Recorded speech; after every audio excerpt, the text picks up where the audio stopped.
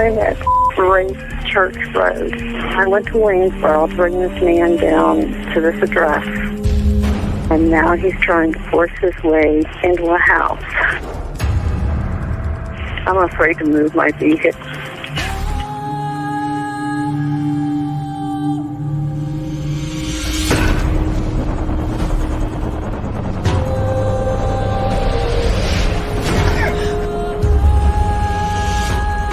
They're fighting in there. It's inside the house now?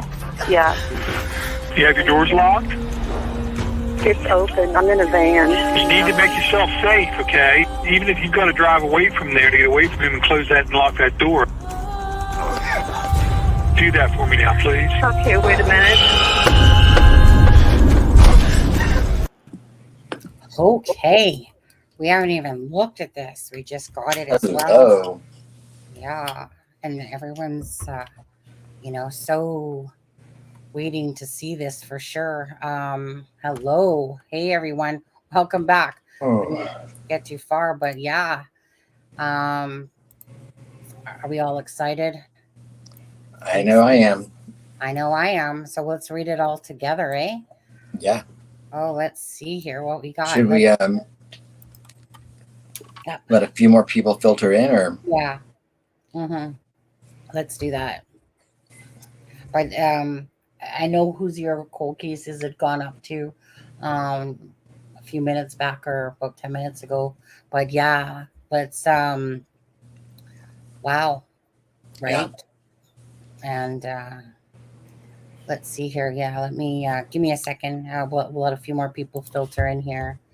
Just gonna go let's see. We should we should say thank you to the person that sent us this. Yes, thank you very much. Do you want to say? I'm not sure. We should invite him to the stream, though. Pardon? We should invite him to the stream, though, if he's available. Yeah.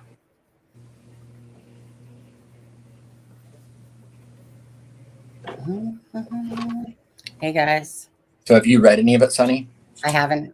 I just started glancing over it. It's wow. It's written very interestingly. Is that? Yeah.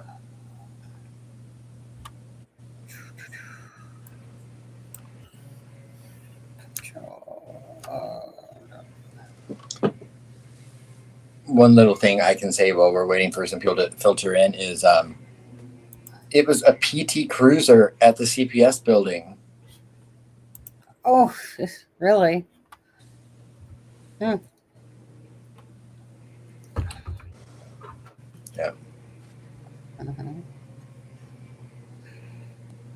Hello, everybody. Hi, Jacqueline. Hey, Peace. Too much. Miss Dog Lover again. Aspen's in the house. Miss Dog Lover again. FP, True Crime, Jacqueline.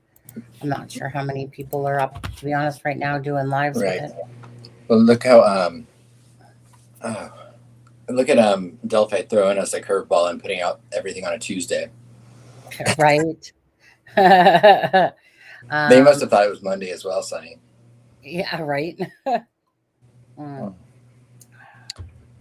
Went for dinner. What did I miss? You haven't missed anything yet. We haven't even read it. We're gonna read it together. I don't know how long I don't know how long you want to wait. If we want to start reading it, I don't know if we can read it again later or what. But. Yeah. Well, we don't even have to. Yeah, people can watch it. I'll start with the first page, Adam, and you can read the second. Absolutely. I don't want to make everyone wait. Yeah. Okay. So probable cause affidavit. I, the undersigned affiant, submit the following information pursuant to that code as a sworn affidavit setting forth the facts and circumstances known to law enforcement of Carroll County as a basis for probable cause to arrest without a warrant or to establish probable cause for issuance of an arrest warrant for the above named defendant. That the facts and circumstances described below would be sufficient basis for a person of reasonable caution and prudence to believe that the accused has committed or attempted to commit the offense described as that if arrested without a warrant, such to be authorized under I.C. 3533-1-1. Let's see, the hearsay statements of witnesses contained herein are considered reliable and credible due to the witnesses' personal knowledge and or corroborated by the totality of the circumstances. Okay, let's do this, guys. That on February 14th, 2017, victim 1 and victim 2 were found deceased in the woods approximately 0.2 miles northeast of the Monan High Bridge in Carroll County. Their bodies were located on the north side of Deer Creek. At the time, the Monan High Bridge Trail was approximately 1 mile gravel trail terminating at the Monan High Bridge. The Monan High Bridge is an abandoned railroad trestle approximately 0.25 miles long, spanning the Deer Creek and Deer Creek Valley on the southeast end of the trail. Approximately 0.7 miles northwest on the trail from the northwestern edge of the Monan High Bridge is the Freedom Bridge, which is a pedestrian bridge spanning State Road 25. Approximately 350 feet west of Freedom Bridge was a former railroad overpass over Old State Road 25, also known as County Road 300 North. The trail terminates just west of the former railroad overpass. The majority of the trail is a wooded area with a steep I think it goes to number 2 now, Adam. Yeah, let's do it this way. Okay. Do you want to take on number 2? Yeah, let me get out of there. Oh, why are we echoing? I'm not echoing. I don't hear an echo. Oh, I just heard an echo. That was weird. Hey, CD. Okay, so I've got the second page. Steep embankment on the south side of the trail. The entirety of the trail and the location of the girls' bodies were and are located in Carroll County, Indiana. Through interviews, reviews of electronic records, and review of video of the Hoover Harvest Store, investigators believe victim 1 and victim 2 were dropped off from the Mears farm at 1:49 p.m. on February 13th, 2017. By redacted Kelsey. The Mears farm is located on the north side of County Highway 300 Northeast near an entrance to the trails. A video from victim 2's phone shows that at 2:13 p.m., victim 1 and victim 2 encountered a male subject on the southeast portion of the Monan High Bridge. The male ordered the guys down the hill. No witnesses saw them after this time. No outgoing communications were found on victim 2's phone after this time. Their bodies were discovered on February 14th, 2017. The video recovered from victim 2's phone shows victim 1 walking southeast on the Monan High Bridge while a male subject wearing a dark jacket and jeans walks behind her. As the male subject approaches victim 1 and victim 2, one of the victims mentions gun. Near the end of the video, a male is seen and heard telling the guys down the hill. The girls begin to proceed down the hill and the video ends. A still photograph taken from the video and the guys down the hill audio was subsequently released to the public to assist investigators in identifying the male. Victim 1 and victim 2's deaths were ruled a homicide. Clothes were found in the Deer Creek belonging to victim 1 and victim 2, south of where their bodies were located. There was also a .40 caliber unspent round less than 2 feet away from victim 2's bodies, between victim 1 and victim 2's bodies. The second was unspent and had extraction marks on it. Interviews were conducted with 3 juveniles, blank and blank. They advised they were on the Monan High Bridge, February 13th, 2017. They advised they were walking on the trail toward Freedom Bridge to go home when they encountered a male walking from Freedom Bridge toward the Monan High Bridge. Blank described the male as kind of creepy and advised he was wearing like blue jeans, like a really light blue jacket, and his hair was gray, maybe a little brown, and he did not show his face. She advised the jacket was a duck canvas type jacket. Blank advised and said hi to the male, but he just glared at them. She recalled him being all in black and had something covering his mouth. She described him as not very tall with a bigger build. She said he was not bigger than 5'10". Blank advised he was wearing a black hoodie, black jeans, and black boots. She stated he had his hands in his pockets. Blank showed investigators photographs she took on her phone while she was on the trails that day. Okay, let's go. Wow. Isn't this wow? I know this is like we're all absorbing this at the same time here. Let's see. So photographs included a photo of the Monan High Bridge taken at 12:43 p.m. and another one taken at 1:26 p.m. of the bench east of the Freedom Bridge. Blank advised after she took the photo of the bench, they started walking back toward Freedom Bridge. She advised that when they encountered the man who matched the description of the photograph taken from victim two's video, Blank described the man she encountered on the trail as wearing a blue or black windbreaker jacket. She advised the jacket had a collar and he had his hood out from the clothing underneath his jacket. She advised he was wearing baggy jeans that was taller than her. She advised her head came up to approximately his shoulder. She said hi to the man, and he said nothing back. She stated he was walking with a purpose, like he knew where he was going. She stated he had his hands in his pockets and kept his head down. She advised she still did not get a good look at his face and believed him to be a white male. The girls advised after encountering the male that they continued to walk across the Freedom Bridge and the old railroad bridge over Old State 25. Investigators spoke with Blank, who advised she was on the trails February 13, 2017.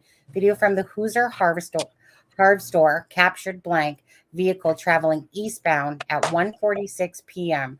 toward the entrance across from the Mears farm. Blank advised she saw 4 juvenile females walking on the bridge over the Old State Road 25 as she was driving underneath on her way to the park. Blank advised there was no other cars parked across from the Mears farm when she parked. She advised she walked to the Monan High Bridge and observed a male matching the one from the victim two's video. She described the male she saw as a white male wearing blue jeans and a blue jean jacket. She advised he was standing on the first platform of the Monan High Bridge, approximately 50 feet from her. She advised she turned around at the bridge and continued her walk. She advised approximately halfway between the bridge and the parking area, across from Mears farm, she passed 2 girls walking toward the Monan High Bridge. She advised she believed the girls were victim 1 and victim 2. Video from the Hoosier Harv store shows at 1:49 p.m. a white car matching the vehicle traveling away from the entrance across from the Mears farm. Scrolling up 1 sec. Advised she finished her walk and saw no other adults other than the male on the bridge. Her vehicle is seen on Hoosier Harv store video at 2:14 p.m. leaving westbound from the trails. Blank advised when she was leaving, she noted a vehicle was parked in an odd manner at the old Child Protective Services building. She said it was not odd for vehicles to be parked there, but she noticed it was odd because of the manner it was parked, backed in near the building. Investigators received a tip from Blank in which he stated he was on his way. Okay. Let's 1 sec there. Yeah, and just to answer under your scars, this is the affidavit release. Yes, it is. Yes. All right, my turn? Yep. To Delphi on State Road 25 around 2:10. Was that right? Oh, I think you're on the wrong one. Let me see. Oh yeah. We should be on. Oh no, that's 7. Sorry, I'm on the wrong one. It didn't come in the proper order, so we're on 3. So let's go. Well, it's 4. 4. Sorry, I meant. It should say 4 at the bottom. Yeah, there we go. Right? Okay. Yeah. Is that right, or am I wrong? Yeah. No, you're right. Okay. Okay. There we go. All right. To Delphi on State Road 25 around 2:10 p.m. on February 13th, 2017. He observed a purple PT Cruiser, or a small SUV type vehicle, parked on the south side of the CPS building. Which I will interject really quick and say, That makes sense because I think he owned that or he owned a Ford Focus. I can't remember. But he stated it appeared as though it was backed in as to conceal the license plate of the vehicle. Blank both drew diagrams of where they saw the vehicle parked, and their diagrams generally matched as to the area the vehicle was parked and the manner in which it was parked. Blank advised he remembered seeing a smaller dark-colored car parked at the old CPS building. He described it possibly as being a smart car. Blank vehicle is seen leaving at 2:28 on the Hoosier Harvest Store video. Investigators spoke with Blank, who stated that she was traveling east on 300 North on February 13th, 2022. Wait, 2022? I think that must be a typo. Yeah. Observed a male subject walking west on the north side of 300 North away from the Monan High Bridge. Blank advised that the male subject was wearing a blue-colored jacket and blue jeans and was muddy and bloody. She further stated that it appeared he had gotten into a fight. Investigators were able to determine from watching the video from the Hoosier Harvest Store that Blank was traveling on CR 300 North at approximately 3:57 p.m.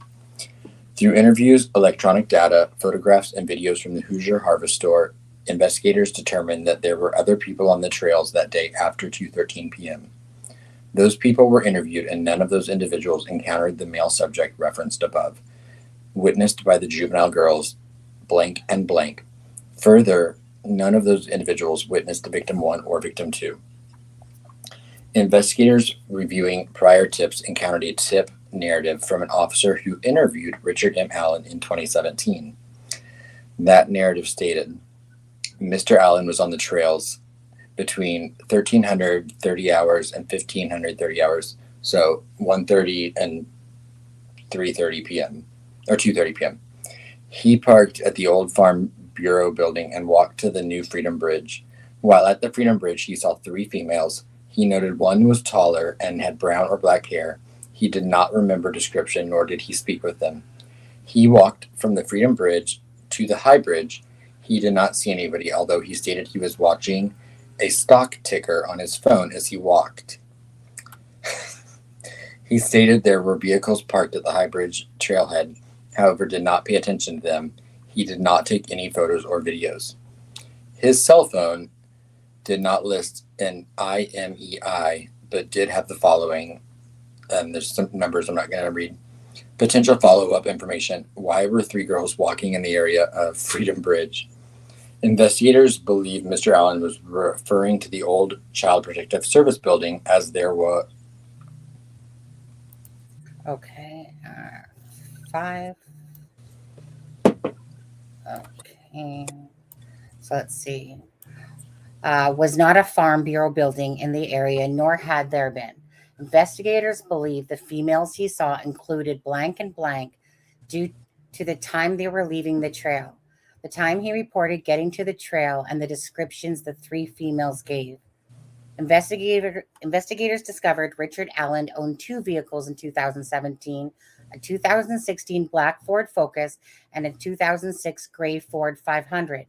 Investigators observed a vehicle that resembled Allen's 2016 Ford Focus on the Hoosier Harvest Store video at 1:27 p.m. traveling westbound on CR 300 North in front of the Hoosier Harvest Store, which coincided with his statement that he arrived around 1:30 p.m. at the trails. Investigators note witnesses described the vehicle parked at the former Child Protective Services building as a PT Cruiser, small SUV, or smart car. Investigators believe those descriptions are similar in nature to a 2016 Ford Focus. Yep. On October 13th, 2022, Richard Allen was interviewed again by investigators.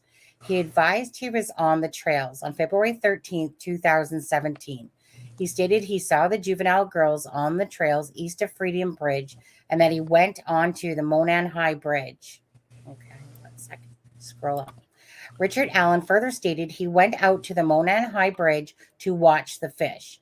Later in his statement, he said he walked out to the first platform on the bridge. He stated he then walked back, sat on a bench on the trail, and then he left. He stated he parked his car on the side of an old building. He told investigators that he was wearing blue jeans and a blue or black Carhartt jacket. Aha, Carhartt. Yeah. Whoops. Sorry, 1 sec. Thank you, subscriber. Okay, let me turn that off. Okay, he advised he may have been wearing some type of head covering as well. He further claimed he saw no one else except for the juvenile girls he saw east of the Freedom Bridge. He told investigators that he owns firearms and they are at his home. Richard M. Allen's wife, Kathy Allen, also spoke to investigators. She confirmed that Richard did have guns and knives at the residence. She also stated that Richard still owns a blue Carhartt jacket.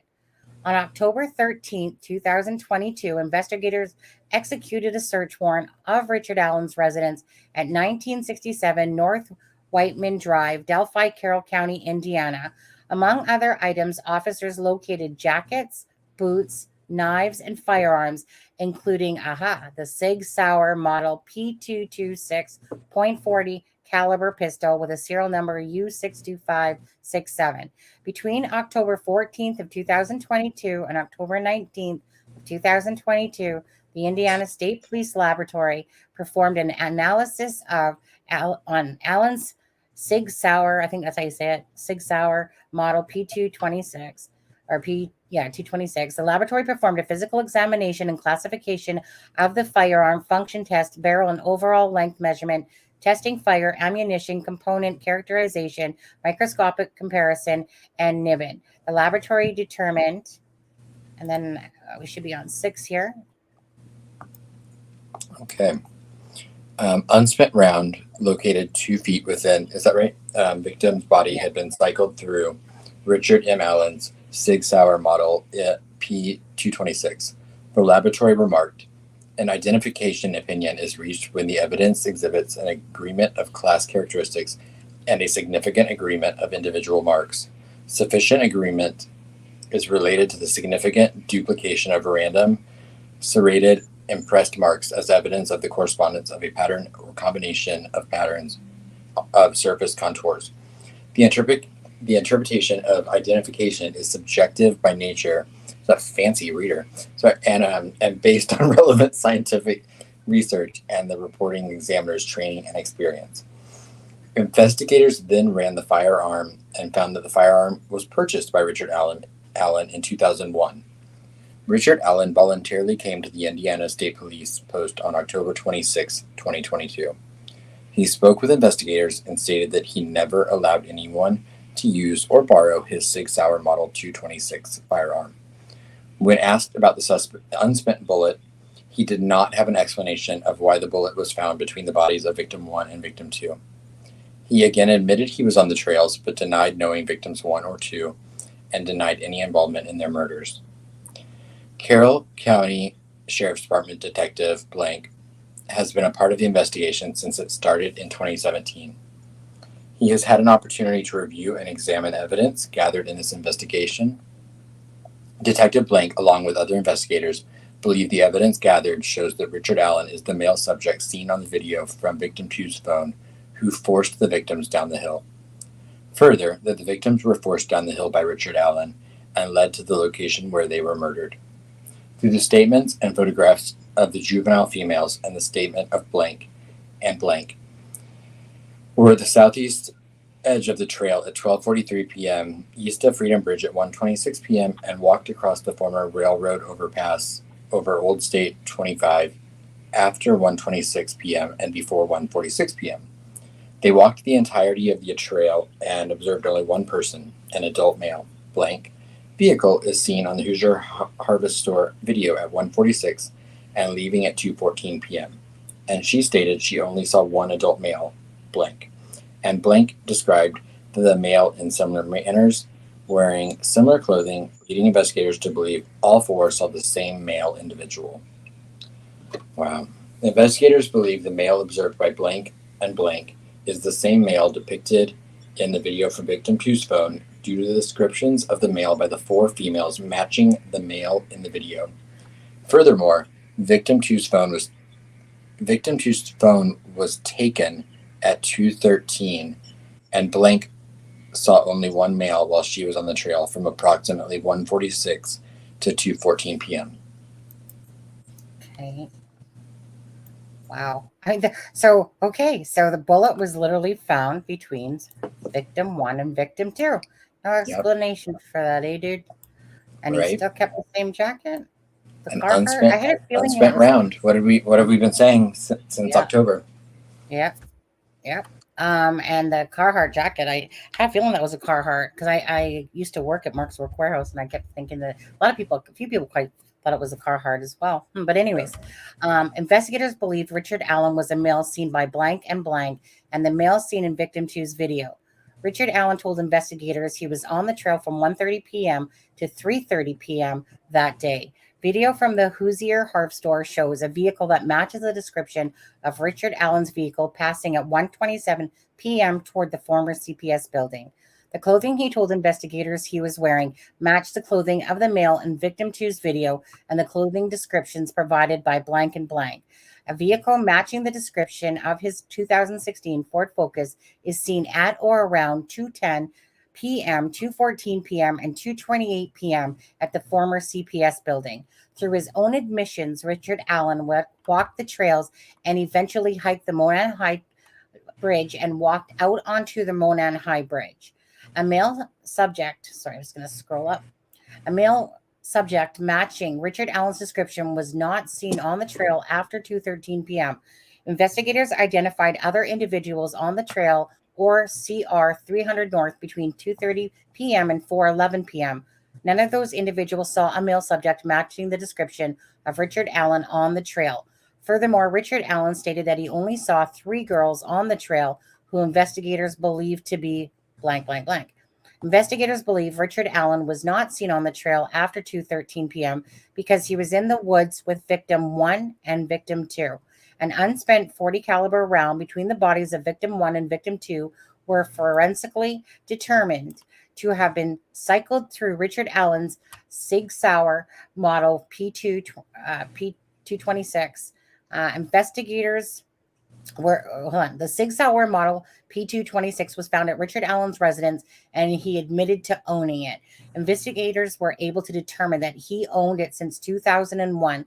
Richard Allen stated he had not been on that property where the unspent round was found, that he did not know the property owner, and that he had no explanation as to why the round cycled through his firearm would be at the location. Well, I think we have a pretty idea how it ended up there, right? Furthermore, he stated that he never allowed anyone to use or borrow the Sig Sauer model P226. Investigators believe that after the victims were murdered, Richard Allen returned to his vehicle by walking down CR 300 North. Investigators believe he was seen by blank walking back to his vehicle on CR 300 North with clothes that were muddy and bloody. Blank, blank, blank, along with the investigators, believe that the statements made by the witnesses, because the statements corroborate the timeline of the death of the 2 victims, as well as coincide with the admissions made by Richard Allen. Further, the accounts relayed by blank and blank are similar to in nature, and timestamps on the photographs taken by blank correspond to the times the juvenile females said they were on the trail and saw a male individual. And then, is that the last one? Was that it? Yeah. Page 8 is apparently completely redacted. Oh, okay. Wait, is that page 6 or 7? Wait, did you just read? I just read 7. I just read 7. Yeah. Okay. So 1, 2, 3, 4, 5, 6, 7. I thought there was 8. 1, 3. No, there are 8, but the 8th page is completely redacted. Yeah, that sucks. Okay. Is that Alexa add to stream? Okay. Hey, Alexa. Hi, how are you? I'm sorry, but I had to pick up the kids and there was drama at the school. So yeah, so the affidavit came out during that time. That's what we just finished reading actually right now. So what's everybody's thoughts going on right now, to be honest with you? I mean, I'm going to have to read it again to absorb everything that we just read. Oh, 100%. Yeah. And Right.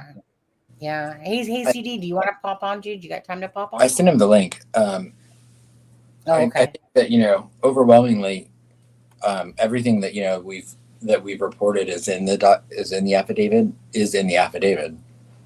Yeah. I think that my overwhelming,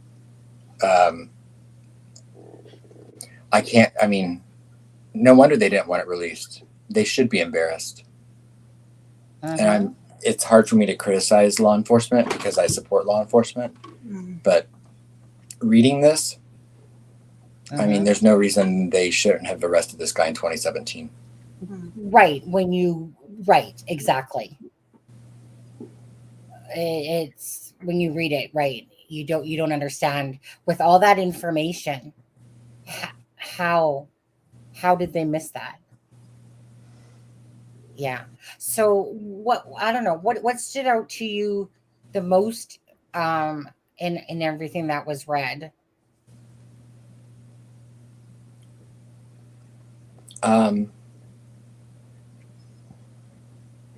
Well, there was nothing in it that surprised me overwhelmingly, especially after the other night when I was talking about the surveillance video.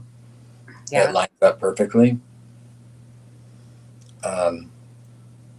It just makes me so sad.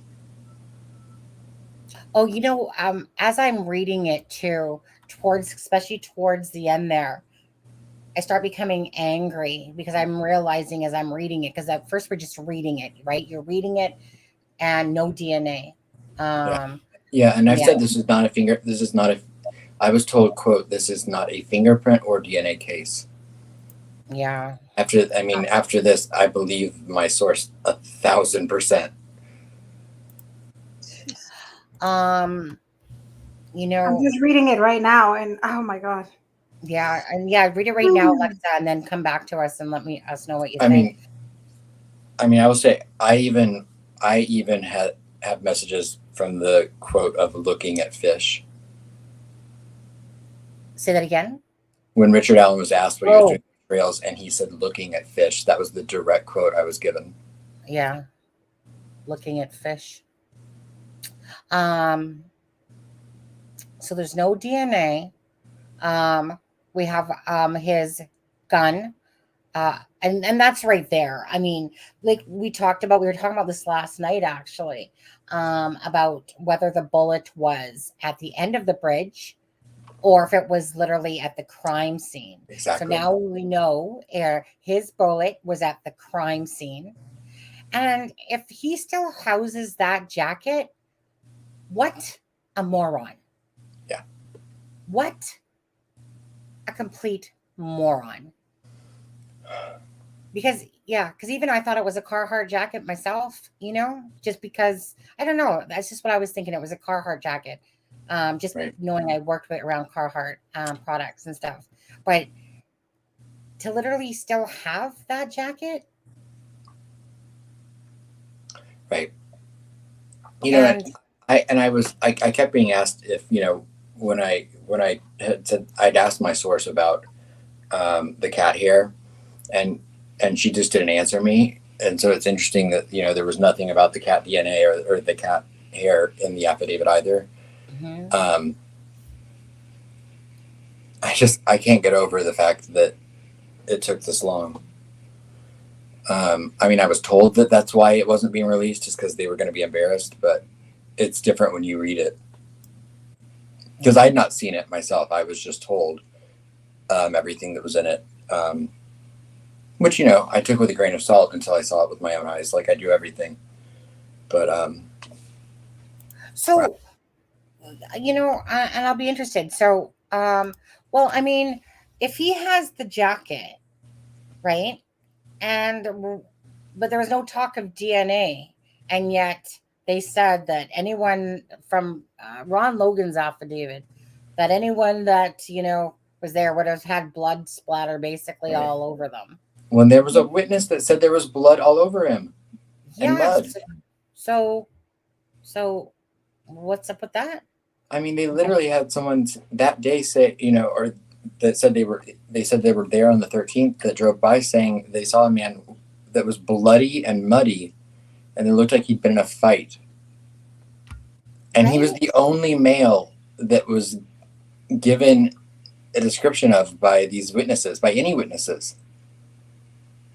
And it took almost 6 years for them to arrest him. Yeah, because you know what? After I'm reading this, I'm like, and he wasn't arrested back then. Why? Right. Like they got all this, and he wasn't arrested. Why? Who this? I've said since October that there was not going to be anyone else alluded to being involved in the affidavit, and there's not. So that doesn't mean there's not someone else involved. It just means it's not in the PCA, which makes sense. I mean, if you're writing a PCA, you don't want to point the blame at other people because you want the search warrant. You want the search warrant for the suspect that you're trying to get the search warrant for. Like I said, it doesn't mean that won't come out in the discovery aspect of this case, but I mean, my faith in Indiana law enforcement right now and prosecution is about that big. And I hate to say that because this whole thing is my heart broken.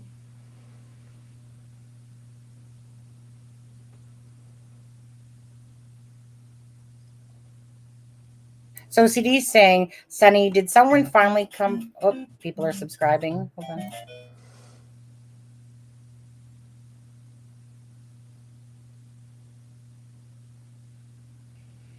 on. CD saying, so did somebody finally come forward about seeing him?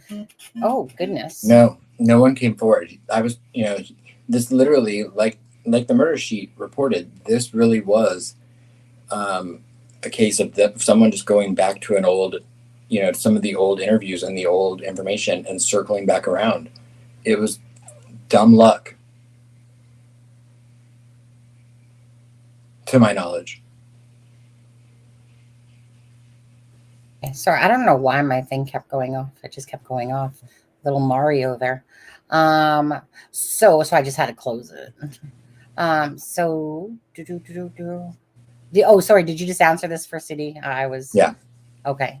Oh, and sorry, what was your answer there? I didn't hear you. No, I said this really was what Murder Sheet had reported as well. Yeah.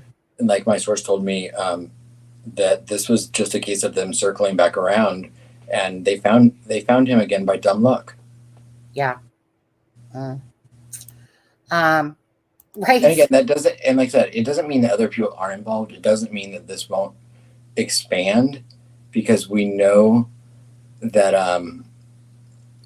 there's information that that's going to come out in the discovery aspect of the case. But I will say I'm confident that page 8 does not have any other names in it as well.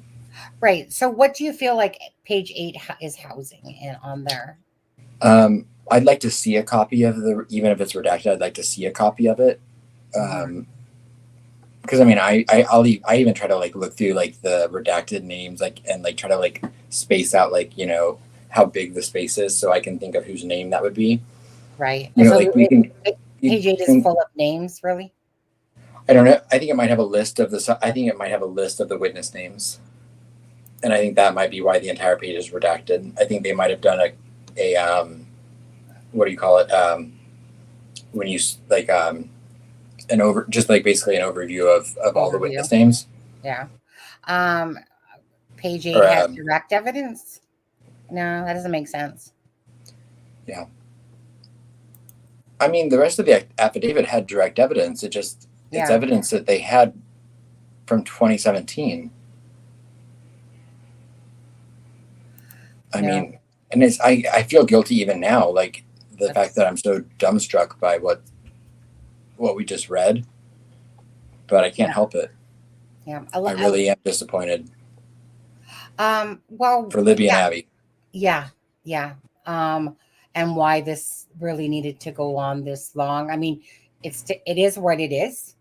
I mean, there's no taking back, but it is. I can understand why you kept saying that it would be a lot of it would be embarrassing when this comes out to law enforcement.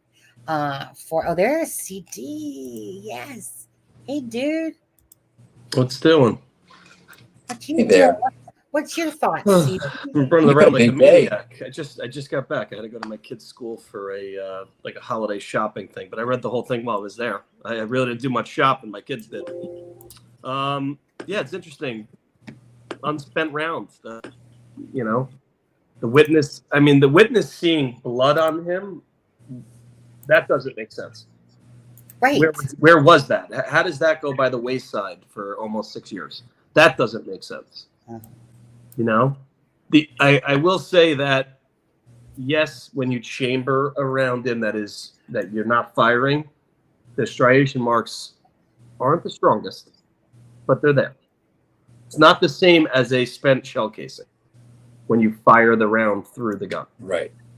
You know, but I may have misspoke when I said unspent round, but that's it. No, it is unspent because I don't know guns, but that's it is unspent. Like you put your magazine in, right? Put the magazine in, you chamber it, right? When you pull back and let go, a round comes out of the magazine, chambers into the barrel, right?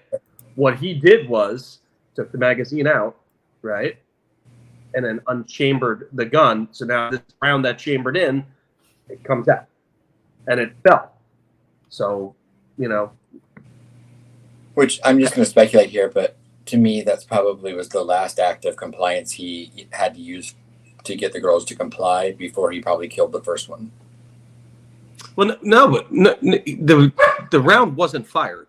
No, that's what I mean. I mean, but just the threatening of it. Well, we do know that he did come behind her. Remember, we always saying that yeah. Did he come behind her? That he did come up from behind her. You know, the gun was there. Right. I don't know. I just don't know why this. How does a witness that saw a bloody person leaving the scene have his vehicle on camera? And Sonny, do you ever watch the video feed when they were doing the work at the Indiana Packers? Because we might be able to see that his car now that we know. Oh yes, the Ford Focus. You're talking about. The Packers, when they were doing the construction, there's a website that you can see all the cars that are passing. We could probably find his vehicle on that on that camera as it's driving by. Right. And I was told surveillance footage. I'm sorry, Sonny. No, I was gonna say who dis find that. No, I forget. I have to have the website somewhere. Ask Frank. Maybe somebody could link it because we know it was what 1:27. It said. Yeah. 1:27 p.m. We could probably see him at 1:24-ish driving by there. I remember Jim Wagner was always posting about vehicles at the Indiana Packers, I think it was. Well, I'm not sure if he would pass by. I'm trying to think of the route from his house to the trail. I'm not sure if he would pass by, but if he would pass by Packers. I think that Packers is to the west. I mean, it's possible. It could be possible. Yeah. I mean, I think he comes out of his neighborhood, turns right, and then turns left, and then turns left. Sorry, I'm trying to connect. Well, but I could be mistaken. mistaken. Is south of the Monan High Trail Bridge. Yeah, but I think it's to the west. Just a little bit to the west. Yes, it's to the west, south, and a little bit west. Yeah. Yeah. Page 8 bothers me. What does page 8 have that it's fully redacted? And the detective that's redacted, isn't that Liggett? He was detective. Why is that redacted? What is the point of that redaction? Kelsey's name's redacted. Fine. That's fine. But why is the officer redacted? Yeah. The lead investigator on this case should not be redacted. That's just stupid. Or Vito, yeah, because the name was a longer space than Vito. Well, no, it wasn't Vito because it's Carroll County Sheriff. Yeah, detective. No, you're right. You know, so it just I mean, I don't know. I don't understand the redaction there, but page 8, what's in there? Right. You know, and that's the problem. That's going to leave a lot of what is in there that we're not getting. But could it not just be something as simple as a witness list? No. The witnesses are there. You wouldn't put the witness's name and address in an affidavit. You're just going to have their name, which they redacted out. Yeah, because I was told this was not a green document, which I guess in law enforcement, a green document would have minors' names and addresses in it. Yeah, but that wouldn't get released. Yeah, exactly. So I was told this was not a green document, so I don't think it would be their addresses. No, it wouldn't. That doesn't make sense at all. What does page 8 have? And that's the problem. They've done this now for almost 6 years. We want the public's help. We want this. We want that. But then you don't give everything. Right. But I told you. I know. Lewis told you, buddy. And I hope you're listening. Told you this was going to have a lot of details. Right. The most that they have. Yeah. But I will say, like I said, I will say every single thing that I was told is in this document is in the document. Yeah. Yeah. And everything I was told is not in it is not in it. Yeah. Well, DNA. Where's the DNA? There isn't. There's not. I was told, like said, quote, this is not a DNA or fingerprint case.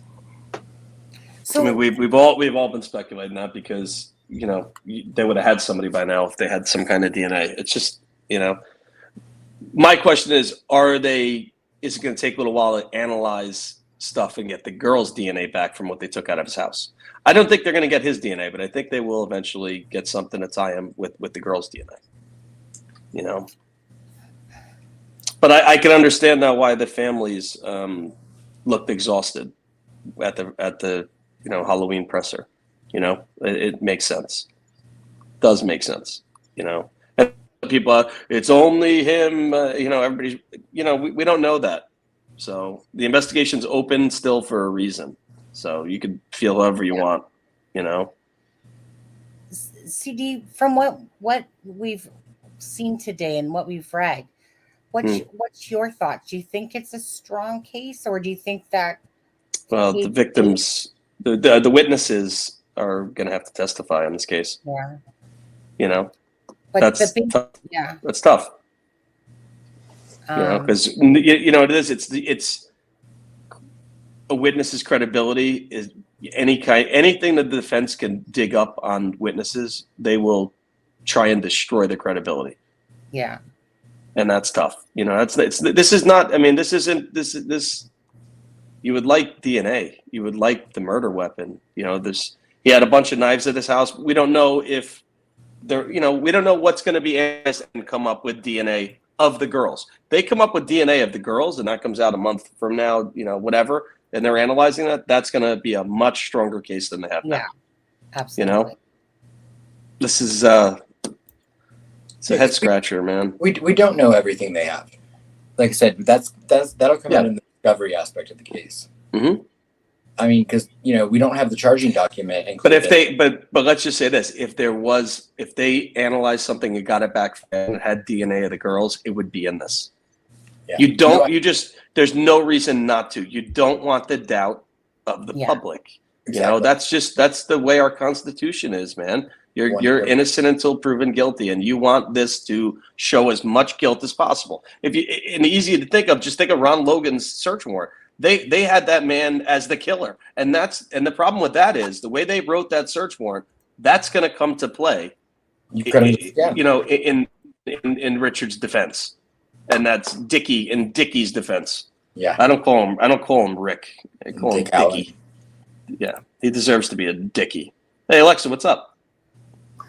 Hi, CD. How are you? I didn't want to interrupt. No, it's all good. How you doing? Doing all right? Doing good. Doing good. You're hiding? What are you hiding in one of the kids' rooms? Yeah. Everybody, my office is being used right now. My husband is there. My one kid is chatting with somebody in one room, and the other one. So I'm like, okay, let me go to the kids' room. Joey's asking just quickly.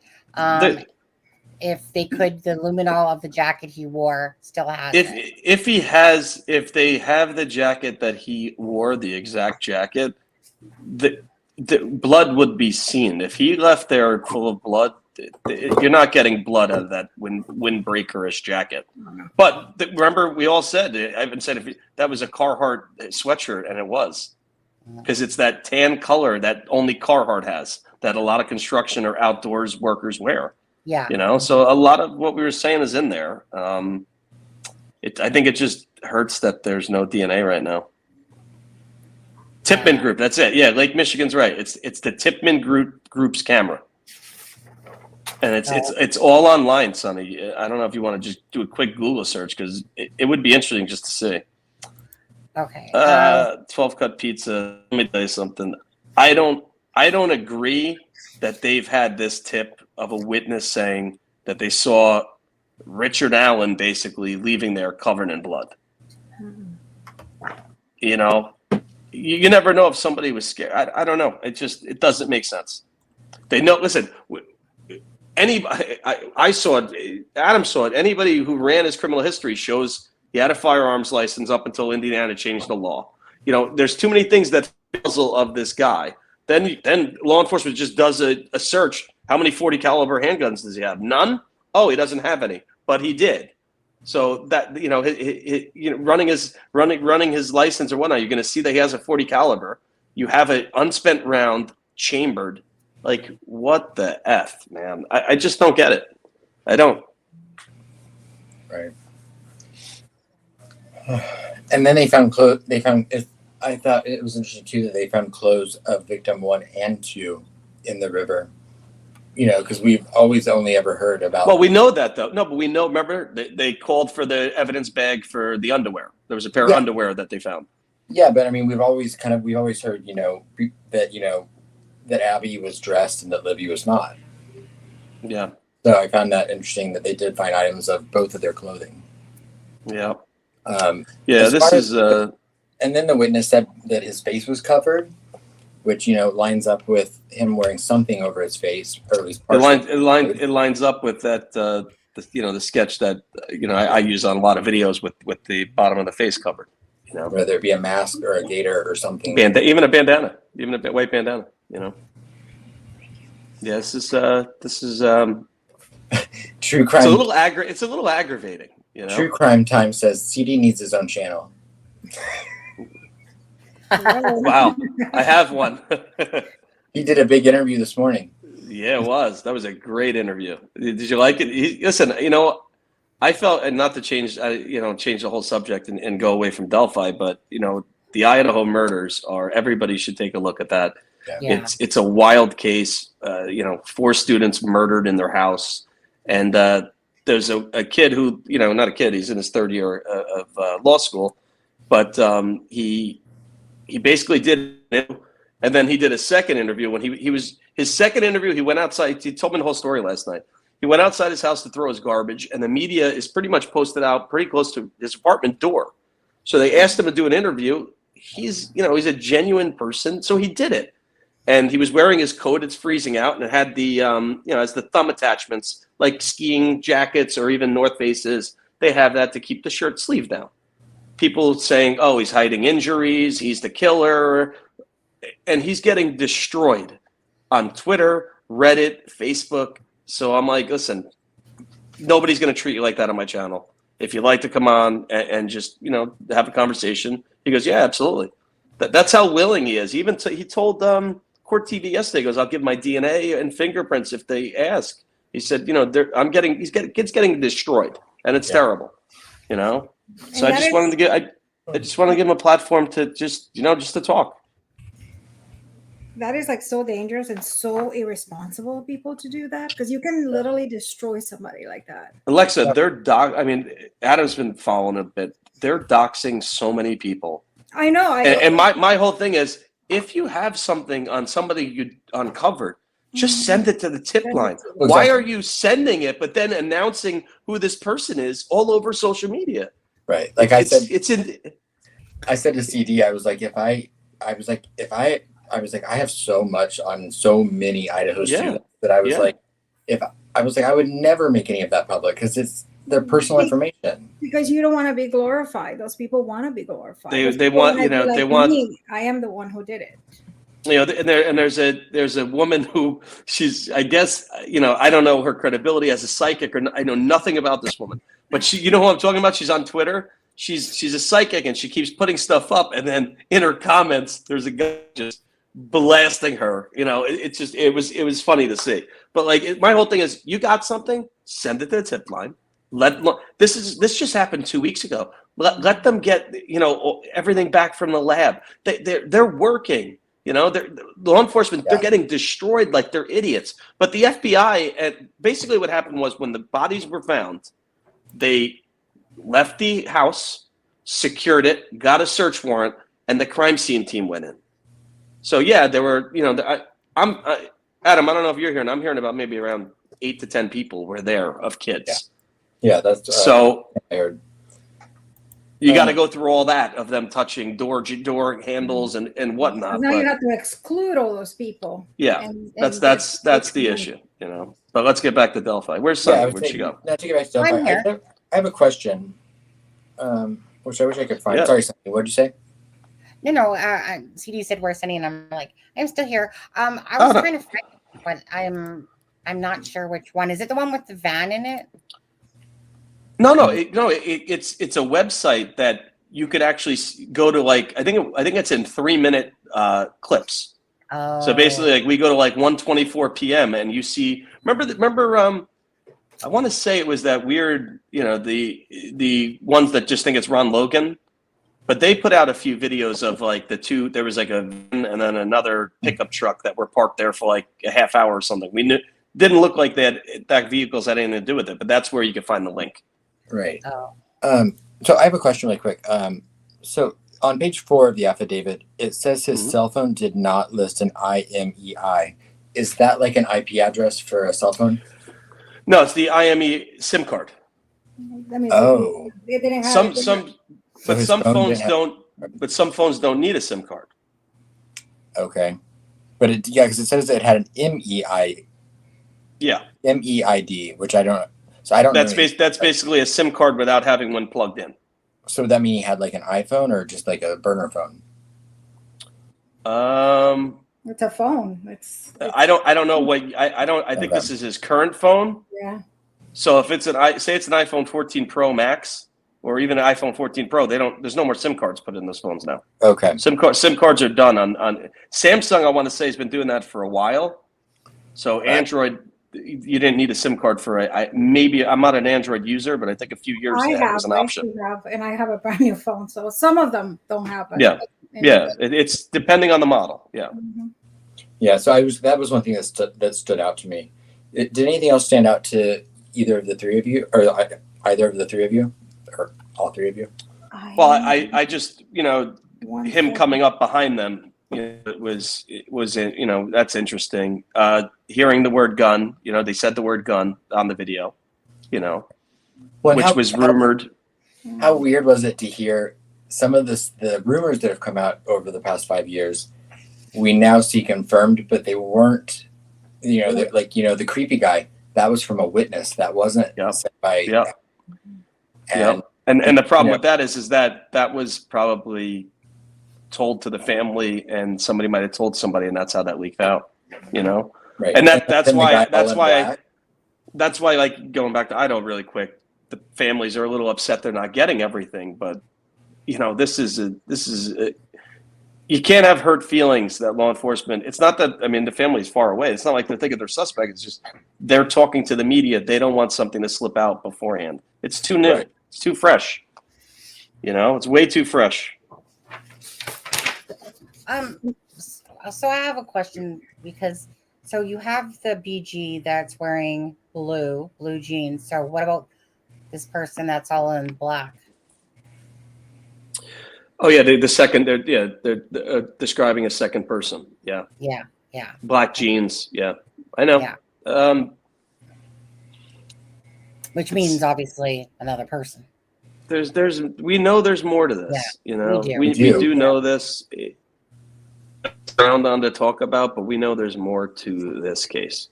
Yeah. Mm-hmm. Thank you, Miss Dog Lover. And to go with the second person not, and I see you have it up, not being taller than 5'10", we know that Richard is a very short guy. Right. Miss Dog Lover says hello. No. For CD, please. No. Okay. No, I already said, because I know she asked if the DNA would be on page 8. You're not going to have that hidden. No. There's no reason to have, you want this to be showing his guilt. You're not going to hide. Basically right now, the heaviest part is the witness saying that, he was seen leaving bloody, and the unspent shell casing that was chambered, striation marks matching his firearm found in between the girls. Those are the two most damning pieces there,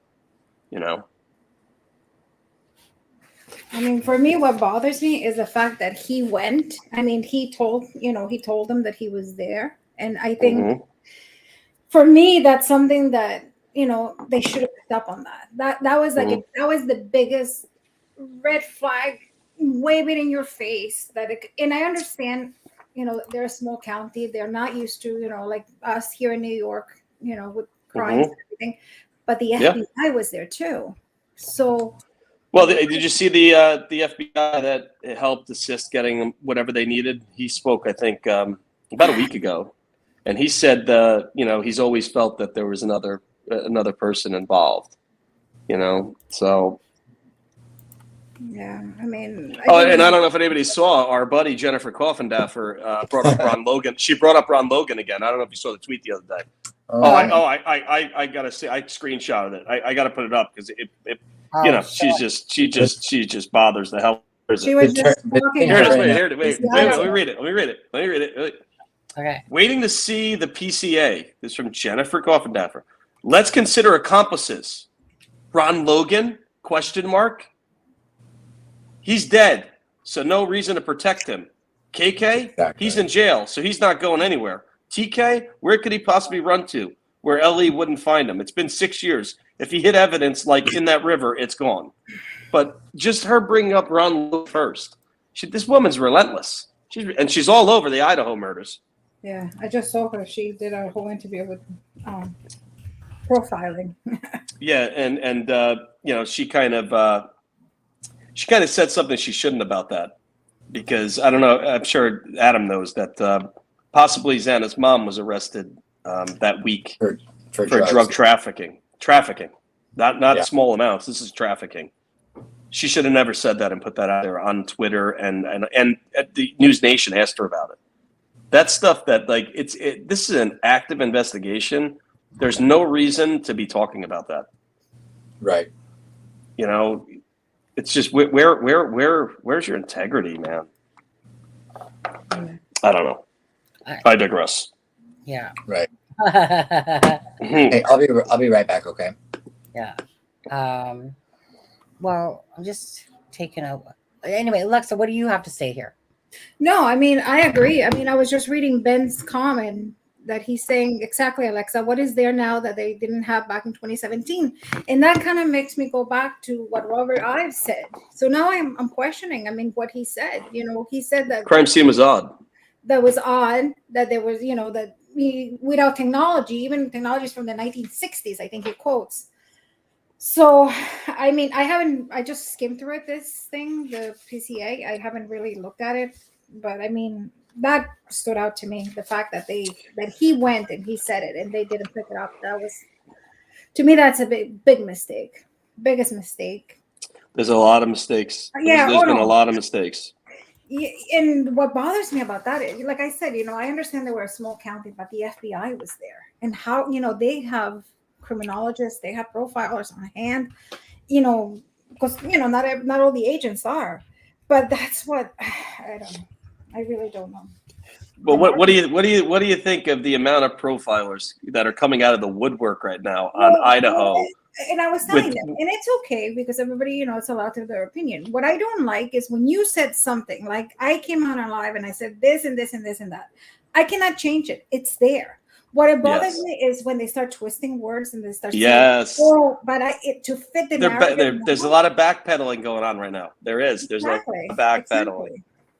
And that's what I don't like. You said it. We can be wrong too. We make mistakes. Listen, it's okay to be wrong, but when you're trying to go through these hoops, it's getting wild. It's getting wild. Yeah. Oh, we change definitions to kind of fit our narrative. No, that I don't do. I really don't like that. But to each its own, and it's a free world, free speech. Where we are. Here in the U.S. it is. Back home it's not so much, but that's, and the fact that I didn't know that many people saw him. How many people? Yeah, I know. I always thought it was just one person, like those two people, and that's it. Yeah, so we have four female witnesses, and in one point in the affidavit, it said he as far as one of the witnesses. I don't know if anyone else caught that. Yeah, he described it. That saw the car. He described it as possibly being a smart car, which could have been because also at one point it said February 13th of 2022. Remember that's the good. Sorry. So it could have been a typo, but because everywhere else it only says the female witnesses. Mm-hmm. But I do think there probably was a male witness there as well. Yeah. Which was probably just a team. So this says 2 people saw the vehicle, because it said both drew diagrams of where they saw the vehicle parked, and their diagrams generally match as to the area the vehicle was parked and the manner in which it was parked. That's why remember what I said about the whole Keegan Klein and the red Jeep. I felt, Adam, that was put out there to catch the leak, to catch the law enforcement leak. Yeah. It just look at the timing. They circled back to. They did the search warrant on October 13th, which we knew. Mm-hmm. That was the same week of the red Jeep. Yeah, exactly. That's what I meant. If you look at the timing of everything in this case, it's very interesting. Mm-hmm. Yeah, let's see. I mean, if you look at the timing of when they recovered whatever they recovered, which it's a phone from the Wabash River, that they said was related to Delphi. Doug Carter came out and said that it was related to Delphi. So, how? Is it just a separate CSAM thing with Keegan Klein, or is Keegan Klein tied into it somehow? And will that come out in the discovery? I think those are the tentacles that he means. I always believe he is tied somewhere, somehow in this big web. He is somewhere. That interview he did with Hammer and Nigel, he was so much more relaxed because he's got a relationship with at least Nigel, and you could see that. And he gives the tentacle part, right? But then right after you get the question about Keegan, and then he says connectivity. So he was basically it was basically like it was just his mind talking, but he intertwined the two. He did that subconsciously, just speaking. And it's always his body language, because usually he's very tense. Like when he speaks, he was very relaxed. And this time, not only he was dressed as a civilian, more relaxed too, because he doesn't have the pressure. You wear a uniform, so. But it's just being a cop when you're talking to different people, you react differently, of course, depending on you can see your trust of that person and whatnot. He was like that was the most relaxed I've ever seen him. He was relaxed. He felt he was calm.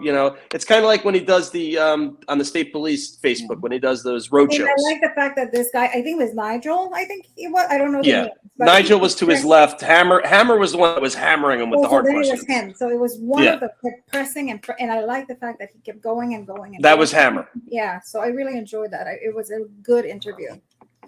Yeah, I really enjoyed that as well. That one. I still haven't watched it. Oh, you haven't watched it? Oh, it's a great interview. I read the transcripts, but I didn't. I was lucky to get that from somebody close by there that watched it live. I got it maybe 6 hours after it happened. But who the hell's going to know about that show? You know what I'm saying? If you're not from Indiana, I've never heard of these people before. We got it because of you. I mean, we saw it because of you. Well, the only reason I got it was somebody gave it to me, or that would have just been out there, and I never heard of them before. But that was an excellent interview. Yeah, it was. And then I think back, right? Think back to when Carter was asked about the affidavit in the beginning. He said he read it twice, right? To me, I'm like, why say twice? And it's because look at it. Look at it now. And I said it back. I'm like, man, I don't like that comment because it's a little bit confusing. You got to read each paragraph and digest it. You can't just take the whole thing in because there's a lot packed in here. Right. Well, and here's my a lot of circumstantial packed in. So, and what about Richard Allen would require them to hire 60 more law enforcement?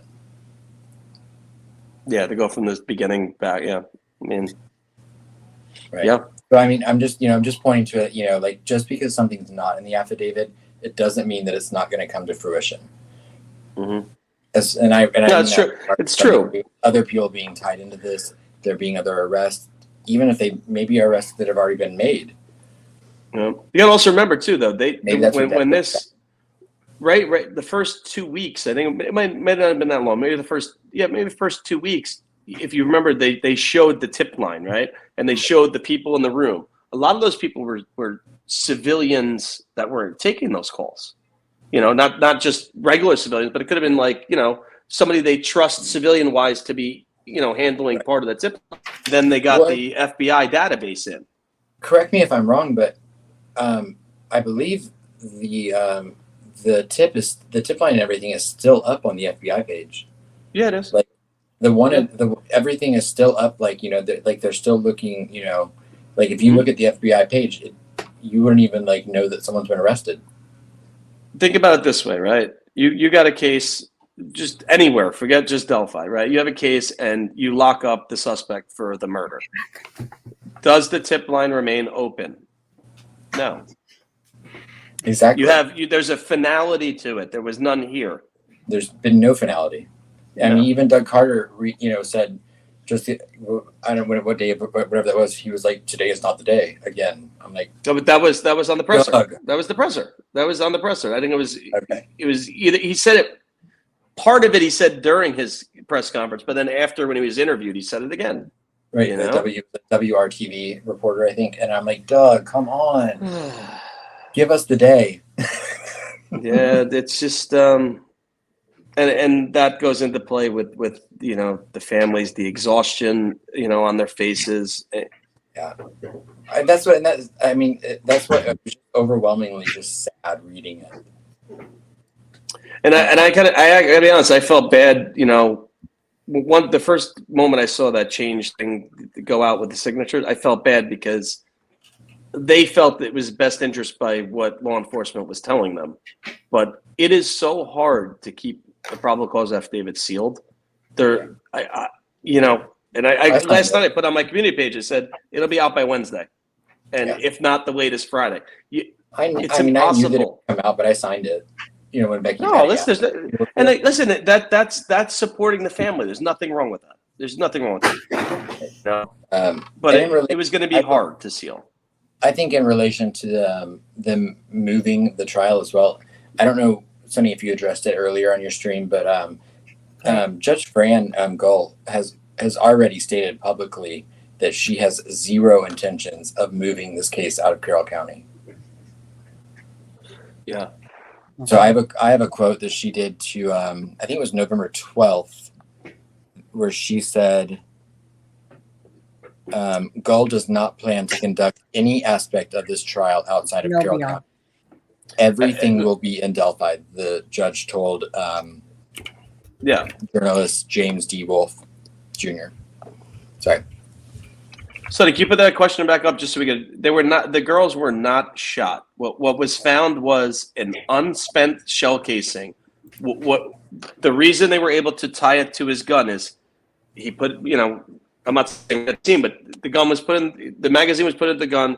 It was chambered back. So a round came from the magazine, went up into the barrel of the gun and chambered.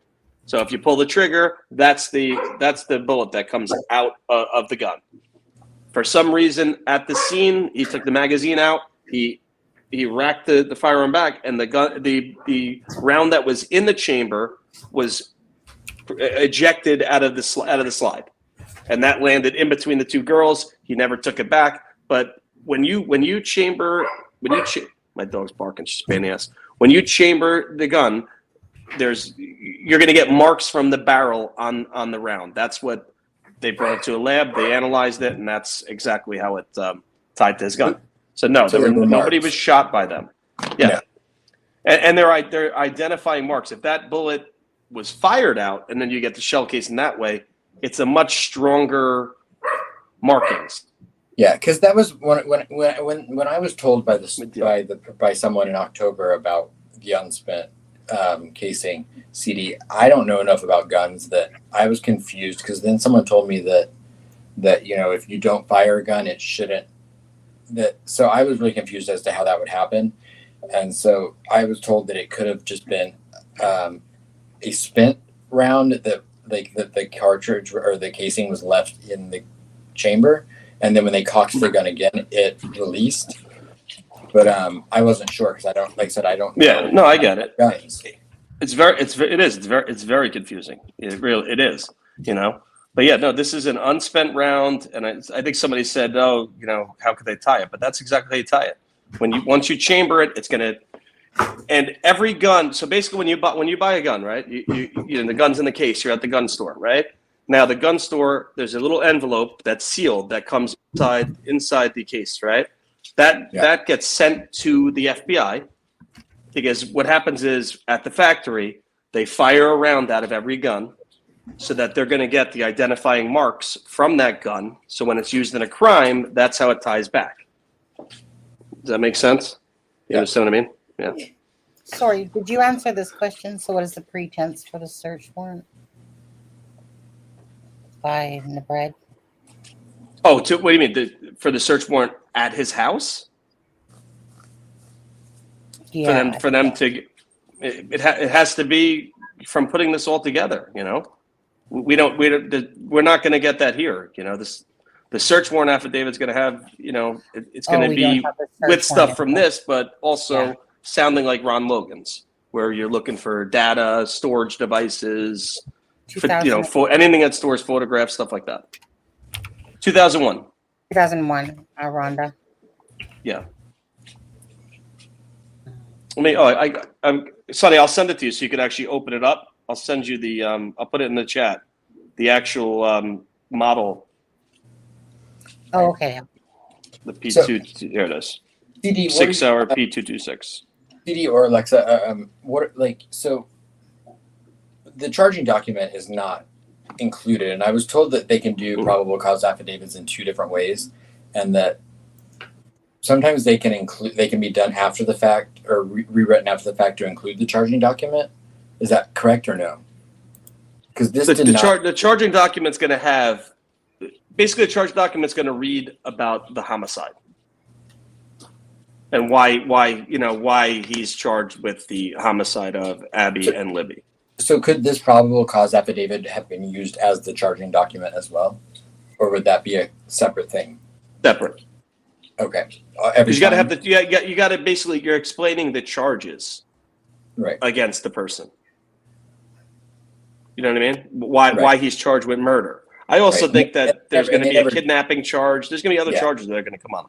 That's it. That's the P226 right there. And they never do come out. And they never do come out in the affidavit and link him to the murders, other than alluding to it, like they would in a probable cause.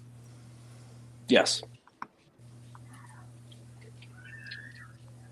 Yeah, like the knife and everything that will be in I guess the discovery, maybe. Discovery, yeah. Yeah, I mean, you're going to have parts of that in the search warrant too. I mean, think about Ron's. About, he was the killer. The way they wrote Ron up was he was the killer of the girls. And again, that's gonna come back to play. You know, his defense attorneys have a lot of material to use. Sadly. Yeah. Yeah. Thank you. What was that, Fanatic, whatever that person's name is? The only reason they got the gun was getting the search warrant for his house. Right. Yeah. But without the gun, you can't tie him. I didn't get to that part, or I don't know if it's there. Did they say how they got to him or no? No. No. Right. They just. I was told it was dumb luck that they circled back around, and they found him from one of the detectives just going back through old interviews, and they decided to look back into the apparently one guy that people put on the trail. But does that make sense to you? No. It doesn't. It doesn't fit. It just doesn't make sense, because what's in there with have him leave? He's leaving. They thought he got in a fight because of the blood and mud that was on him. Yeah. What the hell? How do you overlook? It doesn't make sense. Yes. To me, it sounds like somebody tipped him in. Like somebody said, "Go here and look for here, and you shall find this and that." My opinion. You think that would have been for in the scope? 100%. I'm sorry, Alexa. I don't know. No, I said that. I think that's my opinion. Yeah, there's no. You're not going to put a scope on a handgun. You know, you might have a laser sight added, but no scope. You know, they're not accurate. You know, at 200, 300 yards like a rifle. Yeah. So just to clear it up here, I mean, the gun was used as a scare tactic, obviously. And we knew that. Yeah, Everybody like knew that. they pulled back the chamber, Mhm. unspent casing comes out, found at the crime scene between victim 1 and victim 2. No, the girls were not shot. It's just like said it would have been one that was in there previously, right, CD? Yeah, no, it was definitely chambered through the handgun. It has to be. That's the only way you're getting the striation marks. Has that ever happened to you that with heat, like if you don't store your gun, like with the heat, it gets stuck too? What do you mean stuck? In the chamber? Hold on a second. Can you? Like that it won't fire? No, it would. That would be a malfunction. No. Please, thank you. Sorry. No. That it will get stuck. It gets stuck like that. So basically, from when the gun was used before, CD, I think is what you're saying, and then so if the gun was used before, did it have the unspent shell casing in there that didn't eject properly? They had the entire. They had the entire unspent round. Oh, it wasn't just like when you. Oh, so it wasn't okay. Hold on. Yeah, no, it wasn't fired. So basically, when you fire it, right, the bullet comes out of the gun, and then your slide comes back, and then the shell casing that the bullet was in. That comes out of this. That comes out of the slide, and that ejects onto the floor. So no, this was the entire round hole was unspent, but was chambered. Wasn't shot. Okay. Was never shot. Yeah. Well, how did that sucker pop out? He had to have chambered it. He had to he racked it back and just let it fall. I don't know why. I don't know why. Right. You know, it doesn't make sense. Doesn't know how to use a gun, obviously. Yoni, I'm so sorry. And let me just say this then: a 40 caliber, right, in the area where the girls were found, even if one round was shot, a 40 caliber is very loud. That's what NYPD. I carried a 9mm. After when I transferred, I carried a 40. Two totally different guns. A 40 is pretty loud. It is much louder than a 9mm. Right. So, who's the person? Oh, thank you, Inbred Outcats. Thank you very much. Yeah, sorry if I didn't say thank you. He said I interrupted you, Sonny. I apologize. No. We should have lights when somebody speaks. I know. Like little kids. Sorry. I just got out. Well, the murder weapon's going to end up being a knife. Murder weapon's a bladed. We know it's a bladed weapon, most likely a knife. And did I hear somebody said that he has a collection of knives? Is that true? Yes. Yeah, he has. It says it in there that he has multiple knives. Yeah. No, but they just didn't. They didn't say. They didn't say that they had the murder weapon, which is aggravating, because they probably don't. Right. I think they do have the murder weapon. Yeah. No, Ben, you always go back. I mean, you have a case like this that's not solved for almost 6 years. You always do go back. I just don't know how he wasn't looked into further with witnesses saying he was full of blood. It just doesn't make sense. No, that is like the biggest mistake I think of this case. One of the biggest. Many. Yeah, when you have new people come into an investigation that's ongoing, they go read the file, go back. They'll take a few days and they'll start reading stuff, and who were the initial people in the beginning, that kind of stuff. But still, because I mean, that's it's not like you file the old stuff away and you don't look at it. And also, not only the blood, but also the fact that he's short. I mean, because a man who's short is something that stands out. A woman who's short, it's okay, it goes through. But a man that's short stands out it's very dominant. Right. But, like we said, if two of these people are still minors in 2022, in 2017, they were very young, which means, someone that's 5'4". Because I know one said that it wasn't much taller than her. She said 5'10", I believe the one witness said. But, and then I think there was something about them coming up to his chest or shoulder. So, I think that's just an aspect of it being relative to the age of the witnesses. Yeah, that's true. That's true. Okay, so I mean, one thing I'm happy that we finally know, because I always said, how can there were so many people at the bridge and nobody saw him? It was almost impossible, and I always knew that didn't make sense. Right. So right. I was right that people had to. And honestly, this gives some vindication to Kelsey, because Kelsey said there were people there. Yeah. People went at her that she's a liar and this and that, but there were people there. I mean, people should stop be going after the family. Yeah. People should be ashamed for sitting there trying to accuse. I mean, because people don't like to say, but she's also a victim. She is a victim. Her whole family's a victim. They're the victims are not just the people that get murdered, but also their families become victims too. So that's that you go after the family and shame the family. That's disgusting. CD, I was wondering the same thing. Who just said, were there fingerprints on the unspent round? Do you think that there would be, but they haven't said anything about it. Right. Yeah.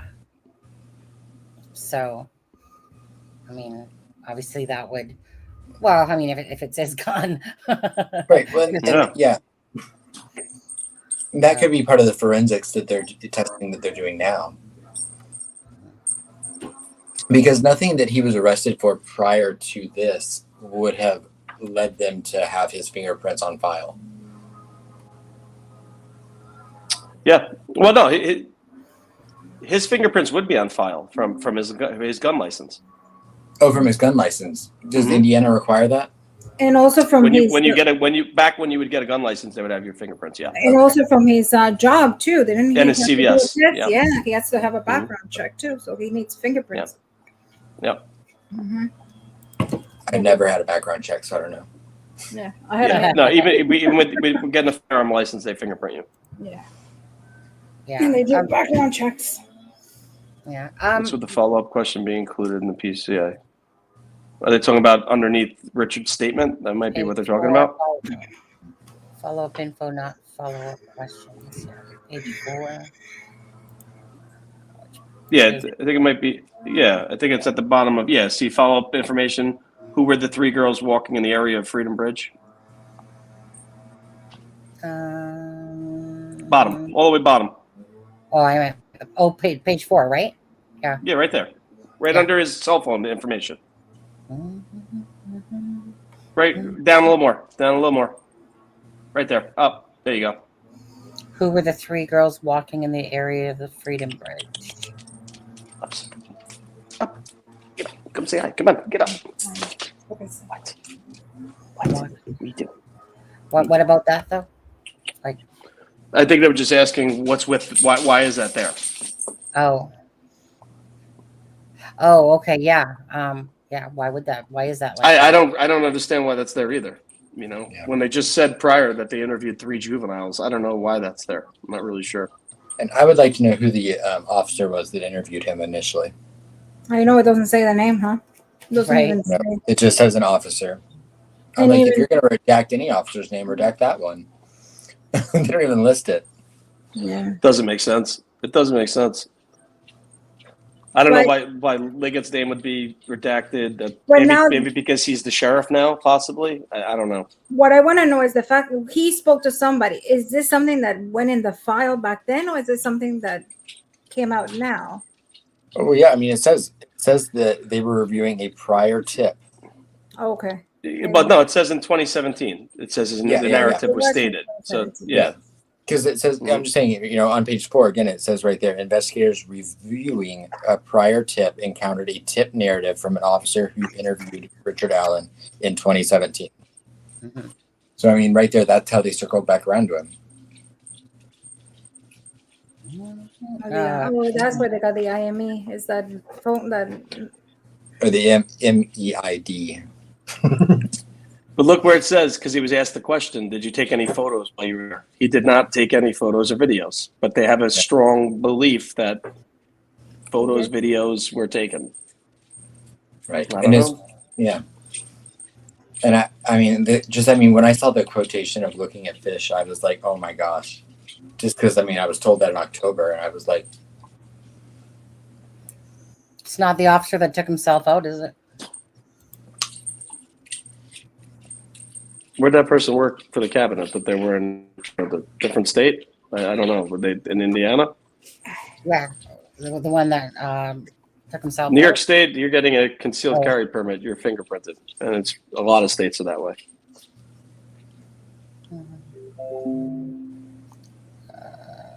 Yeah, I didn't. I was going to say that link, who dis, and I've had a couple people look for me. There's nothing with the Delphi that's coming up anymore with footage on from that Tipman group. So you're not finding anything? No, not anymore. Yeah, because I've had a couple people looking for me, and I looked as well, and I didn't see it either. Because I don't know, maybe it gets deleted after. I don't know, but nobody, the two people couldn't find it. Melissa, I did post the PCA in our Facebook group. If you're a member of that, you're a channel member, so you should be able to access the Facebook group. Yeah. And it's lit, and I posted it in the Facebook group. Yeah. If anyone does want to become a member, it's $1.99 a month. Right, and you just have to email Sunny with your name on Facebook and your YouTube name, and she'll accept your membership into the channel and Facebook group. I'll be right back. I have to take a call. Sorry, my dad's calling from abroad. No, absolutely. Give me 1 second.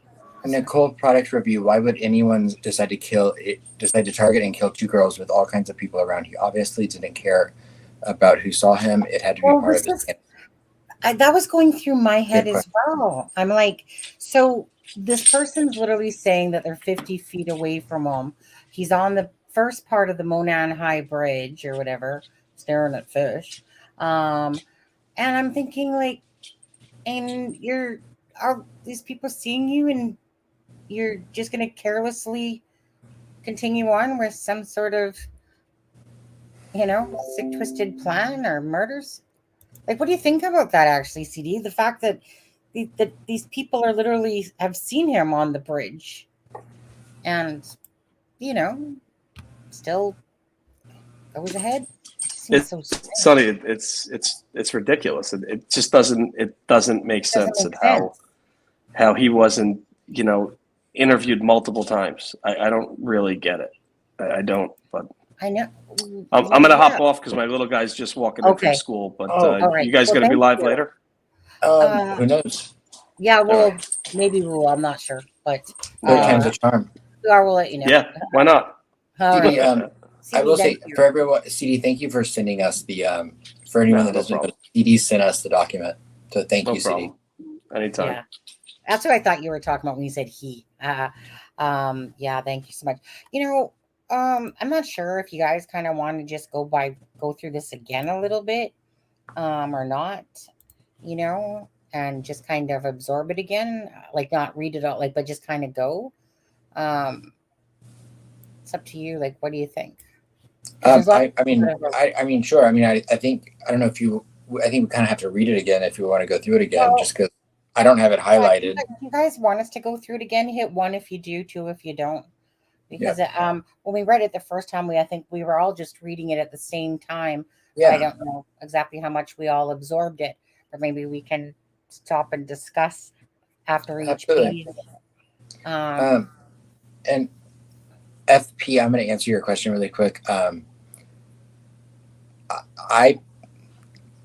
don't have any evidence to link him to Jordan Sofer, but if you were to ask me my gut, I have to say that I think there might be something there. For which, sorry? For what, Adam? Jordan Sofer. Oh, okay. You're talking, that's, yeah. She went, she was another, it's an unsolved, that's it's an unsolved. Case, yeah. Okay. Yeah, so let's I have no evidence, but my gut tells me stay tuned. Yeah. Sorry, let me go bring this back in. So yeah, let's go through this page by page, and after each page we'll just discuss it, okay? So I'm just going to start here where the actual thing starts. So I'll do 1. Adam will do 2. Anyway, so let's go through this again. So that on February 14th, 2017. Hold on. Okay, so my part's just little, I think, here then. Okay, yeah. Okay, so that on February 14th, 2017, victim 1 and victim 2 were found deceased in the woods approximately 0.2 miles northeast of the Monan High Bridge in Carroll County. Their bodies were located on the north side of the Deer Creek. At the time, the Monan High Bridge was approximately 1 mile gravel trail terminating at the Monan High Bridge. The Monan High Bridge is abandoned railroad trestle approximately 0.25 miles long, spanning the Deer Creek and Deer Valley on the southeast end of the trail. Approximately 0.7 miles northwest on the trail from the northwestern edge of the Monan High Bridge is the Freedom Bridge, which is a pedestrian bridge spanning. Okay, so you know what? That one's neither here nor there. Go ahead, Adam. Move on. Let's move on to number 2 because that one's really nothing to discuss there. Okay, number 2. Okay, so that one's just about the bridge and where approximations. Sorry, I just didn't have it set back up. Okay, number 2. Steep embankment on the south side of the trail. The entirety of the trail and the location of the girls' bodies were and are located in Carroll County, Indiana. Through interviews, reviews of electronic records, and review of the video of the Hoosier Harvest Store, investigators believe victim 1 and victim 2 were dropped off across from the Mears farm at 1:49 p.m. on February 13th, 2017 by blank. The Mears farm is located on the north side of County Highway 300 North near an entrance to the trails. A video from victim 2's phone shows that at 2:13 p.m., victim 1 and victim 2 encountered a male subject on the southeast portion of the Monan High Bridge. The male ordered the guys down the hill. No witnesses saw them after this. No outgoing communications were found on victim 2's phone after this time. Their bodies were discovered on February 14th, 2017. The video recovered from victim 2's phone shows victim 1 walking southeast on the Monan High Bridge while a male subject wearing a dark jacket and jeans walks behind her.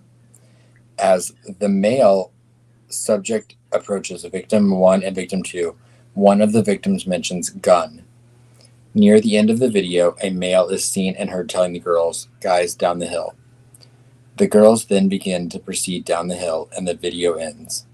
A still photograph taken from the video and the guys down the hill audio subsequently were released to the public to assist investigators in identifying the male. Victim 1 and victim 2's deaths were ruled as homicides. Clothing were found in the Deer Creek belonging to victim 1 and victim 2, south of where their bodies were located. There was also a .40 caliber unspent round less than 2 feet away from victim 2's body, between victim 1 and victim 2.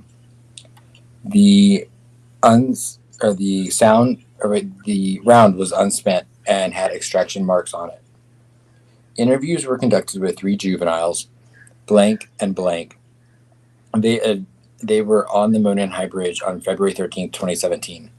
They advised they were walking on the trail toward Freedom Bridge to go home when they encountered a male walking from Freedom Bridge toward the Monan High Bridge. Blank described the male as kind of creepy and advised he was wearing like blue jeans and like a really light blue jacket, and his hair was gray, maybe a little brown, and he did not really show his face. She advised the jacket was dark canvas type jacket. Blank added she said hi to the male, but he glared at them.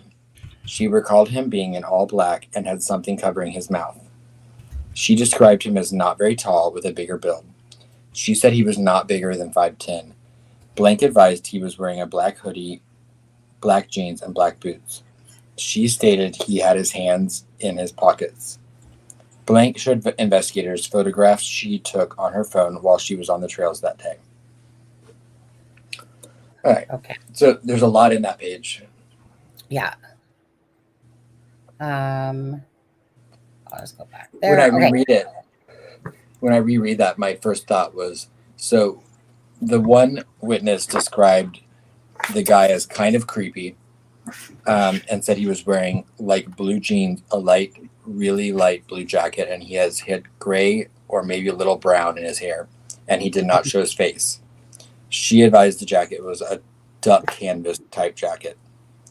Then the second witness said hi to the male, or someone said hi to the male, but he glared at him. She recalled that he was in black and had something covering his mouth.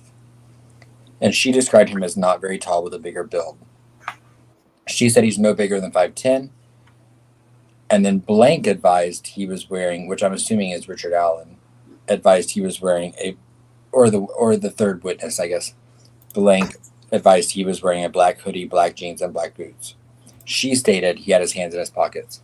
So those are the three descriptions by the witnesses. Well, and we can see one is different than the other two. Could it be also that it was another person, maybe? Because I mean, black jeans. I mean, those do not look. That's quite different than blue jeans. Anyone would not get that mixed up. Well, but clearly they did. I mean, clearly they did, because we have three people. Yeah. And one of them says like blue jeans, a really light blue jacket, and his hair was gray, maybe a little brown, and he did not. What I'm saying is, could have been that maybe they saw somebody else. You know what I mean? Instead of saying Richard Allen, this person saw somebody else. Right. Well, it sounds like two different people. Two different people. We're hearing three people just give the description of who they passed. Yeah. So I assume they're talking about the same person, but we have two different descriptions given by three people. Well, I just don't know how one person can totally be black. Blue is clearly blue. Blue jeans are clearly blue jeans. So to me, that would almost say that there was somebody else that was in black, no different than what we were hearing many times. The jacket, I could be like, okay, maybe it looked black, and in person, but the jeans, no. And even the boots on the BG, I'm pretty sure that those are brown, not black, but yeah, To me, it sounds like they're describing two different people. That's how I see that, because you would, unless you're colorblind, or you just weren't paying attention. Yeah, it could be because they're young kids, right? And they were not paying attention. Maybe they were on their phone. Yeah, I mean, could be, but I mean, come on, to say all in black pants, black jacket, like I have a hard time buying that someone was that they missed the boat on everything that they saw. And also, don't forget that recollection. Because if I show you something right now, and I ask him 5 minutes, you're not going to be able to describe it 100%. Right. It's more to me damning when all the eyewitness statements line up 100%. Because to me that means that something, I think it's important to, when you're saying change clothes maybe, and you said something else right before that, I think it's important to note, I think these girls encountered Richard Allen as they were leaving the trail and he was entering the trail. So he hadn't committed a crime yet when they encountered him. Right. When those three witnesses encountered him. Nothing was said about a cell phone MCM, about anything. They don't say the time, right? We didn't. Yeah, we did. I did say a cell phone was found in the water search, in the river search. But no, that has not been made public. But I do believe that. Yeah. Okay, but you didn't say that today already, did you? Or did yeah. Okay. Yeah, I mentioned it earlier. Okay. But no, there's no information's coming back on that, and I don't know if it was necessarily tied to Richard Allen or not. I think that might be something that's going to come to play later on, considering they did say that the river search was tied to Delphi. But whether that's the CSAM aspect of Delphi or the murder aspect, who knows? Yeah, I mean, I don't know. I don't see a change of clothes, but I mean, you never know. Right. No, I appreciate it, Judith. Sorry. Yeah. Okay. So should we move on to the next one? Are you good with this one, or? Is there anything else on this one that stuck out to you, Alexa or Sunny? No. Not really. Not so far as what you just said, really.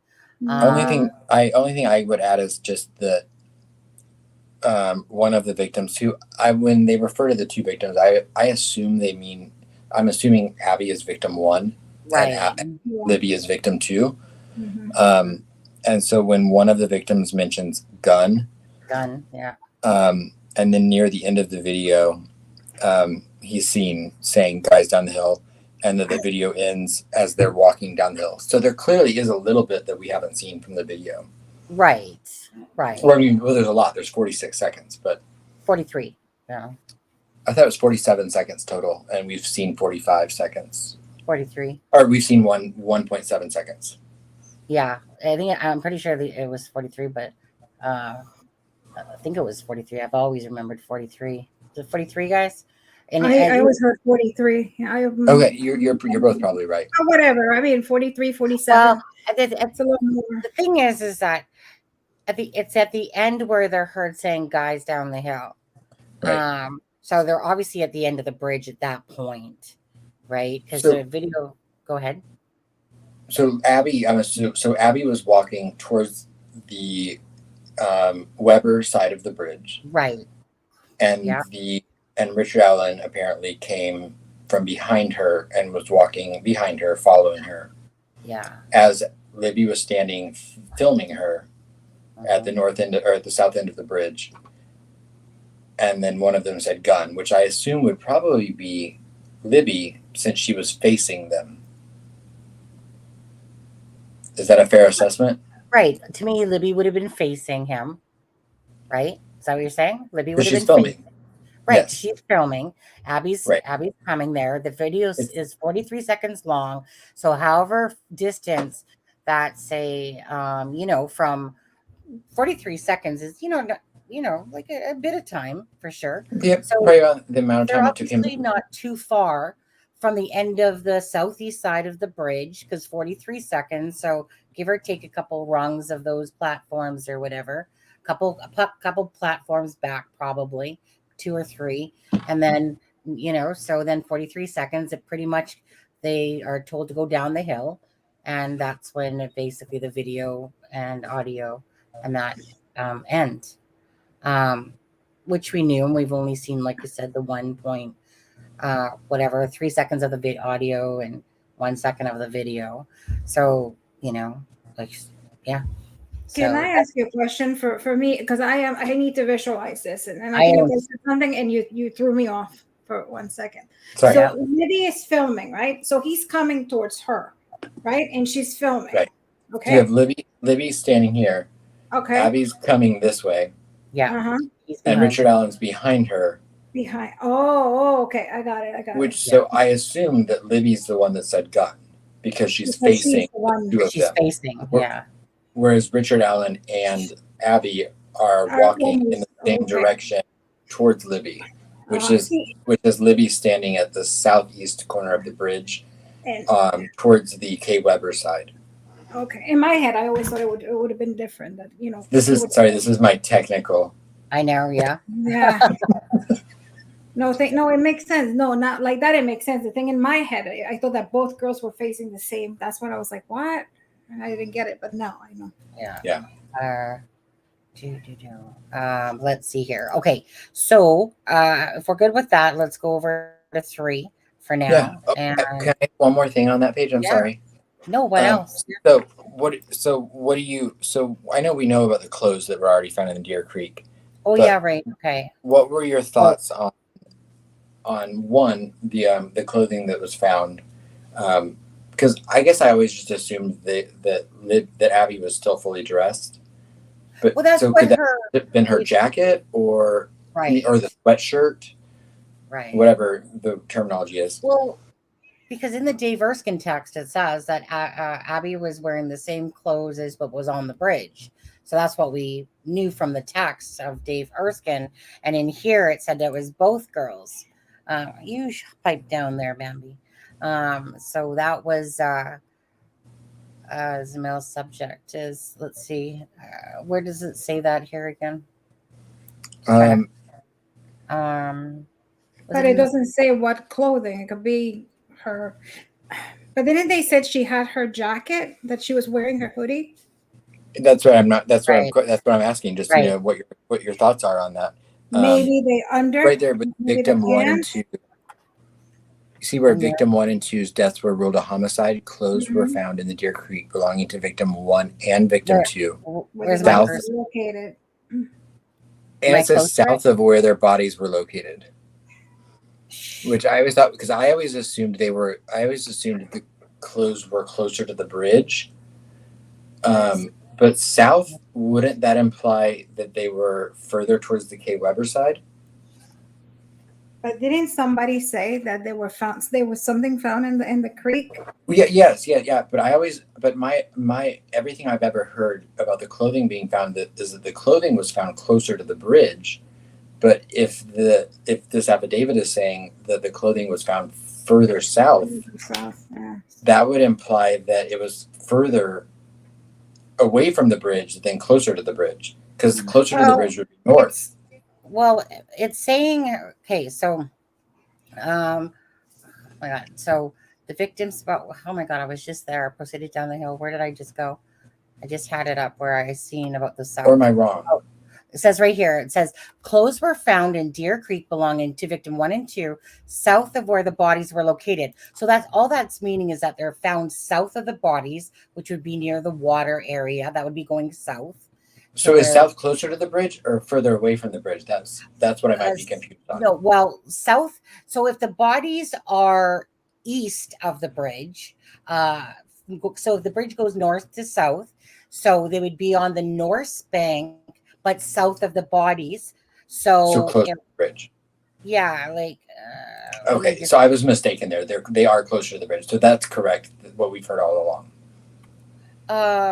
Well, it says they were south of the bodies, so that's meaning that they were away from the bridge. Well, but they were kind of more east. So I think I'm mistaken. It is closer to the bridge. It says clothes were found in Deer Creek belonging to victims 1 and 2, south of where the bodies were located. Okay, right, which would be closer to the bridge. Well, here I'm gonna pull back up Google here for a second. And we'll do that for a sec. Stop screen. Yeah, I get confused the directionality of it because I don't, not anymore. So only because I've seen freaking Google Maps so much, like gray hues of Google Maps sometimes. Okay, so if this is where the bodies were located, here, right, and the bridge is over here, that means that the clothes were in this area here. There were. It says in the river or in the creek. In the creek right here. So this is south right here. So that means this is the bridge. So they weren't there near the bridge. They were near the bodies, which is here, so they would have been, some clothes would have been found somewhere here. Right. Yeah. So yeah. Right. And if they were downstream though, I always get confused as which direction the river or the creek runs, but it would run in the direction towards the creek or run towards the bridge. Yeah, towards the bridge, exactly. Right. Yeah. Okay, that makes sense. I was just confused, but I was questioning that. Yeah. See, when that photo I put up before, right? Remember that photo? Sorry, with News 13 that someone put in our chat.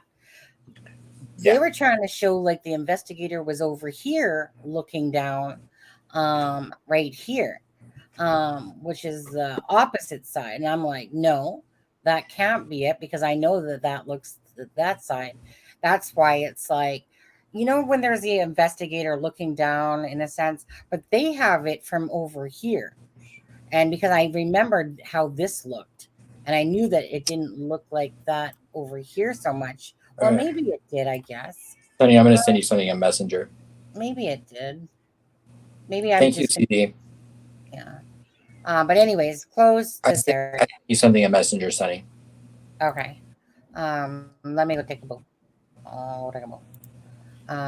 Do we have the charging document, CD? Okay, let's see here. Are you talking about Barbara McDonald? Yes. Newly released charging document says Alan killed Abby and Libby while kidnapping or attempting to kidnap them. Oh, okay. So there's another document. Okay, Bambi. Okay, give me a sec, Adam. I gotta go get my cat out of my room. Because you're trying to get something from me, aren't you? Okay, one moment. Well, this will be very interesting. Now I've got to search for this. So for anyone that didn't just hear me, Barbara McDonald just tweeted, newly released charging document says Alan killed Abby and Libby while kidnapping or attempting to kidnap them.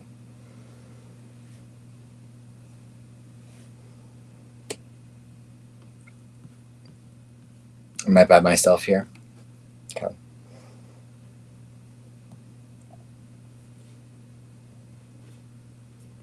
Well, I can't look for the charging document if I'm by myself. Let's see.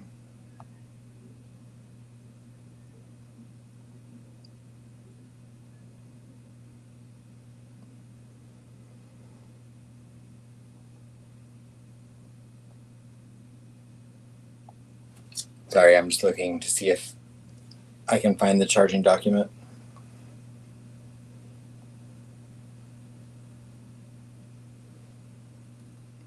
Hey, Mandy. Ben says, so are they saying he did it all? Well, a probable cause affidavit is and a charging document are going to allude to him doing it all. That doesn't mean that something won't come out in the discovery aspect of the trial or the case that alludes to other people. I was told there are no other suspect names listed at all in the affidavit, but we do have a fully redacted page 8 of the affidavit, so we don't know what's in that. My gut tells me there's not another suspect's name on that page 8, but I do think that something will come out before we get to trial that alludes to other people being involved, even if it's just from the CSAM aspect of the case. I don't believe he just by dumb luck knew they were going to be there at that time.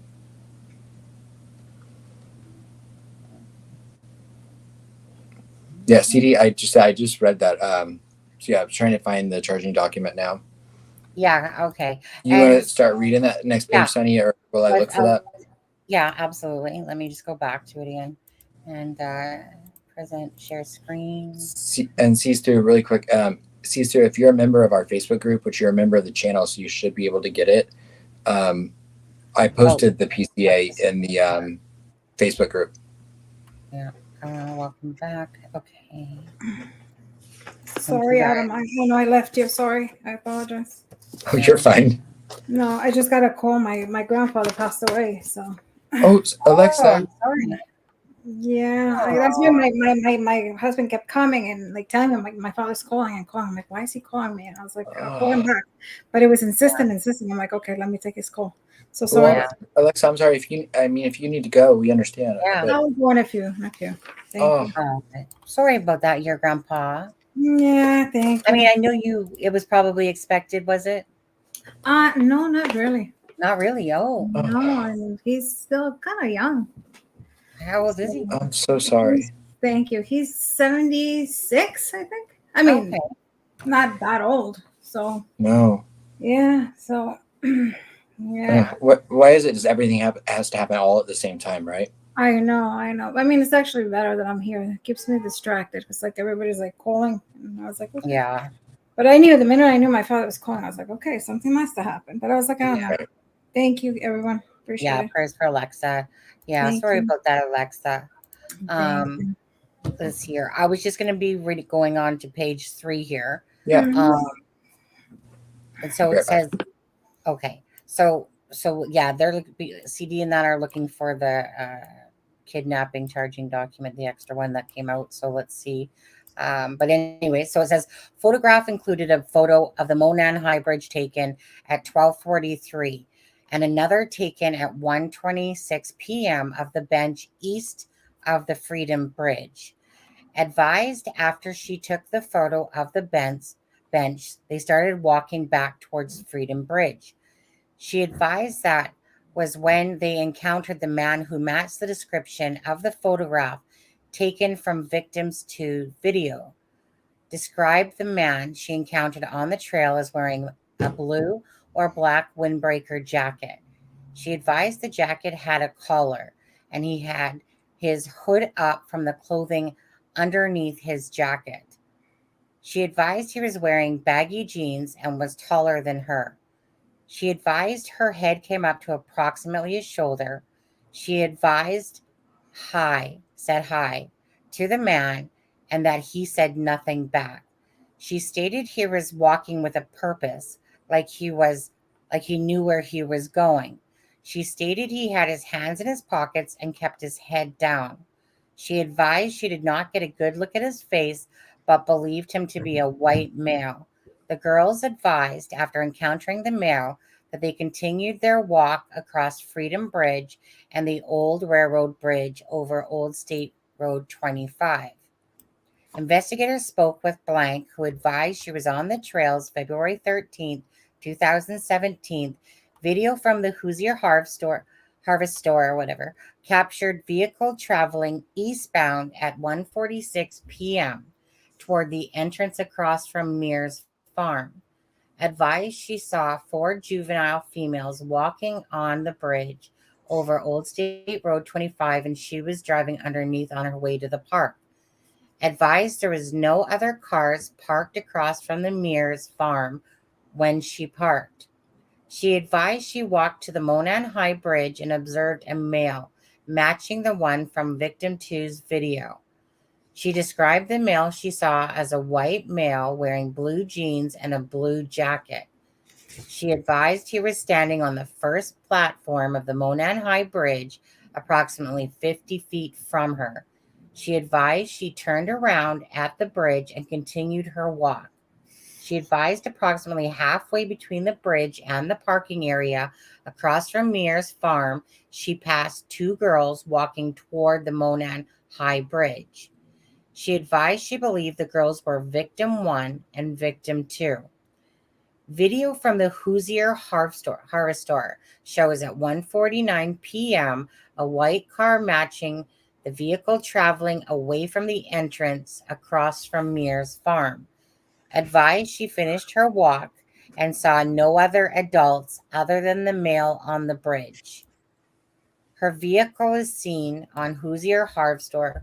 I don't know, is it a Harvest Store? A video at 2:14 p.m. leaving westbound from the trails. Advised when she was leaving, she noted a vehicle was parked in an odd manner at the old CPS building. She said it was not odd for vehicles to be parked there, but she noticed it was odd of the manner it was parked. Backed in near the building, investigators received a tip in which he stated he was on his way. Okay, so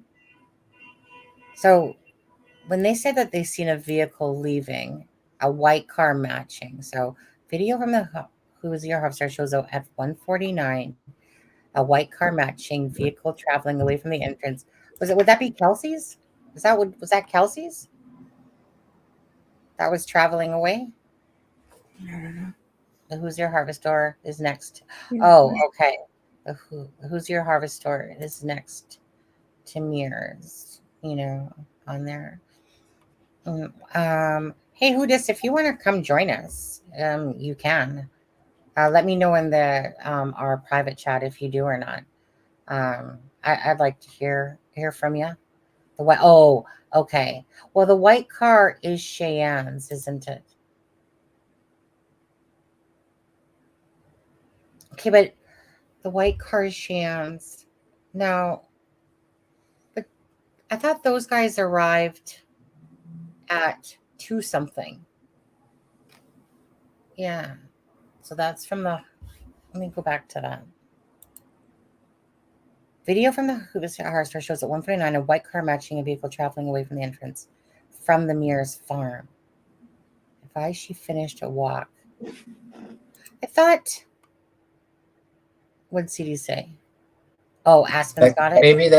Maybe that's the dog walker woman. Sending it to Aspen now. Oh, okay. Thank you.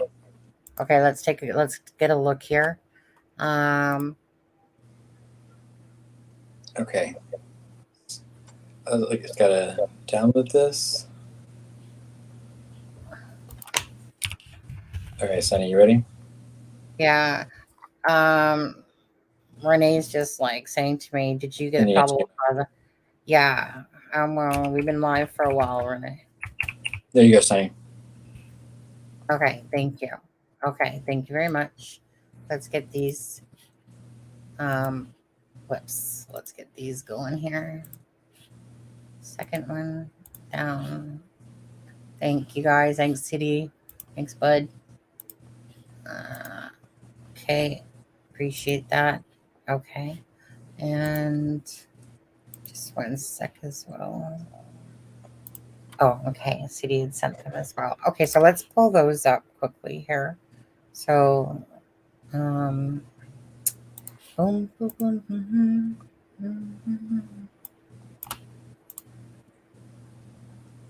okay, let's see. So is this the first one here? Is that the third? Okay, what does it say? Okay, is that the same one? Is that saying the same thing? No, it should be count 1 and count 2. Right? Pretty sure those are reading. Yeah, count 2. No, it says count 1 and then count 2. Yeah? They should look identical. Yeah. Other than count 1 and count 2. Nope, they're both saying count 1, so I must have I must have grabbed the one wrong. Let's see here. I'll send them count again. 1. Oh, there's count 2. Okay. Okay. Bring that one in as well. Yoni, CD just sent it, so I can't take credit. Yeah. Thanks, CD. Thank you, CD. You're the man. Or as Bloke would say, you're a beautiful man. Okay, so let's take a look here. Okay, so count 1. Oh, wait, what does this one say? Okay, well, let's just read this one first here. The court will please enter the following minutes. State of Indiana by Nicholas McClelland. Prosecuting attorney files probable cause affidavit executed by Tony Leggett, and information for count 1 murder, a felony, and count 2 murder, a felony. The defendant being in custody, the court determines a probable cause does exist. The court sets bond in this matter at then nothing. So let's go over to this now.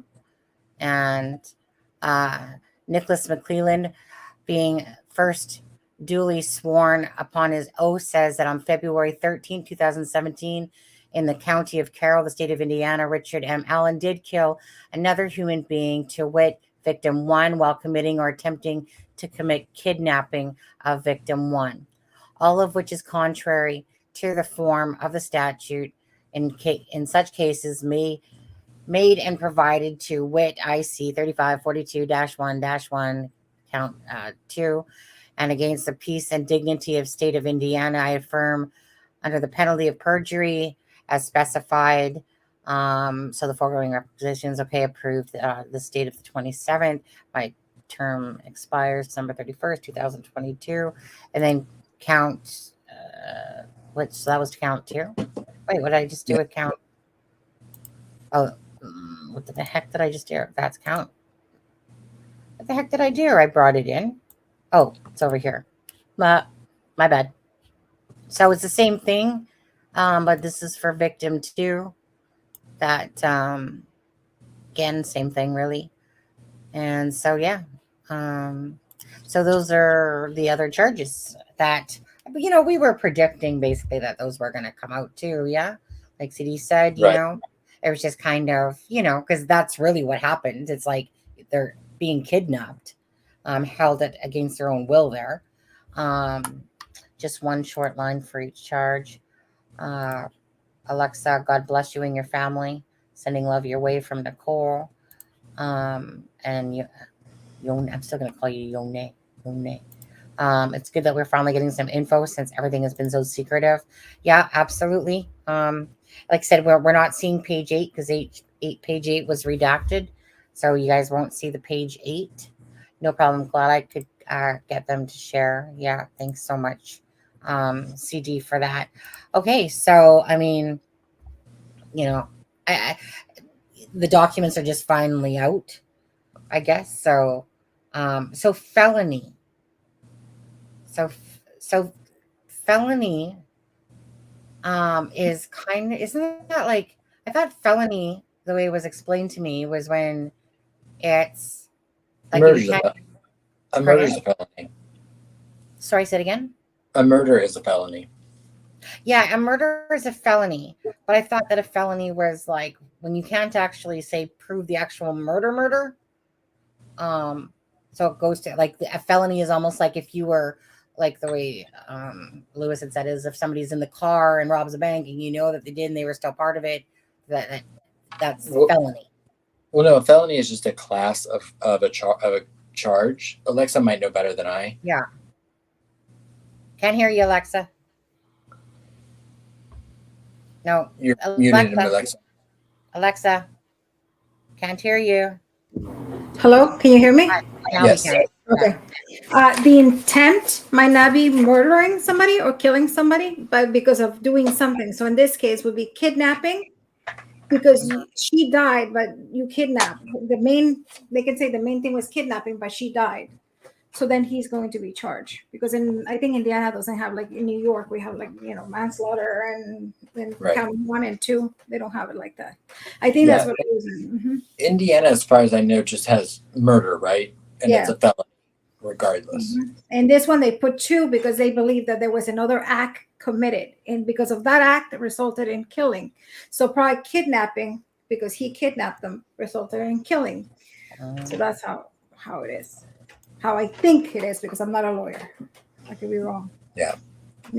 So. Yeah, and Yoni, I agree. The fact that he says guys down the hill and then led them, just the fact that he took them from one scene to another scene, even if it was 50 feet away, that can be constituted as kidnapping. Right. And I think that they did that purposely, so they can charge him with those 2. So they can Absolutely.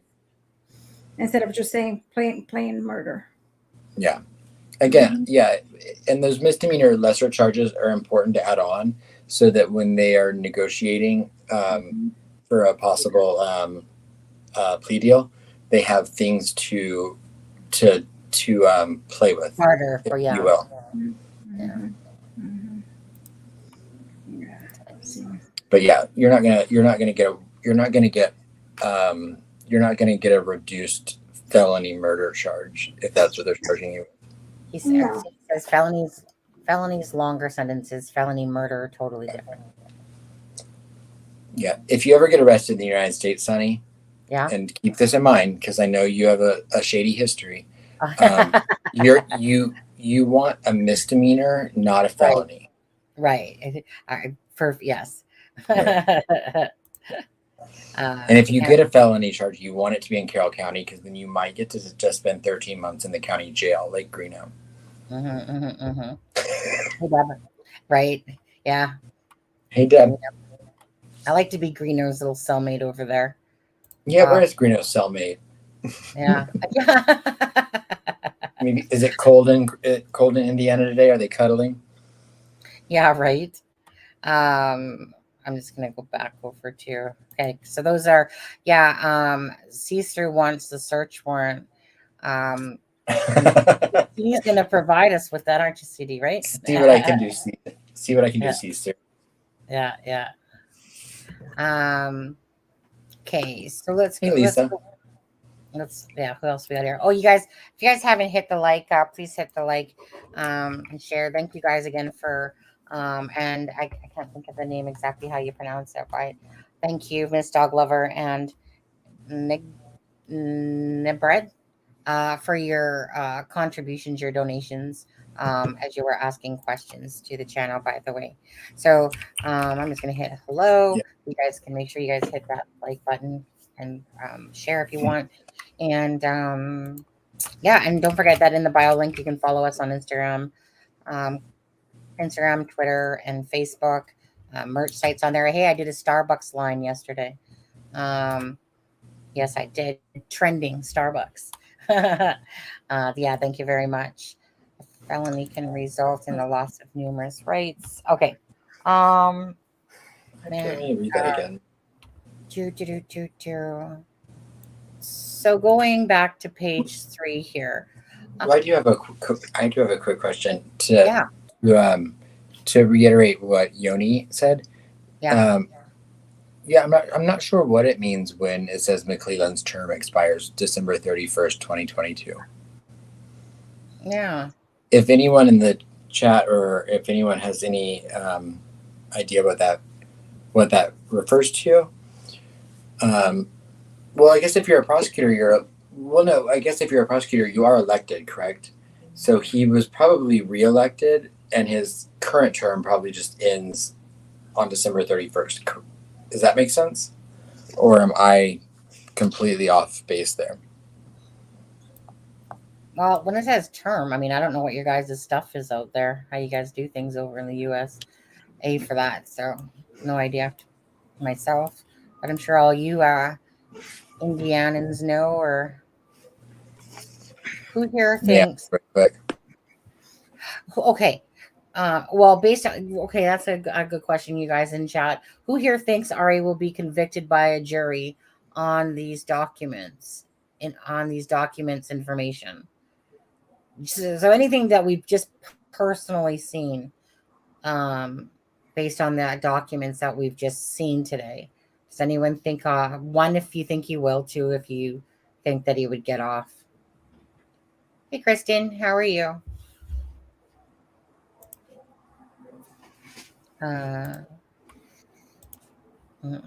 What do you think, Alexa? Do you think, based on what we've read today, that he would get off if it was What, not to go to trial, you mean? well, do you think he could be convicted by what is in the documents that we're looking at today? Just by what we're seeing, do you think he'd be convicted?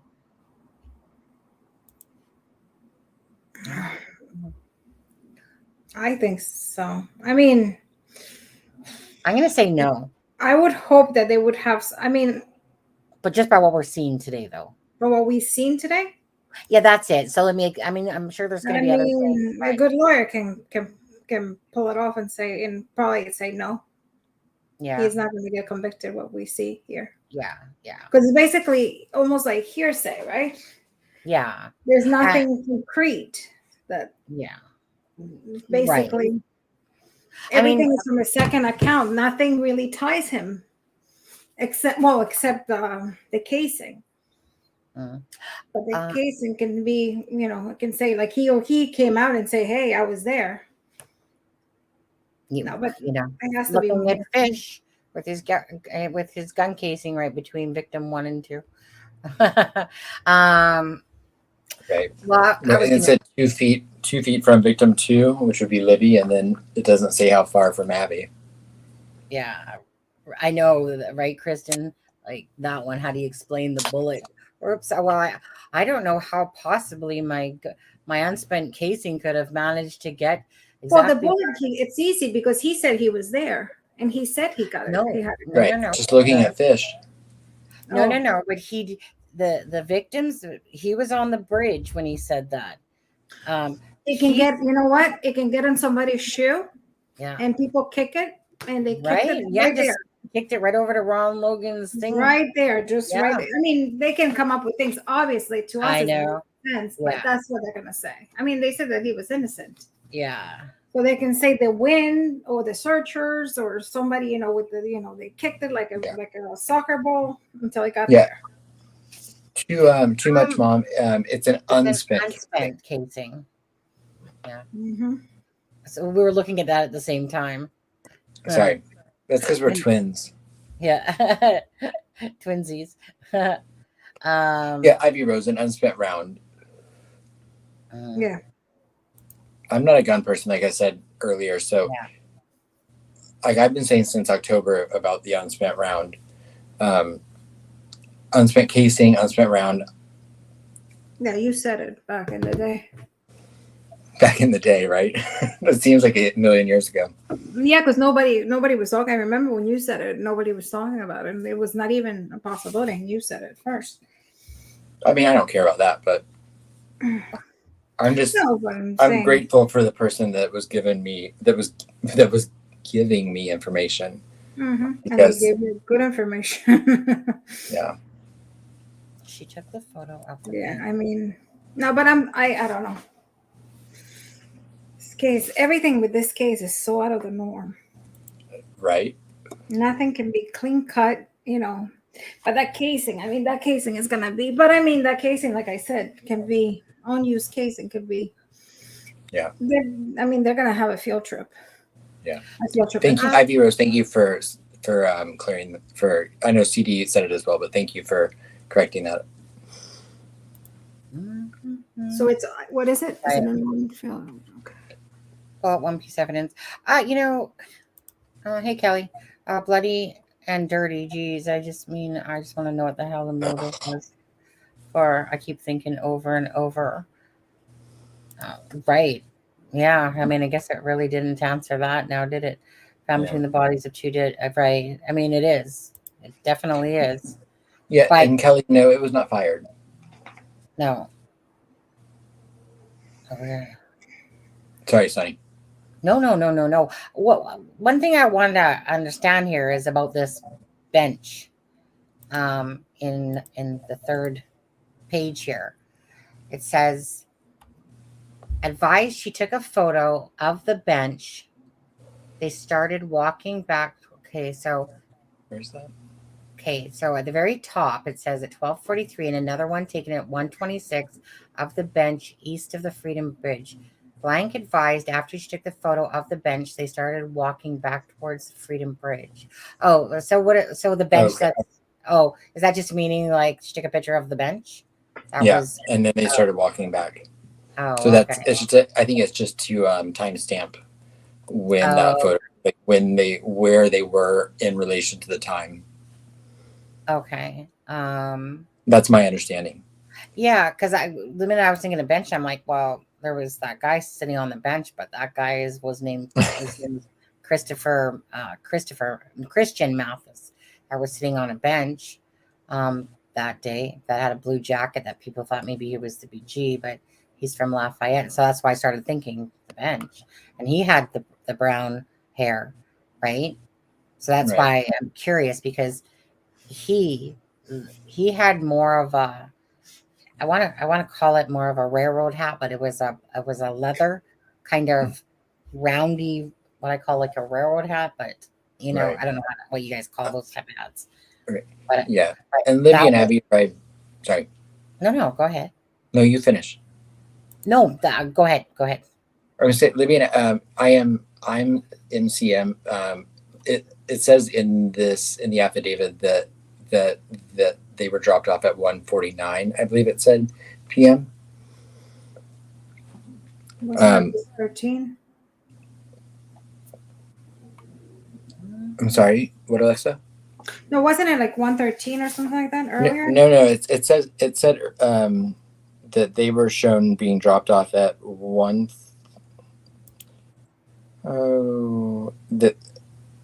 They were shown being dropped off at 1:49 p.m. on February 13th, 2017 by blank, which would be Kelsey. The Mears farm is located on the north side of County Road 300 near an entrance to the trails. So that would have been Kelsey's car then, the white car. Yeah, the white car was Kelsey's car. Yeah, okay, that's what I thought.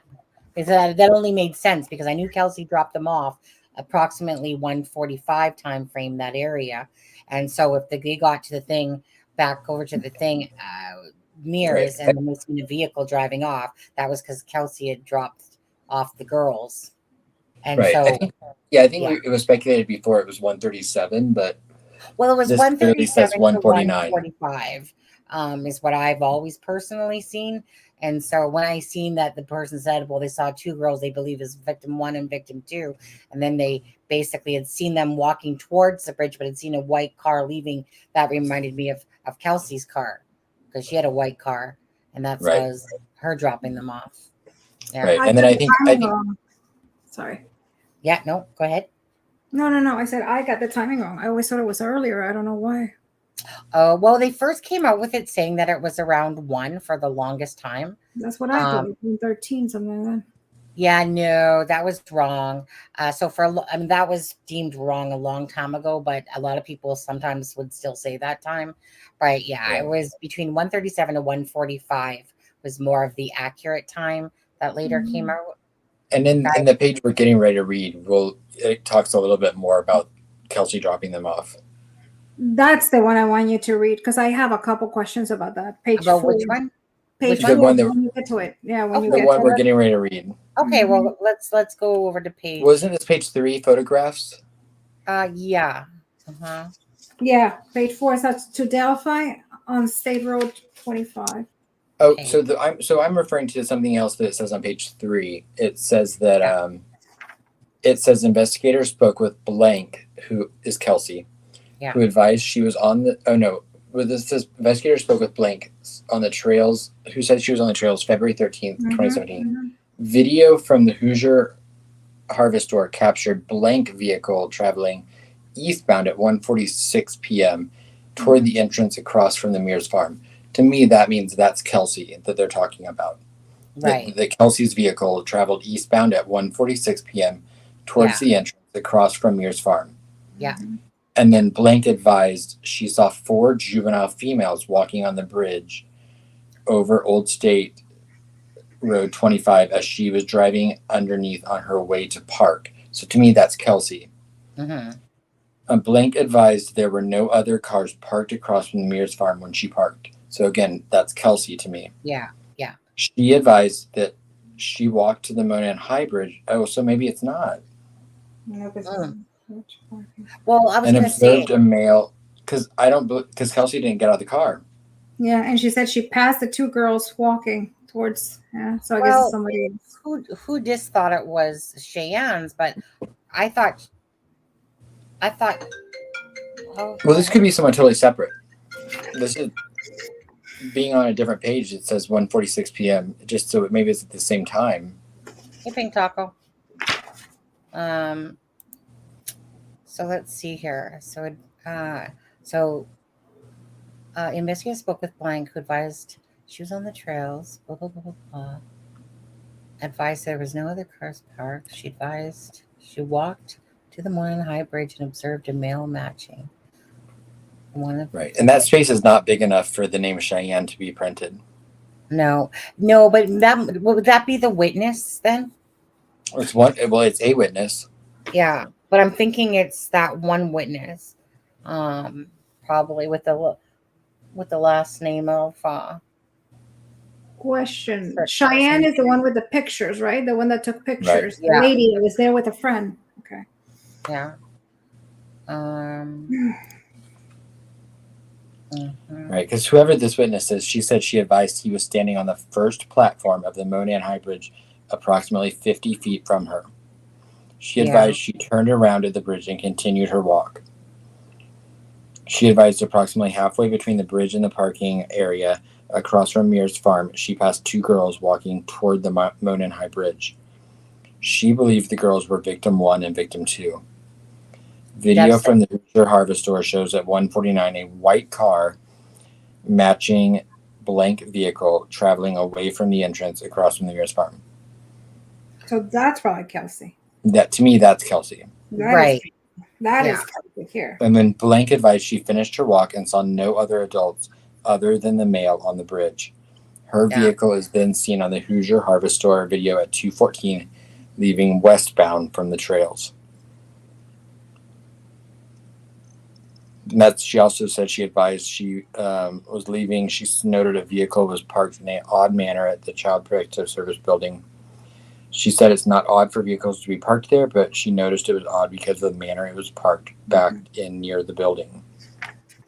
And the next page, that's the one that I have questions.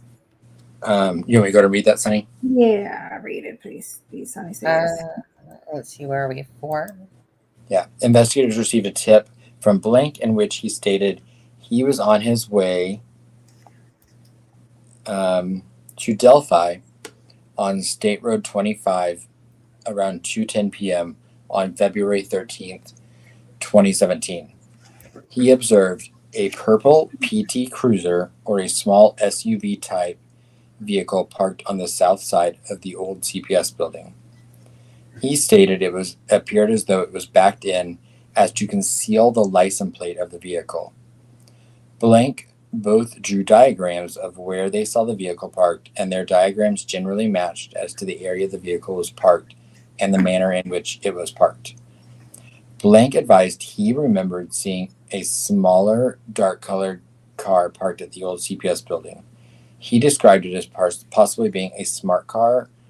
Blank vehicle is seen leaving at 2:28 on the Hoosier Harvester video. Huh. I wonder who that is, because that's the he. Right. Julian Powell. No. Investigators spoke with Blank, who stated she was traveling east on 300 North on February 13th, 2022, which is a typo, clearly, and observed a male subject walking west on the north side of 300 North away from the Monon High Bridge. Blank advised that the male subject was wearing a blue-colored jacket and blue jeans and was muddy and bloody. She further stated that it appeared he had gotten into a fight. Investigators were able to determine from watching the video from the Hoosier Harvester that Blank was traveling on CR 300 North at approximately 3:57 p.m. Okay. All right, so do we want to break that down before we move on, or no? Yeah. Okay. So, what are your thoughts, Alexa? Well, one, I mean, the fact that, God, where it was, hold on, there was something that caught my attention. Oh, the smart car. Because you said that in Indiana, there's not many smart cars. Remember that you were saying that RA's father had a Tesla, but I don't know if you meant a Tesla or meant smart cars. Yeah, no, he had a Tesla. Okay, so maybe Who that's had a Tesla? Richard Allen's adoptive dad. Oh, okay. He drove a Tesla. He was always quote called the Tesla guy in Peru. Yeah. But what Richard Allen owned was a 2016 Ford Focus, which they say later in here. I think it could easily be described or could easily be mistaken. So another one is. It says that, did you see the part where it says Stewart backed up to conceal the license plate of the vehicle? So is this the car that people have seen, that people said that they saw parked there? I thought it stayed there until 5 o'clock. Well, we don't have time. Right. This says that they saw him walking back towards the vehicle at 3:57. Now later in the affidavit, it does say that no one saw the male, or no one saw the witness on the trails after 2:13, I believe. Or yeah, that's what it said. So I wonder how he got back to the vehicle if he wasn't on the trails, or if just no one saw him. That could be. Is there any way? Because you guys know better. Could have been through the back. To the back. Through the cemetery. Can you get back through there? I don't. Well, you can. Yeah, you can. You can. I mean, we've seen that you can leave the crime scene and come up to the cemetery, but then you would have had to walk along 300, back towards the CPS building. Because I'm just trying to think so we can get a timeline, more or less. Debit said possibly. By the way, maybe it was Daniel Pearson, or David McCain, that person. Yeah, those names would fit in that in the area that's redacted. And McCain, isn't that the brother of the is that a flannel flannel guy? McCain is. That's right? who he is. Yeah. Okay. It's him, not the brother. Yeah, it's him. Oh, okay. Yeah. Boy, that. I mean, I would like to know when investigators spoke with Blank, who stated she was traveling east on 300 North on February 13th and saw the bloody, muddy guy. Yeah, that's a big thing. Yeah. And I mean, clearly, she was able to still say that he was wearing a blue colored jacket and blue jeans. She doesn't say he's wearing black.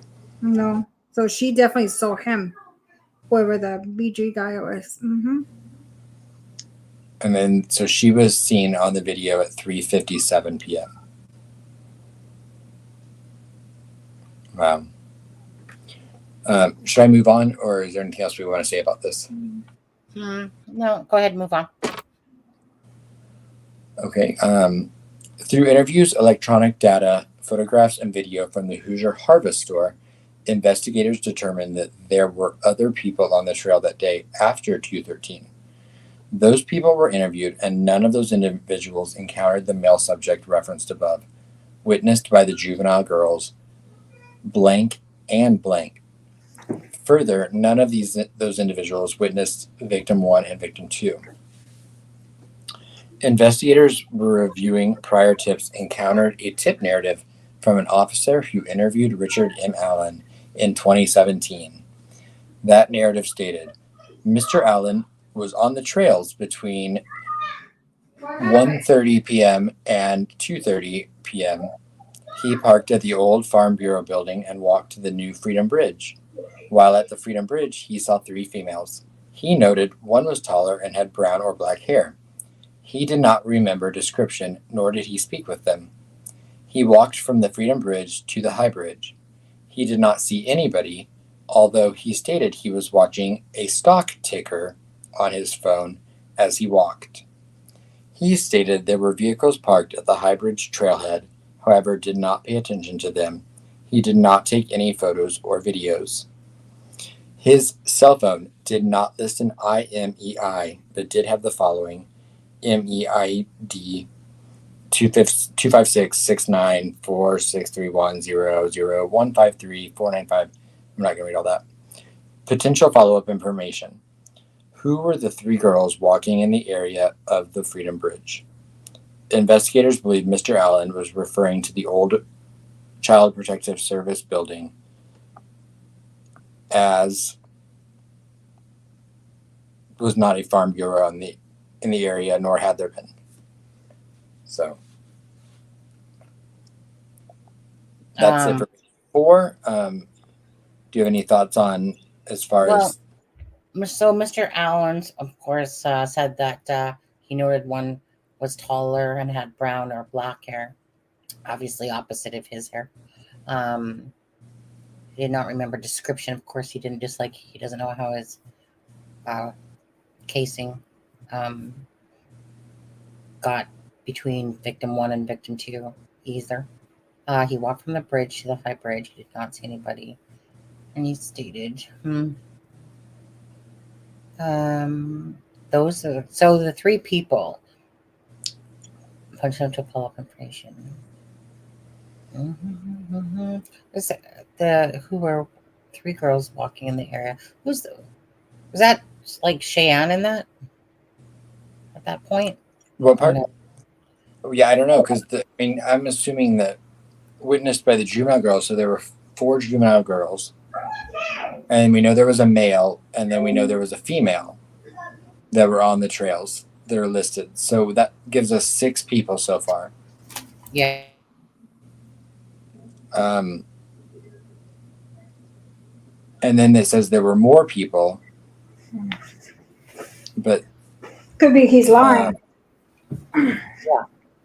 Just this isn't from him. This says through interviews, electronic data, photographs, and video from the Hoosier Harvest store, investigators determined that other people were on the trail that day after 2:13.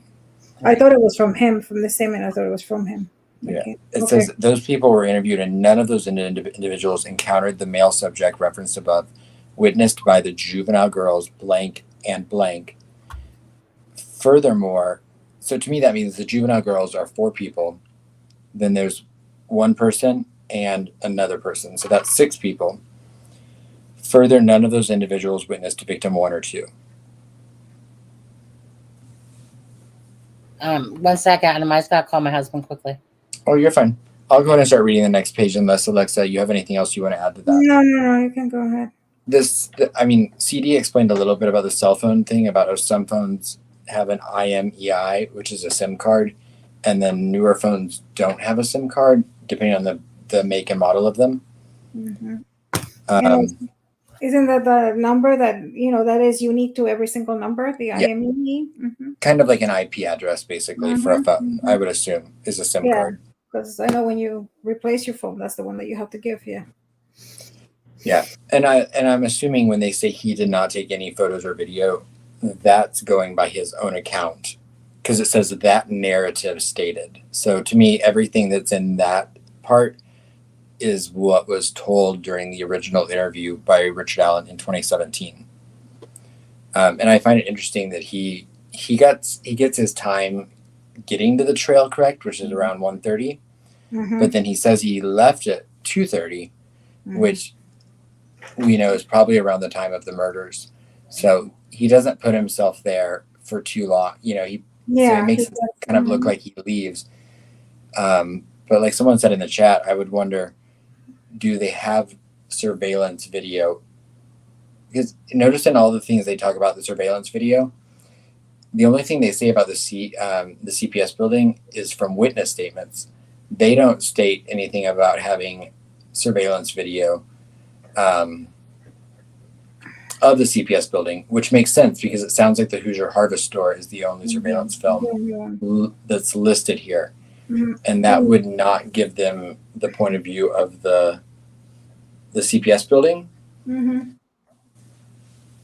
So that might be why we don't know. That might be why it's not listed as to, you know, it being him getting in and out of the vehicle.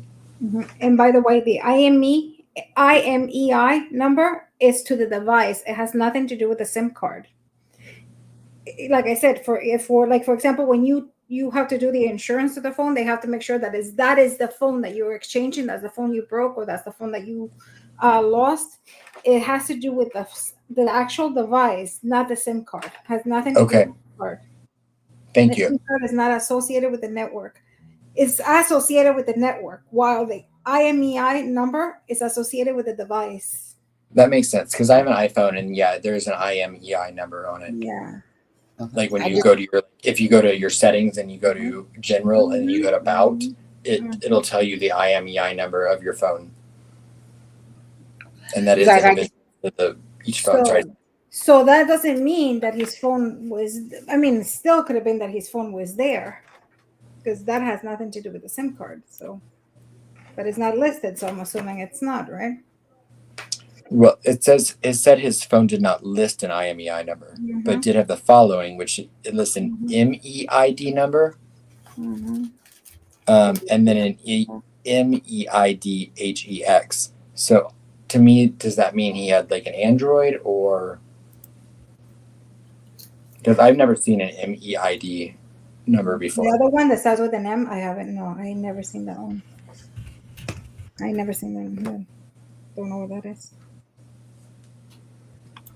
Blah, blah, blah. I just wanted to pull up the Google Maps to show you where the Hoosier Harvest, because I didn't even know it was like, I didn't even notice that there. That's that farm building. It's got the camera right there. Yeah, just so that people knew when we were talking about it, that's where they're speaking of. Here's the Mears Farm, the drop off. It's that long farm utility building. Like I think I speculated once that it might be like a chicken house or something, but yeah, it's the Hoosier Harvest Store. Yeah. Just share screen. I'll go back to this is page 5, I believe. Yeah. Right. 5. Yeah, Sandy. Yes, it's like a cell phone serial number. Exactly, just like you'd have a serial number on your car. You know, your VIN number, anything like that. It's basically like a VIN number. Yeah, exactly. That's what it is.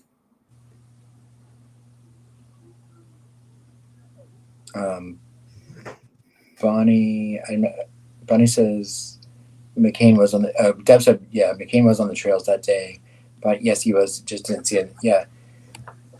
And you know, McCain may not have seen anything, you know, so you know, it says that other people, it says, you know, in that last page that other people were at the trails that day after 2:13, that they just didn't see the those individuals, did not encounter the male subject referenced above, witnessed by the people they've listed. Further, none of those individuals witnessed victim 1 or 2.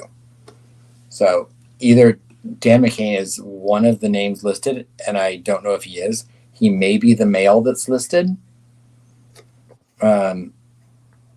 or he is one of the people that they're referring to that was there after 2:13.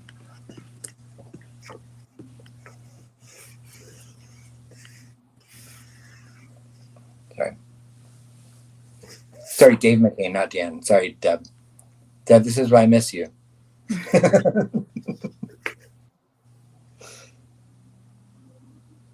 Right. Ben said, didn't McCain see Derek German? Which that would make sense if he was there after 2:13, because we know Derek didn't get there till 3:30. Yeah, 3:30, if I could speak English.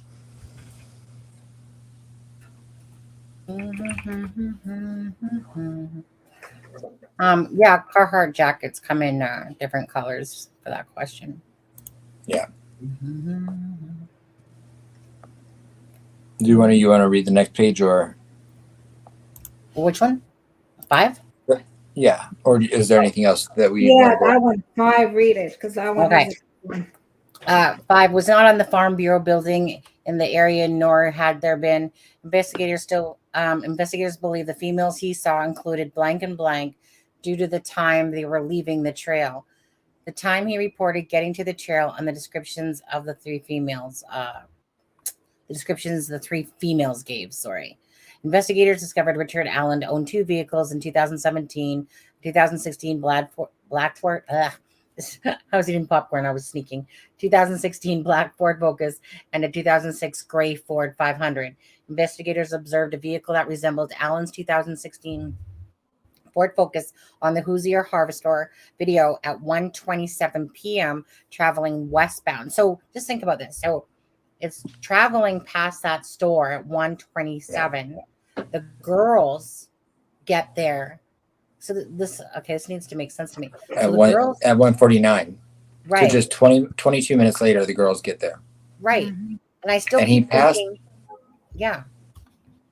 And he walked by 3 girls. Mm-hmm. Remember, there were 2 of which are still juveniles. And I'm still thinking, at this point, if that's such a close time frame, to it, and then he has all this stuff that he's wearing. That's weird. You know what I mean? Like that, that pouchy thing on his back, the thing that's on his right arm, meaning it's just strange. Yep. Yeah. That's what I think will probably come out in the discovery aspect of the case. Mm-hmm. It's how we knew. Yeah. That's what we want to know. That's how we tie the whole thing together. Mm-hmm. We just have one missing piece. Yeah, the one piece. The one piece, right? Yeah. Let's see. So 127 traveling westbound on CR 300 North in front of the Hoosier Harvester, which coincided with his statement that he arrived around 1:30. So it's 19 minutes before the girls. Investigators note witnesses described the vehicle parked at the former Child Protective Services building as a PT Cruiser, small SUV, or a smart car. Investigators believe that those descriptions are similar in nature to the 2016 Ford Focus. On October 13th, 2022, Richard Allen was interviewed again by investigators. He was advised he was on the trails February 13, 2017. He stated he saw juvenile girls on the trails east of the Freedom Bridge and that he went on to the Monon High Bridge. Richard Allen further stated he went out onto the Monon High Bridge to watch fish. Later in his statement, he said he walked out to the first platform on the bridge. He stated that when he walked back, sat on a bench on the trail, and then left. He stated he parked his car on the side of the old building.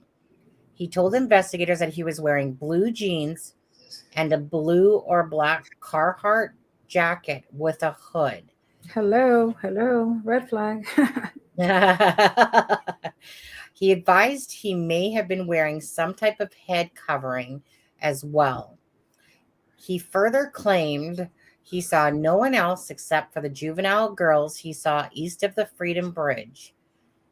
He told investigators that he owns firearms there and they're at his home. Richard M. Allen's wife, Kathy Allen, also spoke to investigators. She confirmed that Richard did have guns and knives at the residence. She also stated that Richard still owns a blue Carhartt jacket. On October 13th, 2022, investigators executed a search warrant of Richard Allen's residence at, his address there. Amongst other items, the officers located jackets, boots, knives, and firearms, including a Sig Sauer model 226 40 caliber pistol with a serial number, blah, blah, blah. Between October 14th of 2022 and October 19th, 2022, the Indiana State Police Laboratory performed an analysis on Allen's Sig Sauer model. The laboratory performed a physical examination and classification of the firearm, functional test, barrel, and overall measurement, test firing, ammunition component, characterization, microscopic comparison, and NIBID. The laboratory determined. Okay. So, you guys' thoughts after what we just read. Well, my first thing would be, wait a second. The first thing that the interviewer should have said to him, why were you covering your head? Wasn't an unusual warm that day? So why? Yeah. So as an investigator, I would have been like, why did you cover your? Why would that would have been the first question I would have asked from that statement. That stood out to me like the biggest red flag. Exactly. Why? Head covering for what? It wasn't snowing. It wasn't cold. It was unseasonably warm that day. I would have asked why. But I read this and I can tell you, guilty. He is guilty. I mean, 100%. But my gosh, why did it take 5.5 years? The mistake. I mean, and like Fibro said, this was 2:30 in the afternoon, the warmest part of the day. So when we look at the high for that day, that's probably the time of day that high was at, because it starts getting dark by 4 o'clock. I mean, it's dark at 5:30 at that time of year. Yeah. But it starts getting dark around 4 o'clock. So it's still light. You can tell what Abby and Libby were wearing that it was warm. Mm-hmm. Yeah. Yeah. I mean, I'm just honestly, I'm still, after reading that, I'm kind of still struck by that limited time frame there of him arriving like 19 minutes prior. 22. Having it said 1:30. It said 1:27 and then 1:49. That's 22 minutes. Yeah, 22 exactly 22 minutes. And having all that gear, headphones, all that crap on him. Well, he knew he was going to do. I mean, he didn't need much time. He knew what he was there. I always said this was targeted. He knew he was there to do that. And so the less timing he's there, the less chances of somebody seeing him. He cannot expose himself. But that's the thing. He's in middle of the afternoon when other people are around. Somebody clearly says that he's on the first rung of the bridge there. That's what he says, staring at fish. And and of course, Plenty of Fish, I guess, it reminds me of that dating site, Plenty of Fish. And yet, so he arrives there, he's wearing all this stuff that's on him, and he's being noticed by other people. And yet he's still. But have you noticed that nobody has said that the cameras or anything? Nobody has mentioned that they saw anything on him. Right. It blows me away. To be honest, I mean, and he even states he's wearing blue jeans and a blue jacket. Blue or black, he says. Yeah. And I mean, with a hood. Yeah. I mean, at that time, because of red. It was pretty obvious. No mention of a hat. Yeah. Just the only thing missing was, oh no, he did say about the gun. So the only thing missing was, I did it. Oh no, it's like he was begging. It's like he said, "Hey, here I am." But that's how I feel, Adam. It's like he still continued on with the murders or whatever, and it's almost like, "Hello, I mean, everyone saw me. I just want you. All these people saw me. Why the hell haven't I been caught yet? I'm right here." I always told you they always insert them. A lot of them they insert back into the crime. They always go back to the crime scene. Almost always go back to the crime scene. And here's my other thought too, is that, okay, if they say, if law enforcement has always maintained that everything was over by 2:30, right? Mm-hmm. Or was it 2:30 or 3:30? 3:30. 3:30. 3:30. Yeah. So So everything's over by 3:30. So what happened between 2:13 and 3:30? I mean, it doesn't take an hour and 15 minutes to walk from the bridge to where the crime scene was. You know, yeah. That's the scariest part to me is what did those girls endure? Well, exactly. And then we think about the crime scene itself and all of this physical evidence that's there. Like something's strange. And this is where probably a second person is involved, you know, where the second person comes in as well. Because one person is not going to do all of that setup of that crime scene and take the girls 2:13, you know, all that stuff in this nominal amount of time. It's just not. And there's nothing mentioned about the crime scene, about the staging or moving. Yeah, maybe I know.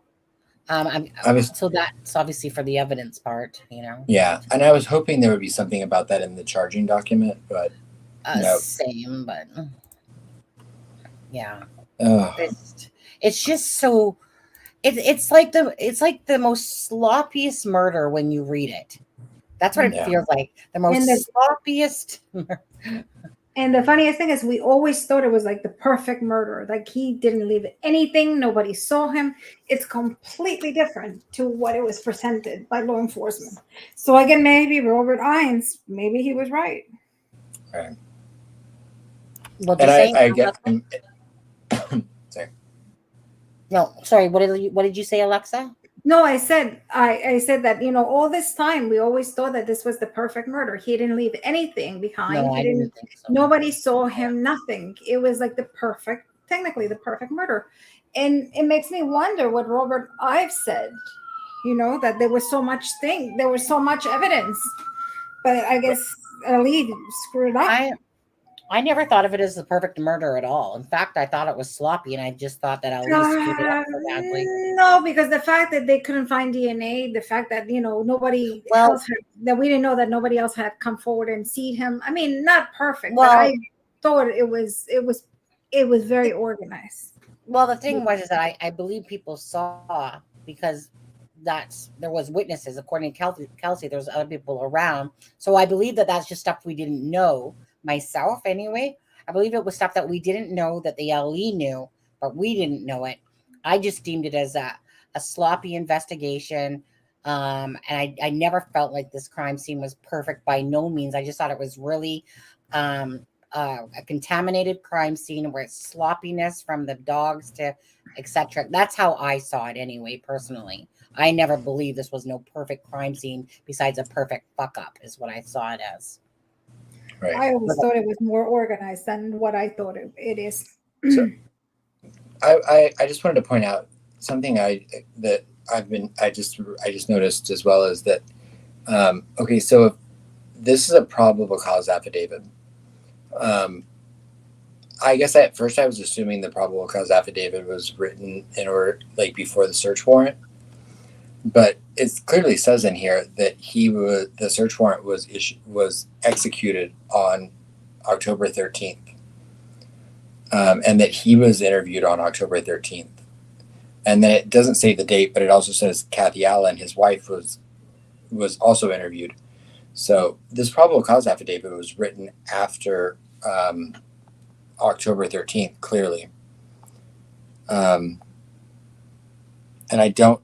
I don't have the date on the probable cause affidavit so I find that interesting. So then the search warrant affidavit is going to be even less information than this has.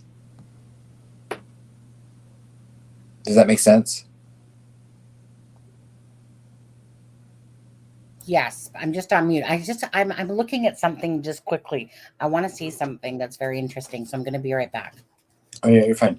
But no, I mean, Alexa, does that make sense to you? Because I guess I was assuming that this was written before the search warrant was executed. But clearly it was not. No, it looks like it was after, right? Because it said that interviewed. Yeah, it says that it says in the affidavit the search warrant was issued on the 13th and he was interviewed on the 13th. On the 13th, yeah. Yeah. October 13th. And then it says, I think we haven't gotten to that part, but it says later at some point that he then again talked to them. I think it was on the 22nd of October.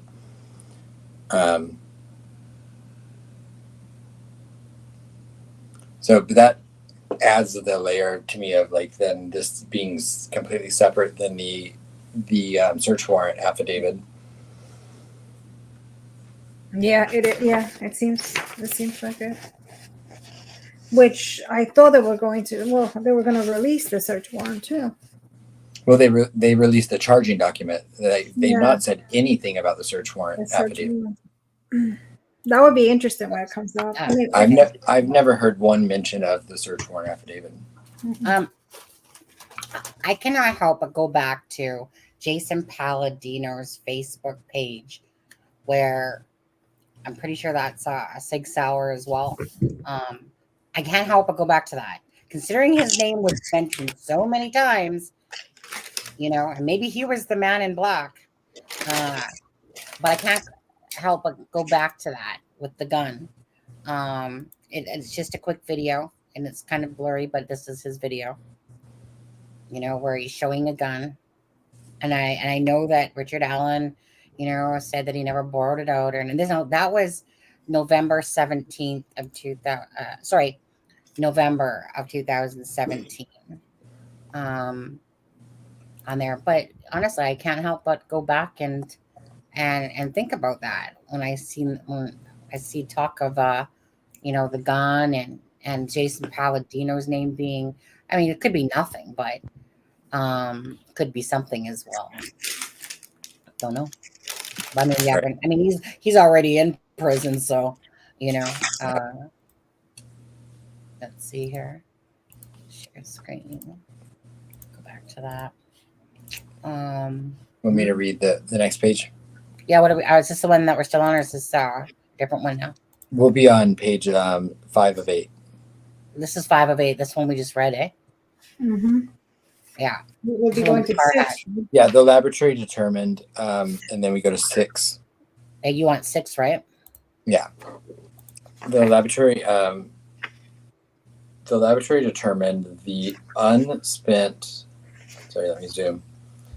Can't read. Unspent round located within 2 feet of victim 2's body had been cycled through Richard M. Allen's Sig Sauer model P226. The laboratory remarked, an identification opinion is reached when the evidence exhibits an agreement of class characteristics and sufficient agreement of individual marks. Sufficient agreement is related to the significant duplication of random serrated / impressed marks as evidenced by the correspondence of a pattern or combination of patterns of surface contours. The interpretation of identification is subjective in nature and based on relevant scientific research and the reporting examiner's training and experience. Well, sorry, I can't read right now. Investigators then ran the firearm and found that the firearm was purchased by Richard M. Allen in 2001. Richard Allen voluntarily came to the Indiana State Police Post on October 26, 2022. He spoke with investigators and stated that he never allowed anyone to use or borrow the Sig Sauer Model 226 firearm. When asked about the unspent bullet, he did not have an explanation of why the bullet was found between the bodies of victim 1 and victim 2. He again admitted that he was on the trails, but denied knowing victim 1 or 2 and denied any involvement in their murders. Carroll County Sheriff's Department Detective Blank has been part of the investigation since it started in 2017. He has had an opportunity to review and examine evidence gathered in this investigation.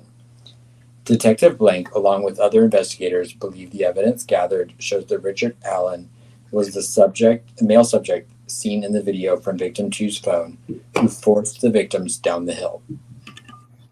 Furthermore, that the victims were forced down the hill by Richard Allen and led to the location where they were murdered. Through the statements and photographs of the juvenile females and the statement of blank and blank were at the southeast edge of the trail at 12:43 p.m., east of Freedom Bridge at 1:26 p.m., and walked across the former railroad overpass over Old State 25 after 1:26 p.m. and before 1:46 p.m. They walked the entirety of the trail and observed only one person, an adult male. Blank vehicle is seen on Hoosier Harvest Store video at 1:46 p.m. and leaving at 2:14 p.m. And she stated she only saw one adult male, blank and blank described the male in similar manners, wearing similar clothing, leading investigators to believe all four saw the same male individual.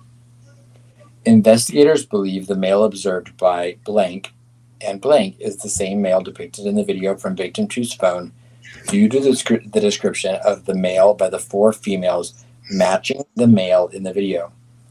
Furthermore, video two's video was taken at 2:13 p.m. and blank saw only one male while she was at the trails from approximately 1:46 p.m. to 2:14 p.m. Okay. So that page probably, I think, has some of the most amount of information that like is going to be deciphered later because of the witness names that are in it. Yeah. But what were your thoughts on that? Well, first of all, I want to say to U.S. Libertarian, yeah, the touch DNA could exactly be that on the bullet. Right, and they may not have had that back at the point that this was written. You know, I mean, if he was interviewed again on October 26th, remember the press conference was just 5 days later on October 31st. So they made the arrest, and like, what day did they make the arrest? Was it the 28th? 28th? 8th, yeah. Yeah, 28th. So 2 days after this, he was arrested. So they may not have had the forensic data back on the bullet yet. Well, you would think they would. Like, because I'm sure they did the forensic data back in 2017, but they may not have connected it to him yet. Who knows? Mm-hmm. I mean, in this, he, obviously claims that he didn't ever borrow out his Sig Sauer model, that he doesn't know how the bullet got between victim 1 and victim 2. Of course, the wind. I know that must have been the wind that picked up it. It was windy that day, I remember. Right. Yeah. He was probably, hey, girls, like, yeah, look at the, look at my gun. I'm just showing it to you. Oh, somehow it ends up the crime scene. And it's also interesting to note this. So in this page, it says on the 26th, this is the third time he has admitted to a law enforcement officer that he was on the bridge. Yeah. He is now, like, at this point, he's now admitted to being there 3 times. Yeah. And still 6 years almost later, eh? Yeah. 6 years almost later. Right. No, I'd want my name redacted too if I'd been a part of the investigation since 2017. Yeah. And Detective Tony Liggett, if you're watching, I'm sorry to say that because I do support law enforcement. Yeah. But I would want my name redacted as well if I had been a part of this case since 2017 and made an error this large. Yeah. Yeah. Honestly, if I was that cop, I would give my badge back. That's how big. No, honestly, this is how big it is. This is a lawsuit. I mean, just because I think this is a small community that doesn't do lawsuits. In New York, they would be suing the crap out of the police. I feel guilty even criticizing them, but I can't help it. I'm heartbroken for the Patties, Germans, Williams, Timmons families for what they've had to endure for 5.5 years. Because it was a mistake. It's not like we're saying all the police is bad and we're bashing the police. No, it's just in this particular case, it was horribly. I mean, the police, the FBI, the marshals. I'm sure that they meant the absolute best. I'm sure that no one intentionally missed this, but it still does not take away from the fact that they did. This guy got to go on about his business for 5 years while those girls are in the ground buried. And they're lucky. That's not the families of the suffering and the. You know what? They're lucky that we know so far that he didn't kill anybody else. Because you imagine if this was like a serial killer that we don't know that he didn't. Right. So that means we don't know that he didn't kill Jordan Sofer. Hmm? We don't know that he didn't kill other people. We don't know that he didn't kill Jordan Sofer. But that would have been before or after? That would have been before, wouldn't it? After. After? Well. Right. Again, after. Then whose fault? We don't know. Right. That's what I'm saying. We don't know yet. But we're assuming. But yeah, could it be that he killed after? And whose fault it is? Police. Right.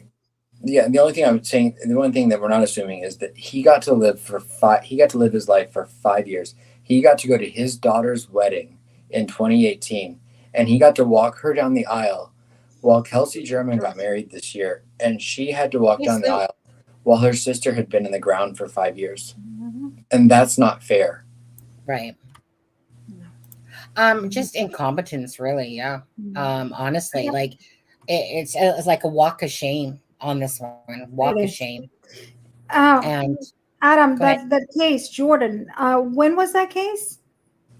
I need to. I 2018.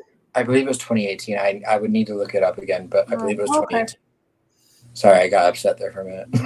No, I have to. I never looked into that case, to be honest with you. I know people have said it, and I never really looked into it. I can send you a good video on it, Alexa. Inquisitor did a very good video on that. By the way, to give him props. For which one, Adam? For Jordan Sofer. Oh, okay. I want to go to that too. 2008. I'm sorry, Phil. 2000 what? 2008. Phil is saying, yeah, it's 2008. So it was before that. So it happened in 2006, and they found her remains in 2008. Yeah, it was before. So it was before. That's what I thought at the beginning, and then I'm like, wait a second. That's what no, you were correct. I got all upset. Sorry. I was like, I knew it was an 8 somewhere because I'm like maybe 2018. I knew there was an 8 somewhere. So many cases, it's like so hard to follow.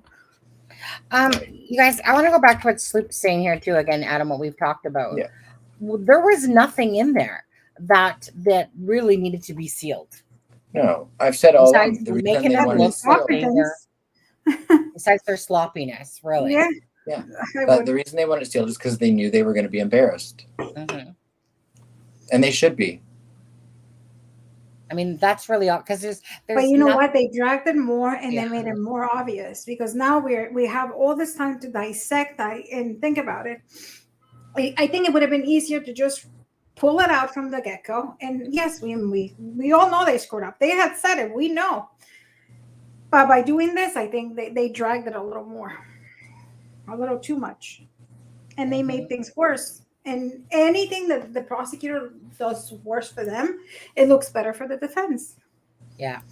Because they're going to be like, see, they said that there was names there. There's no names there. You see, my client is innocent. Mm-hmm. Yeah. Yeah, it really wasn't something that when you look at it now that needed to be hid besides stopping them from looking embarrassed sooner than later, I guess. Well, let me ask both of you as well. What are your feelings on? Because I have over the years grown to really feel like their insistence on the secrecy in this case has led to some of the outrageous suspicion claims, etc., that we've seen and we've experienced over the last 5.5 years. And is there anything that was in this affidavit that had it not been released in 2017 that would have hurt the case against whoever did this? No.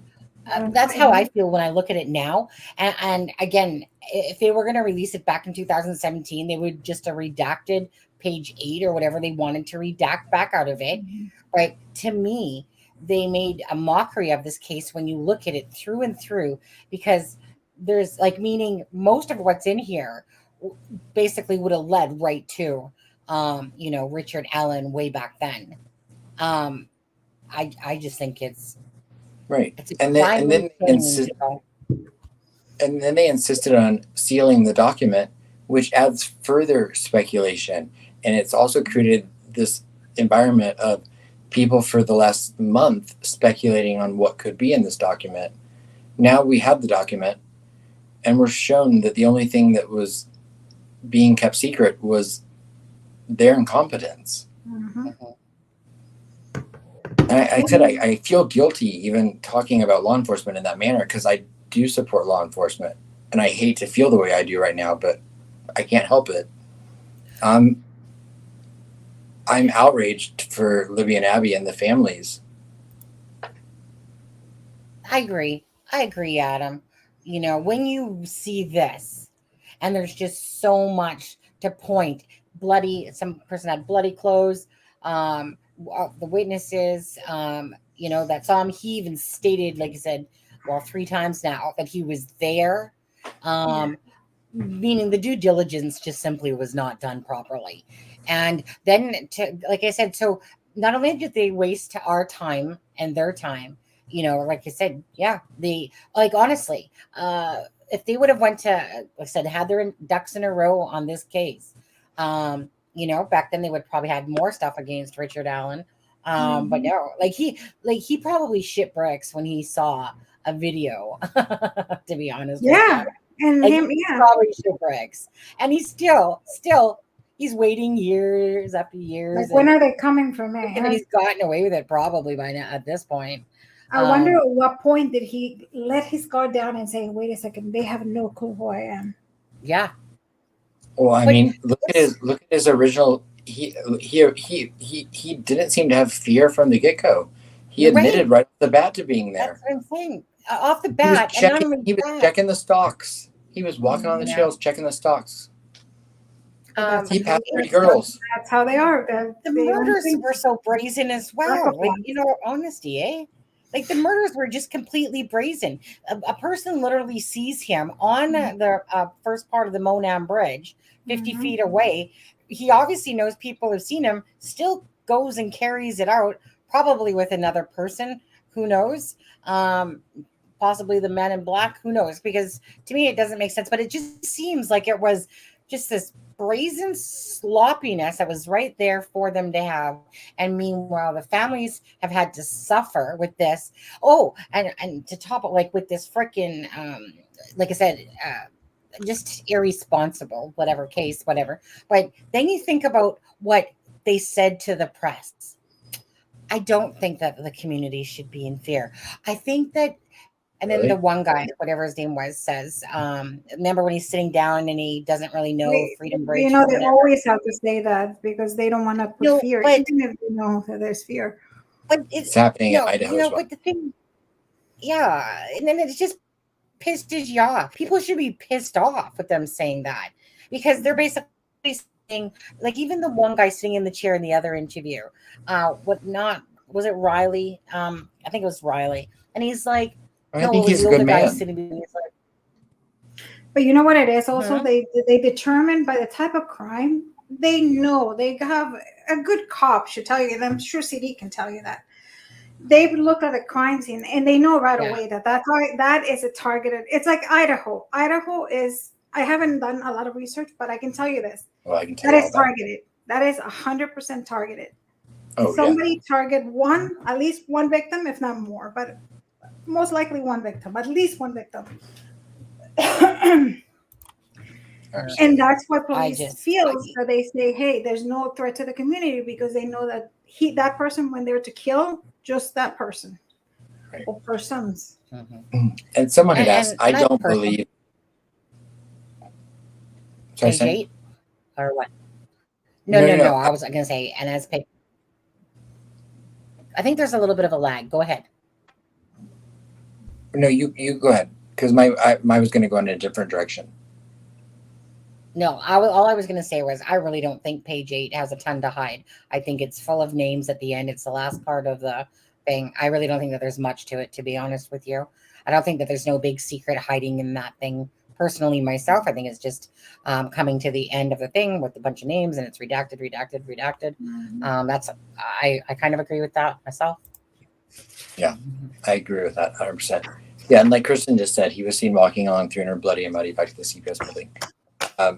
And we don't know where on 300, so that would allude to, possibly him coming up through the cemetery like you had speculated earlier, Alexa. And then walking back towards the CPS building on 300. But then if he'd walked from the cemetery to the CPS building on 300, he would have been seen on that Hoosier Harvest Store video walking. And there's nothing in this about the man that was seen in the video walking in the Harvest Store video. They just said the car. They just said that they said the car, but never a person by foot. So that to me was a little confusing as far as when she was said walking along 300, or they said she was traveling along 300 and saw him. So he could have been walking over the Freedom Bridge when she saw him. Can you see that far? Well, no, I mean, if you cross under the, if you're driving on 300, you drive directly under the Freedom. Okay. I know what you mean. Yeah, because I mean, to see that he was muddy and bloody, you have to see him up personal. So I'm just speculating. So I'm just thinking he couldn't have walked from the cemetery to back to the CPS building without being captured on the surveillance camera from the Hoosier Harvest Store. Right. Exactly. And Cold Truth, I agree. They do have, I think they do probably have more than this. I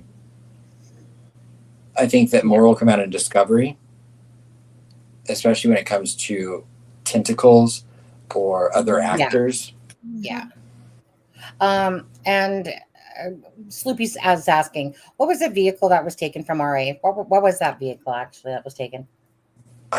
It looked to me, the video that I just watched this morning again, it looked to me like a black SUV. Yeah, it looked like an SUV, didn't it? Yeah. But I don't think it's the ones described here.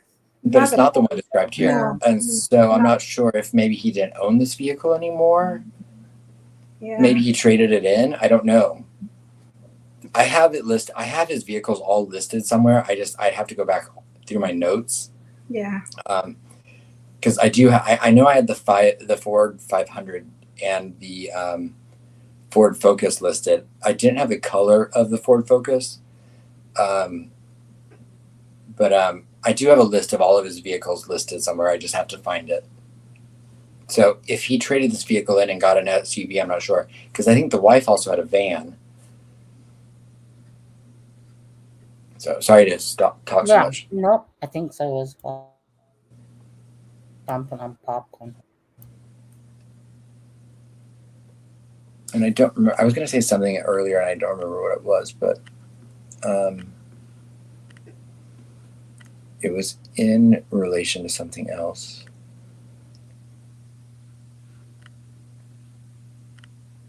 Hey, Nicole. Yeah, it's very upsetting, Adam. Completely understandable to be upset. This is a piece of crap who's been out living his life with poor Abby and Libby. Has been gone on their family, suffering tremendously. Absolutely. Well, we do have. Sorry. Go ahead. No, go ahead. I would say I now understand why I got the email this morning that that they're rescheduling the event for December. I know. Yeah. Right. Because whether or not the gag order is in effect or not. Right. Oh. I wouldn't want to go do a speech if I was Kelsey German in 17 days. Yeah. Is that a toy for us, Alexa? No, I'm standing, but I'm looking down and I'm thinking to myself now, what an unflattering thing that you guys have to look at by looking at my double chin here like this. Oh, that's not a double chin, Alexa. That's not a double chin. That's a triple chin. Get it right. Yeah. No. Like quadruplet. I got 4. You look gorgeous, Alexa. I know. I love you when you wear a headband like that. It's very pretty. Feel my how dirty my hair is, but Don't tell anyone. Well, Deb has her hats, and I have my throw up in a ponytail look, and you got your headbands, and Adam has his hat. I'm like scratching my And head. I watched it a couple days ago, but that's also a good point. Inbred outcasts. There is no mention of items from the victims. So we know that items were taken. If you listen to the Ron Logan search warrant, so that is another thing that we'll have to add to the things that I hopefully can come out in the discovery aspect of this case. But I will say, I think it's safe to say for anyone that expects this to go to trial in March, it's not going to happen. no way. Maybe in March of 2024. Right? Yeah, right. Not to mention items of victim, not to mention 4 kills. It's very unlikely for the first offense. Gag order should keep Ali from screwing up this case even more. Let's see. They are not going to reveal all of their evidence in this PCA document. We need to keep that in mind. Right. It's just it's just to actually get the arrest. Right. They reveal the least amount of evidence to get the warrant. Right. Exactly. Like I said, and I'll reiterate, any criticism I'm giving of law enforcement is not to be lost on me. Like, it's not easy for me to say or think, but just in this alone, it's shame on them, honestly. I mean, just read this alone is shame on them. I mean, it's just embarrassing on them. Seriously, it just is. I mean, again, you can't take back. It is what it is.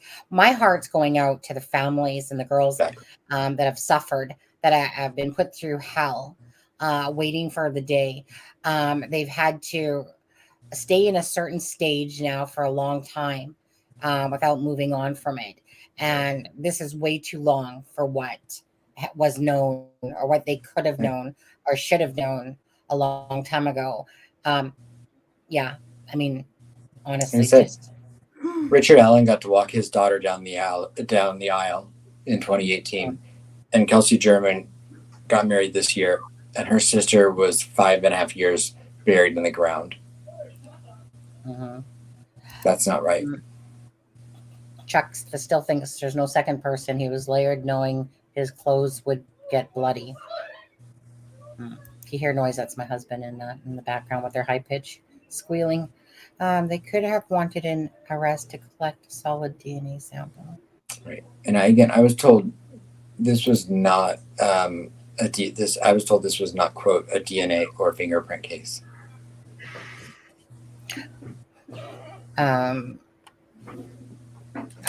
Mel says it says an unspent casing, so a bullet. How the heck is that going to stand up at trial? I can read. I can read.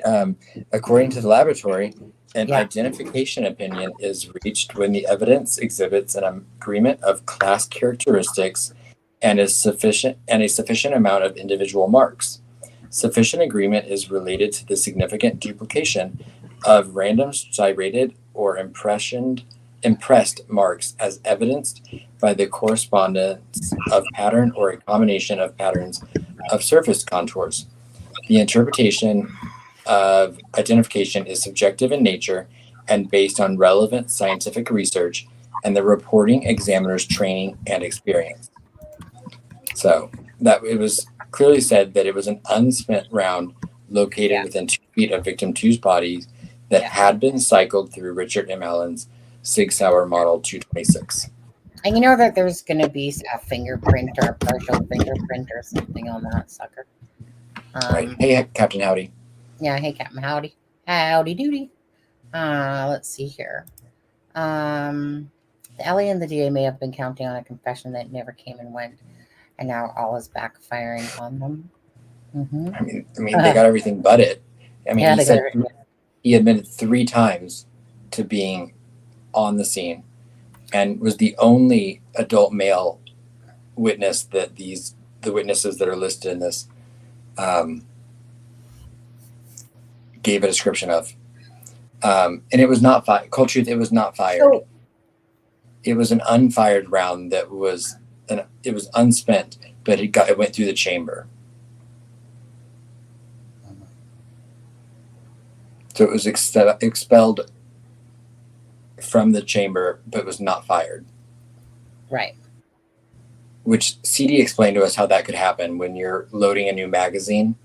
I'm not a gun person, so I'm not the expert at all on this, which is why when I was told it back in October, I was like, I had to like seek out kind of advice on what that meant. Mm-hmm. And Yoni, I think that everything that we've read actually shows that they didn't have what they needed. They didn't think it was him. They didn't know it was him until third time around somebody comes across the file and goes, whoa, wait a second here.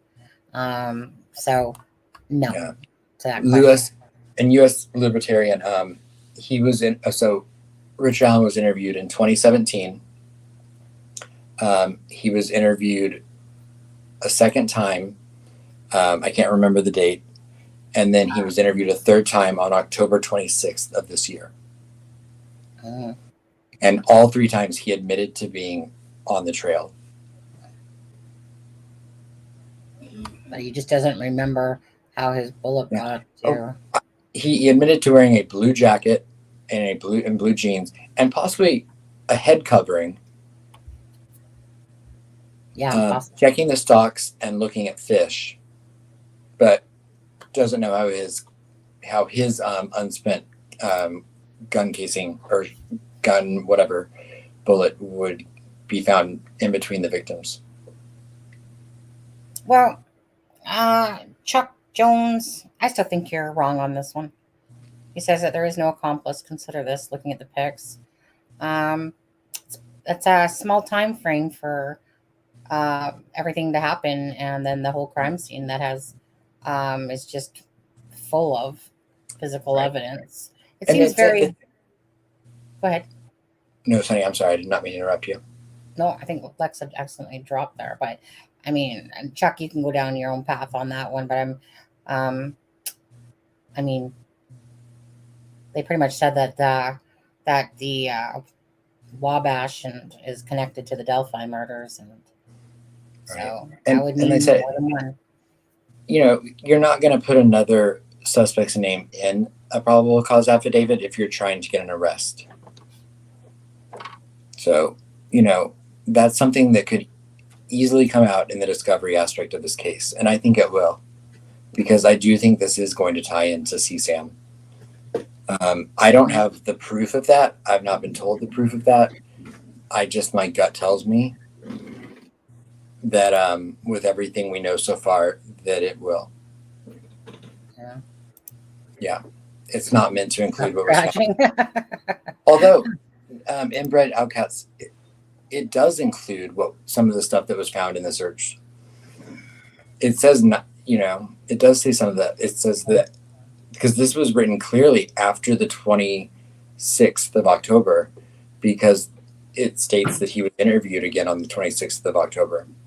So this probable cause affidavit was written on the 26th or after, sometime between the 26th and the 28th, because that's when he was arrested, was the 28th of October. So it's fair to say this had to have been written between the 26th and the 28th.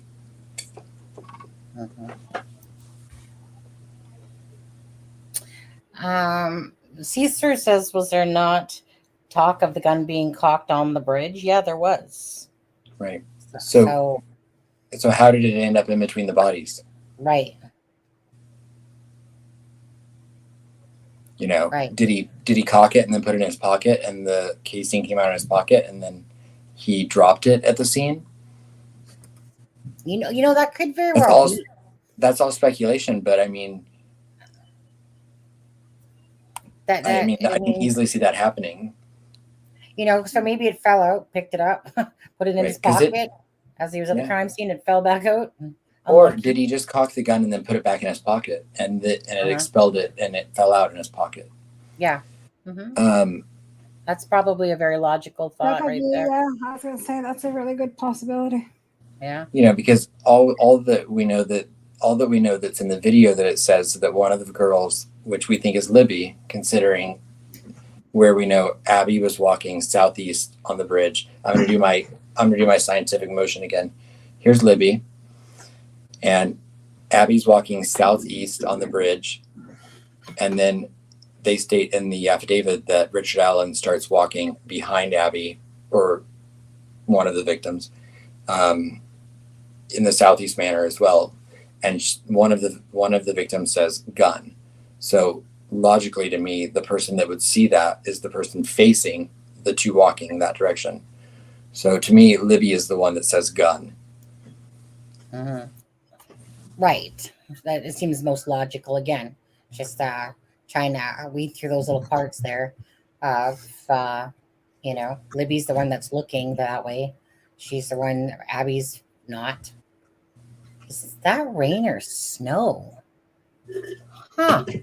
I think it's actually snowing. Let me ask my husband. One sec. Oh, I want snow. My husband says it's snow. I guess we're getting some snow. I guess we were due for some. It is end of November. Normally in Vancouver here, guys, in Vancouver, Canada, which is where I'm from. We don't really get a lot of snow down in the Vancouver area. The rest of Canada will get snow, but in Vancouver, we're right near the Pacific Ocean here. So we mostly see rain, if anything, like England, where my husband's from. But yeah, that's snow. That's some wet, pretty stuff coming down right now. Actually, it's more of the mushy stuff, the stuff that hits the ground and then goes away is what it is. Anyway, yeah, makes you almost think about Christmas. But yeah, so let's see what else people are saying here. Christian behind the crime door. Oh, by the way, and I know that me and Adam have said this multiple times, Kristen. Can't thank you enough for these. Still haven't taken them off. Yeah. Right. Yep. And I'm sure I have an email that I need to respond to, Kristen. Like I said, I'm really bad at checking my email. He's really bad in general. Okay. He can't even message properly on vacation. I'm pretty bad. But do we want to read the last page? I don't know how long we want to stay on. Can do. Hey Alexa, remember we said this was a quick live? See, she doesn't realize she's muted again. She muted herself. Right. Yeah. These two, and I believe they might have a solid case. I think they probably do have a solid case. And it is better late than never. You're right. I agree with you. It is better late than never. Did Alexa realize she's not was muted, or is she off now? Alexa, don't make me fly to New York and smack you over there. Sorry. No, because my Alexa was going off, so I was trying to silence her. Yeah, sorry, you were saying something, Alexa. I seen your lips moving. I forgot. I don't know. Yeah, I was gonna ask a question, but I forgot. I was fighting with Alexa here, so I was like, okay. Yeah, I was gonna ask you something, but I forgot. Oh well. No, I think he said you guys were gonna read the last page. I don't have the last page. No, I have it. Oh, okay. Did you not print it off? I only have up to page 7. I don't know why my. That's all. The 8th page is completely redacted. Oh, okay. The page number 8. Yeah, page 8 is completely redacted. Okay. Adam, who read 6? Me or you? I did. Okay. So you get to read the last page. Ooh, yeah, I think that's how it worked out last time. Yeah. Right. Investigators believe Richard Allen was a male seen by blank and blank, and the male seen in victim 2's video. Richard Allen told investigators he was on the trail from 1:30 p.m. to 3:30. Well, 3:30 is when it was determined that supposedly that it was all over by 3:30 that day. The video from the Hoosier Harvestor shows a vehicle that matches the description of Richard Allen's vehicle passing at 1:27 toward this former CPS building. The clothing he told investigators he was wearing matched the clothing of the male in victim 2's video and the clothing description provided by blank and blank. A vehicle matching the description of the 2016 Ford Focus is seen at or around 2:10 p.m., 2:14 p.m., and 2:28 p.m. at the former CPS building. Through his own admissions, Richard Allen walked the trails and eventually hiked to the Monan High Bridge and walked out onto the Monan High Bridge. What, did you just go for a sec? Well, no, as you were reading that, I was thinking about surveillance video, but it just says seen, so it could have been the witnesses. Yes, yeah. It was the witnesses that saw it because it already said when they saw it that passed by the right, the passing it. Yeah, because it says the 1:27 p.m. was when it passed by the harvest store. That's when it was on surveillance camera. Isn't the harvest stone closer? Because so he came that way then. No, he would have. So if the CPS buildings, again, I'll do my scientific. If the CPS building's on the west, he would have driven from the east to the west, right, and passed by the harvest store, and then to the CPS. The CPS building. Why didn't you just go to Ron Logan, dude, and just be like, I mean, you basically gave yourself away pretty much the whole day anyway, and then just because of sloppy work. So why didn't you stop at Ron Logan and be, hey, bud, mind if I just use your land for a little bit? I mean, seriously. So anyways, let's see here. So male subject matching Richard Allen's. Did I read that part already? No. Was not seen at the trail after 2:13 p.m. Investigators identified other individuals on the trails of the CR 300 North between 2:30 p.m. and 4:11 p.m. None of those individuals saw a male subject matching the description of Richard Allen on the trail. Furthermore, Richard Allen stated he only saw 3 girls on the trail whom investigators believe to be blank, blank, blank. Investigators believe Richard Allen was not seen on the trail after 2:13 because he was in the woods with victim 1 and victim 2. An unspent .40 caliber round between the bodies of victims 1 and 2 was forensically determined to have been cycled through Richard Allen's Sig Sauer model. The Sig Sauer model was found at Richard Allen's residence, and he admitted to owning it. Investigators were able to determine that he owned it since 2001. Richard Allen stated he had not been on the property. See, this is what gets me. Dude, should have at least maybe said you were there. I don't know.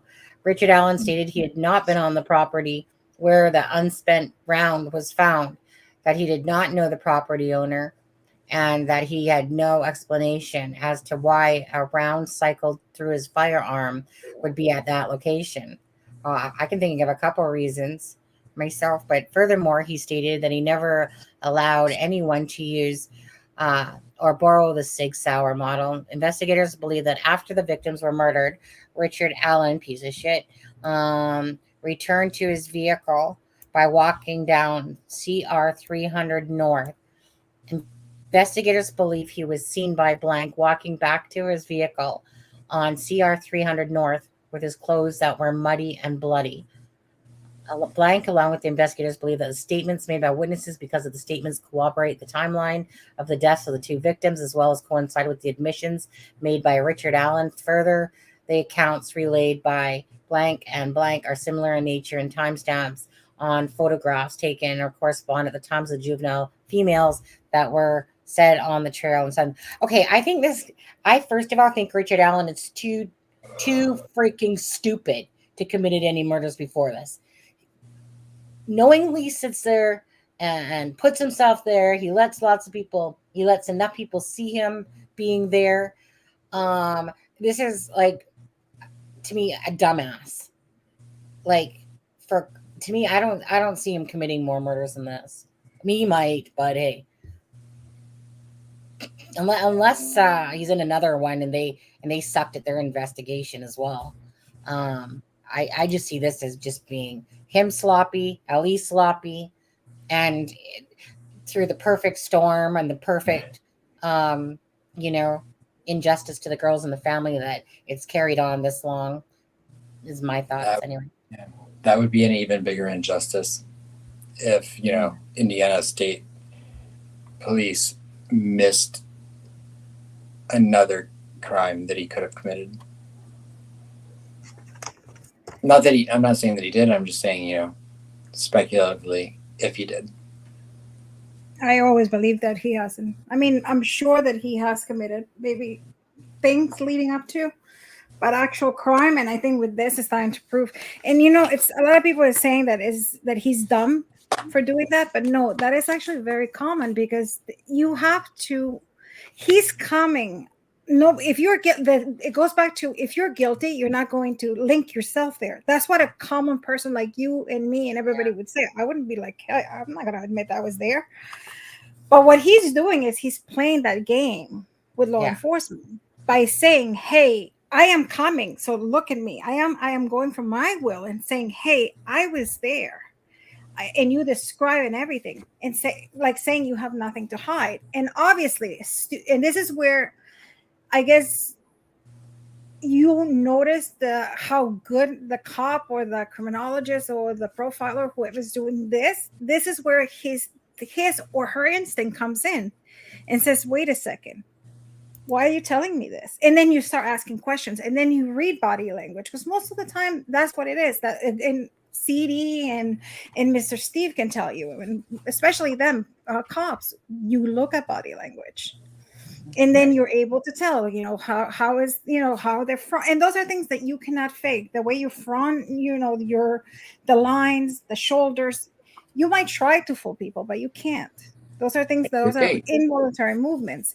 So that should have been a trained person could have been, why is he saying this? And follow up with questions. And this should have been the biggest red flag. I mean, don't even get me started again, because I finally I don't want to go in a circle again. Right. But it just frustrates me that was just the biggest thing. I mean, but they do that, and this is not just from this case. A lot of them put themselves back at the scene. A lot of them inject back. They even inject themselves into the crime because it's a game. It's a mind game. Who is more powerful, the police or me? And not only he's playing the game, but at the same time, he's letting police know that, hey, if you find something, you find my DNA. I already told you I was there. Right. So like in the casing in the safe, well, the wind could have done it. We all know that that's obvious. I mean, I'm joking about that, but they're going to come up with something stupid like that, justifying why that casing is there. Right. And we all know that it's there because he is the killer. But to him, it's going to be like, no, I already told you. And that's what they're going to use.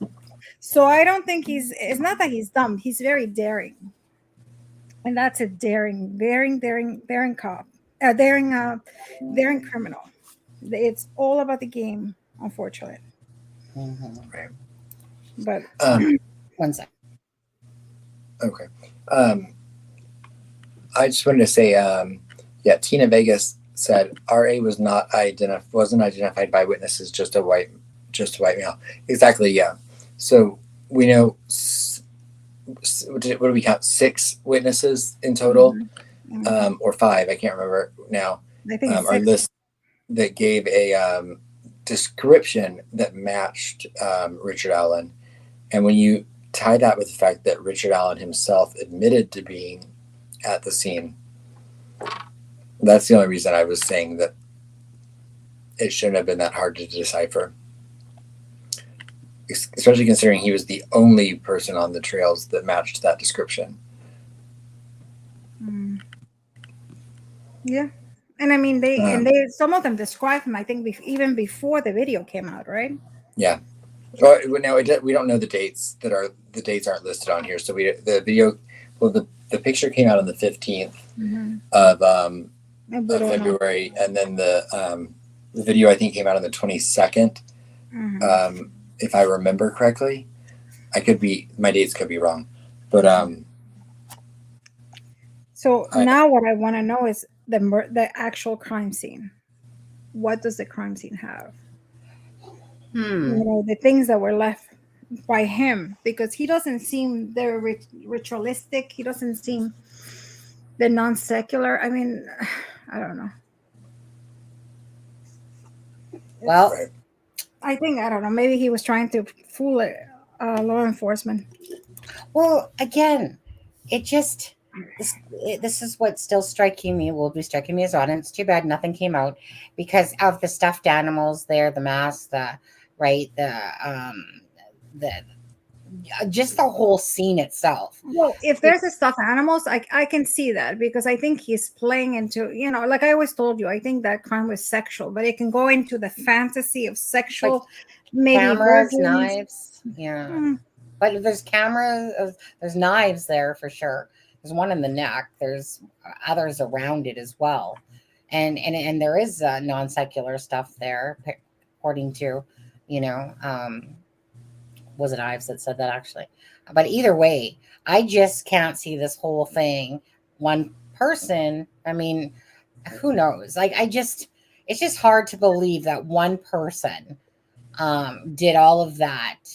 If it's true that it was over by 3:30 and still managed to stage, because this isn't like it's not like it was a thrown together thing. This was put together.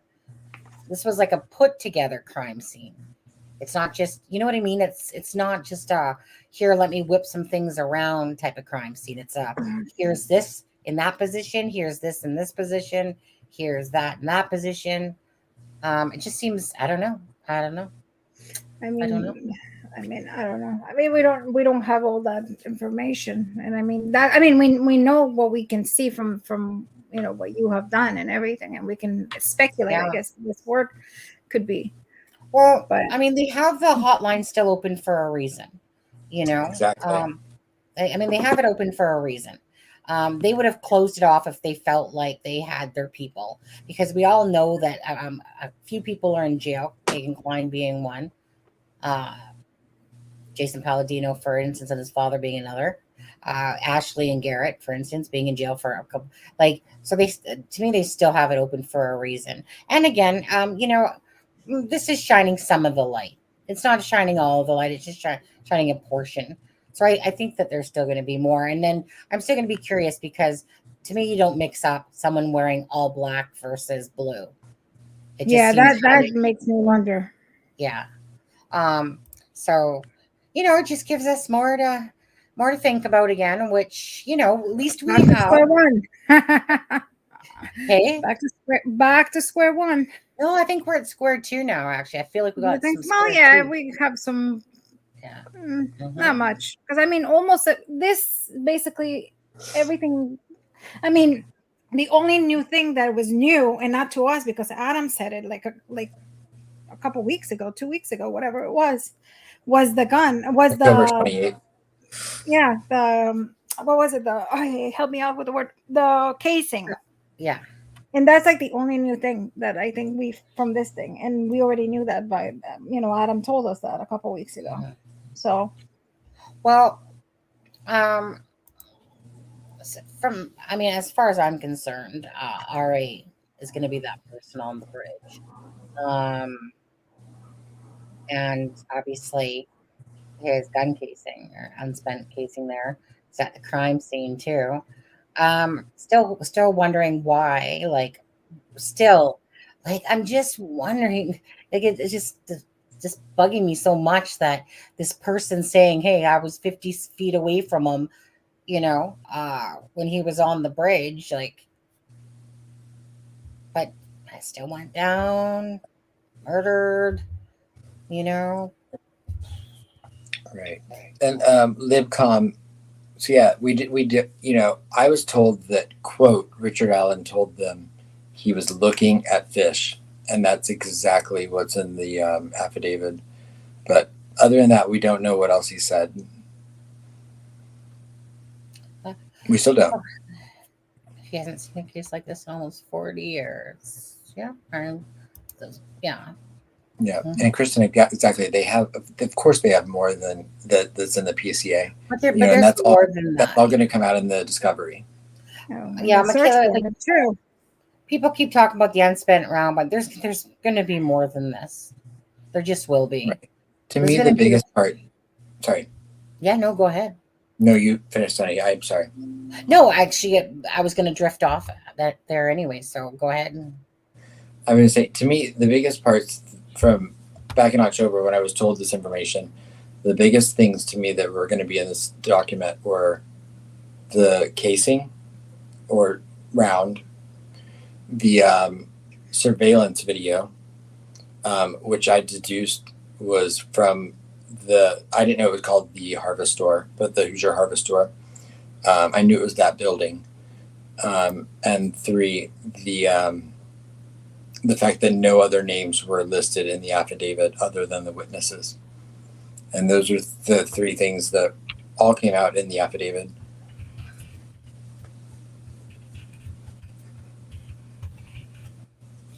Let's see here. Dude, Robert Ives said that there was an unusual and lots of evidence. He sure did, and it's sure true. Whoops. Am I here still? Can you hear me? Mm-hmm. Yep. Oh, I kept clicking on Kristen's comment there, and then it just kept going away. Mine does that sometimes. Yeah, it was just like I kept looking, and I'm like, am I lagging or something? Yeah. Did I not pronounce Hoosier correctly? Hoosier Daddy. I said Hoosier. Hoosier. Must be that twang. Must be that right. twang. And Inbred Outcast, they don't have surveillance video at the CPS building. So the only things that place the vehicle at the CPS building parked are the witness statements. The surveillance video is at the Hoosier Harvest Store, which is basically kind of next door. But it doesn't actually show the parking lot of the CPS building. So they can say that they saw his car pass by at a certain time, but they don't actually state they saw him getting in or out of it, because the only thing that's in the affidavit are the timestamps that witnesses saw his vehicle at the CPS building.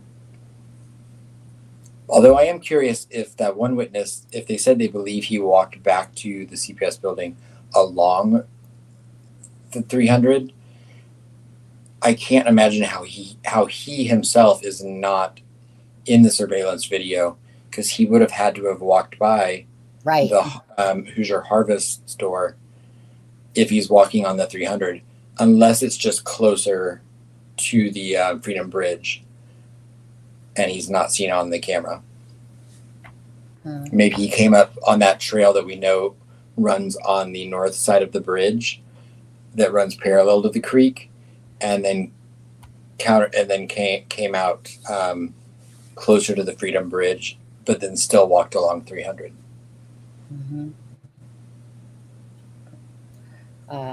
Yes, Professor Pug. I know, you should have just been like, Right. I don't know, maybe somebody could have. And Kristen, so with the PCA, you don't need a warrant if it tells you that in the beginning. But this PCA was not written until after the warrant. I'm assuming you mean search warrant. Until after the search warrant was issued. So clearly there is a separate search warrant document that's not been released. But I don't think it would entail anything that we don't know. Because this probable cause affidavit includes information that was as current as October 26th. And we know he was arrested on October 28th. So it had to have been written at some point between October 26th and the 28th. Hey, Adam, just quickly, did a witness say that the muddy and bloody suspect got into a 2000 Ford Focus? I don't think so. No one ever. All they said was they saw the suspect walking along the 300. They never said anything about getting into. Because remember, the witnesses said PT Cruiser or smart car or small SUV. The LE are the ones that said his 2016 Ford Focus matched the description of that.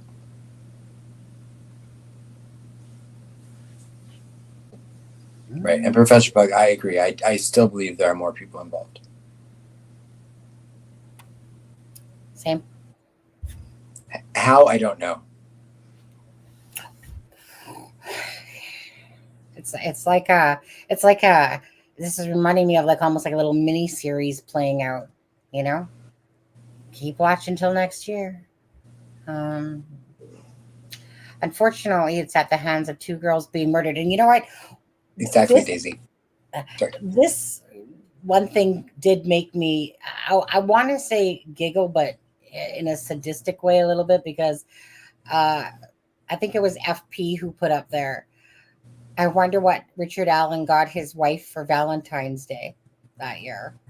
Because seriously, you're kill two girls and next day is Valentine's Day, dude? and you go and you act like, hey, Valentine's Day. It's sickening. It's sickening just to even think about that, you know, just to think about him at all. Like, it's just like, there's a face. There's at least one face to Abby and Libby. And it's so disgusting just thinking about, reading about bloody, muddy, all this stuff. Every part of it actually doesn't matter. Yeah. Again, I think it's important to please, say if you're religious, say a prayer. If you're not, send positive vibes and positive energy to all of the the Patty, German, Williams, Timmons families, because they need, they still need our support, and they probably need a lot today. I think a voice analysis can be used in court if it's long enough to make a comparative. Yeah. Yes. I mean, I've seen court cases where they played the video as evidence and stuff like that, and I'm pretty sure if they have enough of it and they can compare, that it would be able to be used for sure. Hey Jojo, hi my love, how are you? So sad today, must be very exposing to the families. I have to ask you, Adam, in your gut, do you think that the families had seen the affidavit or no? I do not. You think that they're just seeing it for the first time today themselves? I don't know if they're seeing it today for the first time, but I think at the time that like Becky Patty came out with the what's the word? Where everyone signed. Sorry. I don't think they had at that point. Cold Truth, I'll send it to you right now. Oh, where is the charging information? Oh, you talking about the one that we just looked over? Yeah. Well, yeah. I'll send it. I'll send it to you so you have it. Yeah, this is like the charging information. And then I'm assuming you have the PCA, but I'll send you that as well. I know I sent it to Chris, but. Well, this is going to be a good read over again today, just to dissect, exactly, put thoughts to it, timelines a little bit in better perspective, just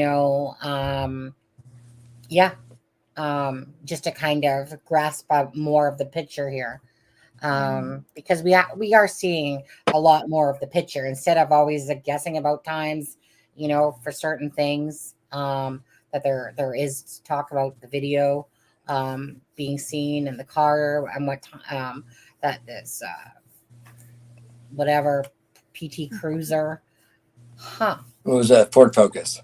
It was. So wait, it was a Ford Focus, right? Yeah, it was someone. Right. One of the witnesses said PT Cruiser. Sorry. Yes. One of the witnesses said that, but yeah, it was a Ford Focus. Yeah. Well,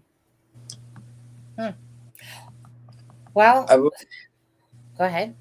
Oh, I just wanted to say, I did want to say congratulations to CD, who was on a little earlier. I think after his interview today, he hit 3,000 subs, and so I just wanted to say congratulations. Way to go! So wait, because I remember when he hit 1,000, and I was so proud of him then, and so to see him at 3,000 makes me so excited. So I never got to see any of CD's live because I was working on videos and different things. So did he legit do an interview with somebody? So yeah, CD. So for anyone that wants to go back and look, CD today interviewed Jeremy Reagan, who is a neighbor of the 4 victims who were killed in Idaho, and he's the neighbor that's been interviewed a few times. But CD did an excellent interview with him. I've not watched all of it. I've only watched the last half, but I was able to ask a few questions in the chat, so I was really grateful for that. And I know that Grizzly True Crime was there, was there and has featured CD's interview on her live tonight or today. And so I think that's pushed him to the 3,000 sub mark. And I just want to say congratulations because we love CD. Well, the thing is that, yeah, CD only has time to do it when he can. And we all know, and this is why I said to True Crime Web Steve, you know, when you're a police officer, or a retired one at that, doesn't matter. Your channel will succeed regardless. Like I expect both of them. Like if CD had more time, he'd be like way up there in subs. And same with True Crime Web Steve, you know, because they literally can bring a lot of expectations to, you know, what a police officer, what they kind of, you know, just other things that crime scenes, they can give you very informative opinions, and because of their experience in the crime world, or you know, in the police world, just like Alexa can bring her expertise to the of course forensic side of things. So when you have someone like CD or someone like True Crime Web Steve or Copfax, or you know, someone like Alexa, and that combined, that's like a, you know, like a little powerhouse of people, because you have people with that experience that can give us people that don't maybe know as much, for sure, because it's not our whatever you want to call it, our career, you know. So it really is very helpful. And so Alexa, you are very much appreciated, as well as not so much, I'm just correcting, not so much forensics, because I don't have experience in forensics. Sorry, I do have the behavioral, and yes, that I can do. So, but either way, CD, I sorry I didn't even get to catch her live, and when I heard interview, I'm like, oh, who did CD interview? I have to go back. But what I like about CD is that he's not only he's very honorable, I like that he always, it's blunt, and I think people appreciate the bluntness. Yes. You know what? I like, and no offense to anybody else, but I love CD's bluntness. I do. Like when somebody's saying something in chat and they're just off their rocker, you know, like CD be like, hey, you know, like what are you even talking about, type of thing. And then he goes on, but you know what I mean? Where I find it's like he's just saying it. I wouldn't take it as offensive. It's just kind of like he's just answering like me, like your heart, like you speak off your tongue. In my opinion, he does it in such a way that it doesn't come off, you know, like offensive. You know what I mean? It's just, and I think that's the difference when somebody does it to insult you or to be nasty to you, and you can tell. And I think, you know, you can definitely tell. Yeah, somebody's saying the New Yorker, him definitely you can see the New York. To me, it's a matter of his character shines through, and I from the second I met CD, I was immediately disarmed with him and kind of fell in love with him, enough to the point where I was able to even joke around with him, like very early on meeting him, about like, you know, what the CD and his name stood for. So we've always just very easily had a very like natural, like kind of no effort relationship, and I appreciate that about people, because to me it shows their character. And you know what, too, and I'm just going to say this too, because I met him on Sleuth's channel, and instantly I felt like this connection with him. He was speaking my language absolutely 100%. He was even using drop phrases that I was in. But the one thing I'm going to say about CD is, no matter through all the bull crap of other channels or people that are, you know, blocking you because of this or that stupid reason, is that CD has always remained a true friend. CD is what I call a true friend. Yeah. You know, that I respect so much, is that he doesn't play this game of, you know, this and that. It's like, there's no ego there. He's your friend. Yeah. And so there's no ego. No. You know what I mean? Like I said, other people play these little bullshit cards, or, you know, like this person doesn't like Sunny, so you know, or I got a blocker because of this reason and stuff like that. And it's just childish stuff to me. And so I will always appreciate the trueness of someone that's pure and just exactly who they say they are. And that is who I deem CD to be. Right. Not against you, Alex, because I was talking about CD there.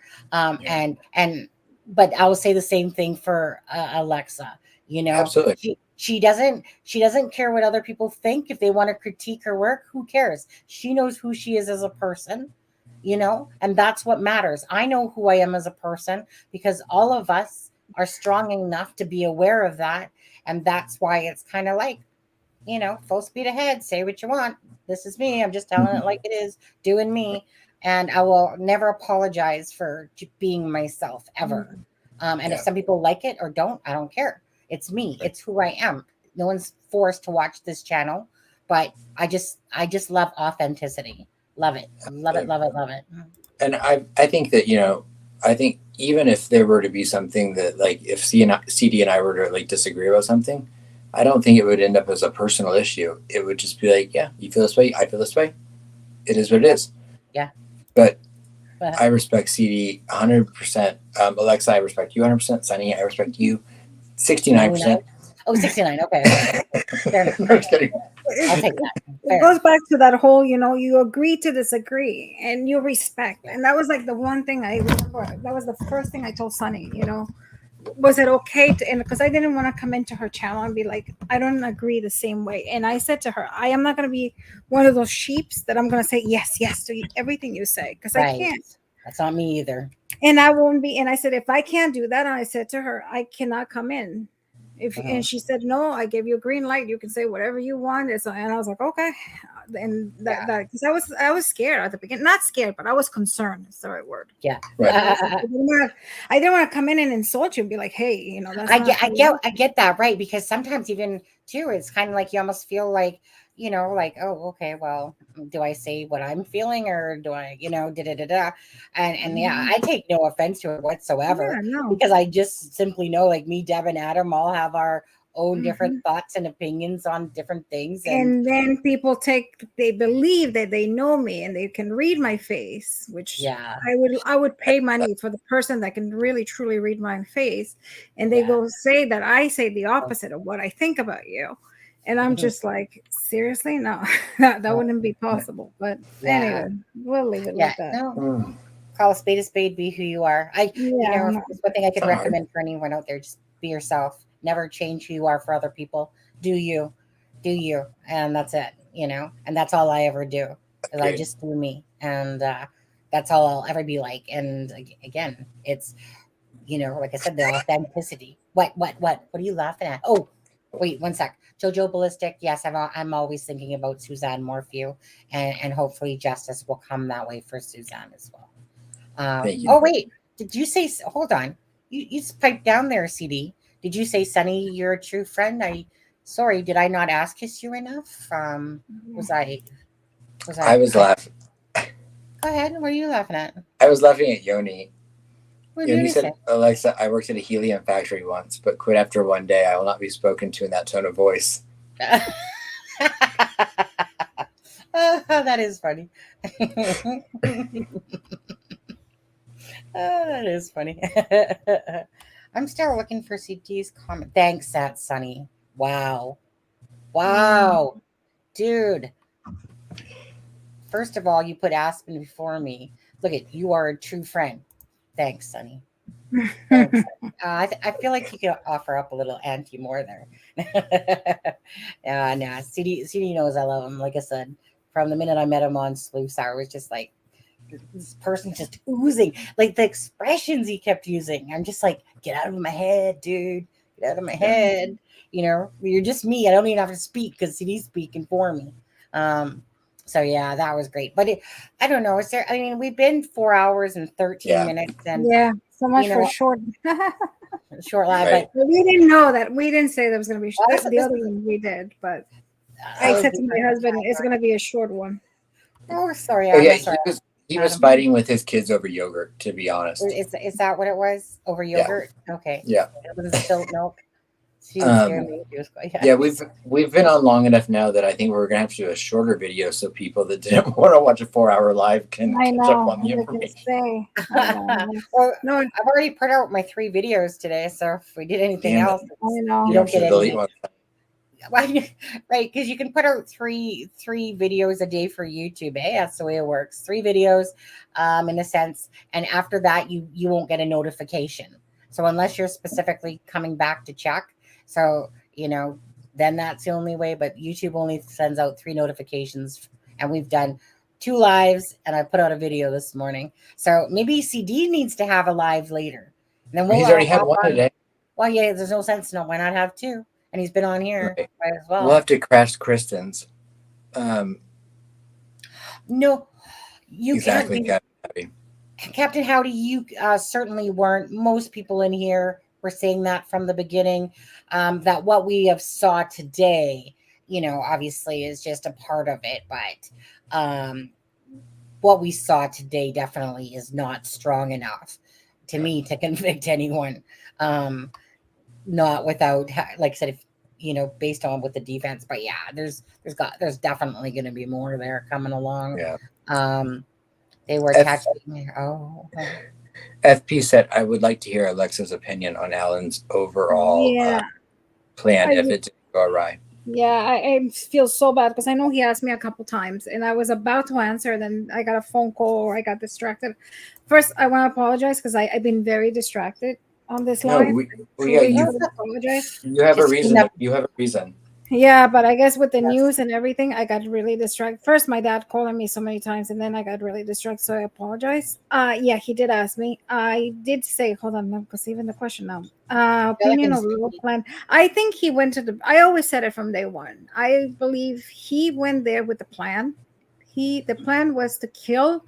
I think he targeted one of the girls, and his plan was to target one of the girls. I think he probably knew that he had 2, I don't think it threw her, knowing or finding out, it didn't throw him that much because I think he expected somebody else might be there. So I don't think but I think he succeeded. I think he succeeded with his plan. I think his plan was to go to the bridge, kill the particular girl, and he got away with it. So on quotes. So I think that's my overall plan. I think that's what he was asking. Well, I'm still. I do want to ask a question, and I want to go back to that again. This person's 50 feet away from him. He says he's fish watching, looking at his fish, looking at fish. Yeah, looking at fish on his little talker thing. And looking at stocks. Yeah, looking at stocks, sure, right? Which Kelly said, probably looking at his the Yubo app or whatever. He's I mean, remember the BG has a headset on, people. There's no mistake in this headset on top. I've showed you literally the ear set with the microphone. Like I've literally clearly showed you guys that. So strange this all. So my question is people see you and you still carry out murders. What's up with that? Explain to me how that would make sense at all. Like, was he asking to get away from his wife or something? Like, was he like, you know what? I'd rather be in prison than with my wife or something. You go back to the personality. The personality, you have to understand, and this is what I guess most of you have trouble understanding because you don't see it. And I think CD will back me up on this, is that you guys don't think, thank God, you guys don't think like these people do. These people don't think like we do. Right. To them is, okay, somebody sees me, I can, they don't care because they're there for that purpose. And they're psychopaths don't have, I told you that their brain is wired differently than we are. That little part of the brain, amygdala, their amygdala doesn't have that ding, ding, ding.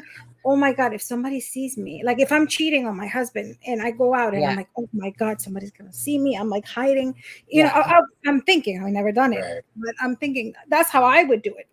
But somebody like this, they're like, no, we don't care. I go and, I don't care who sees me. Look at how bold he is. He goes that's what I'm saying. Because of his brain.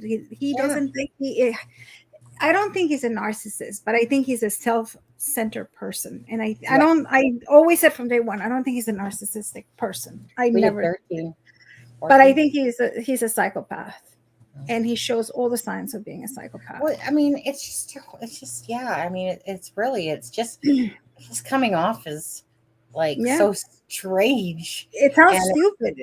For the average person, it goes like, how stupid you have to be, but it's not stupid. To him, it's actually his whole maybe he thought he was being very smart. He did very smart moves.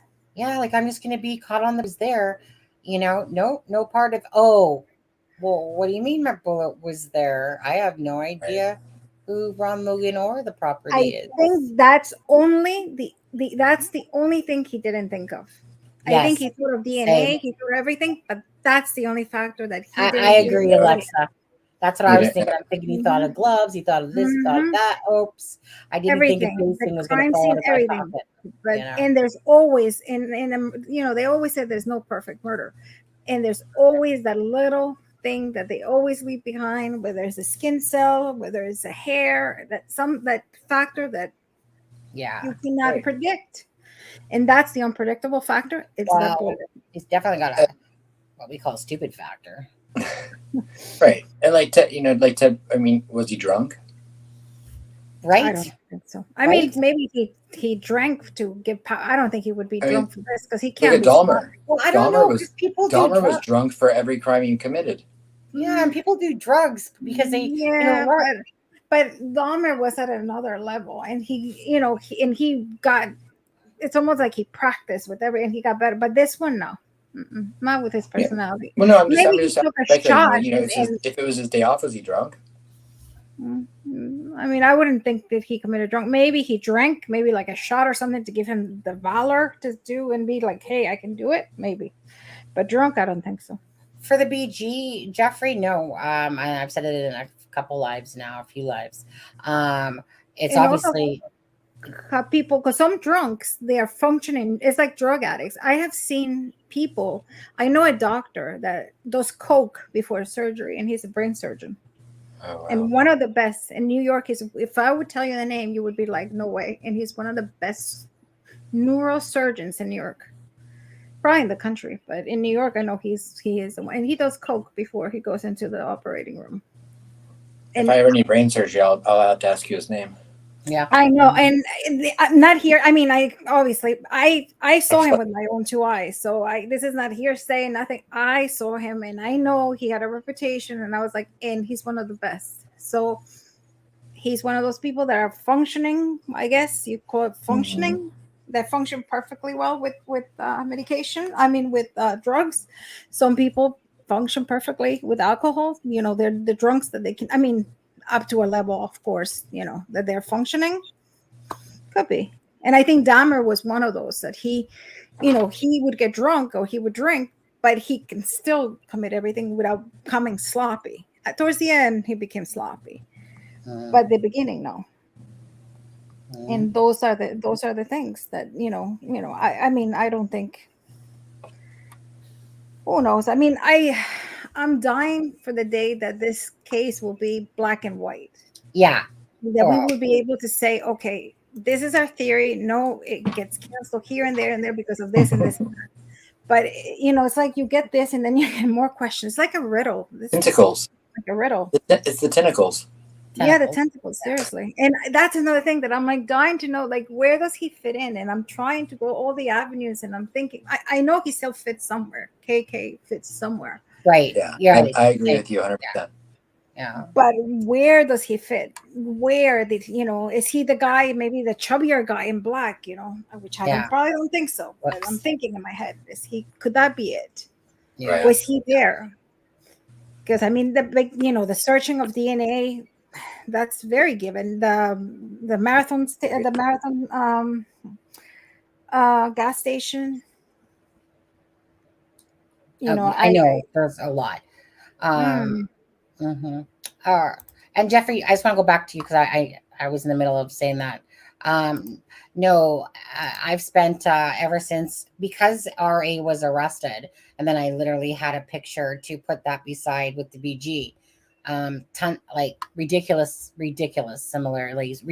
It's not even that ridiculous markings, to be honest here. I'm not even kidding. But anyways, no, I 95%, I'll say for this one, because of the nose. And the nose, once you actually seen RA's nose, and then I always thought that there was something about the nose that never really made sense, but it was because it was doubled up. But anyways, no, gonna have to I think let Katie off the hook on this one. That although the whole thing just was so in a box perfect between Garrett Kurt's get best friend, whatever, I'm gonna have to say that RA is the bridge guy. That RA, because of that nose, and the nose droops down now that you have someone to compare it to, although they look very similar, especially the younger picture. No, I'm gonna have to go with RA after looking when I see the nose. And I've looked at it very intently, and I've talked about it a little bit, but every day, every night I get off of looking, if I've done a live or anything like that, I spend my time looking at the eyes, at everything again. And it's ridiculous, the similarities, but obviously it's not, Kitty was not the guy. RA, like I said, you got a picture to it now, and you can see RA's nose down here. So it is what it is. I was wrong, fully admit it.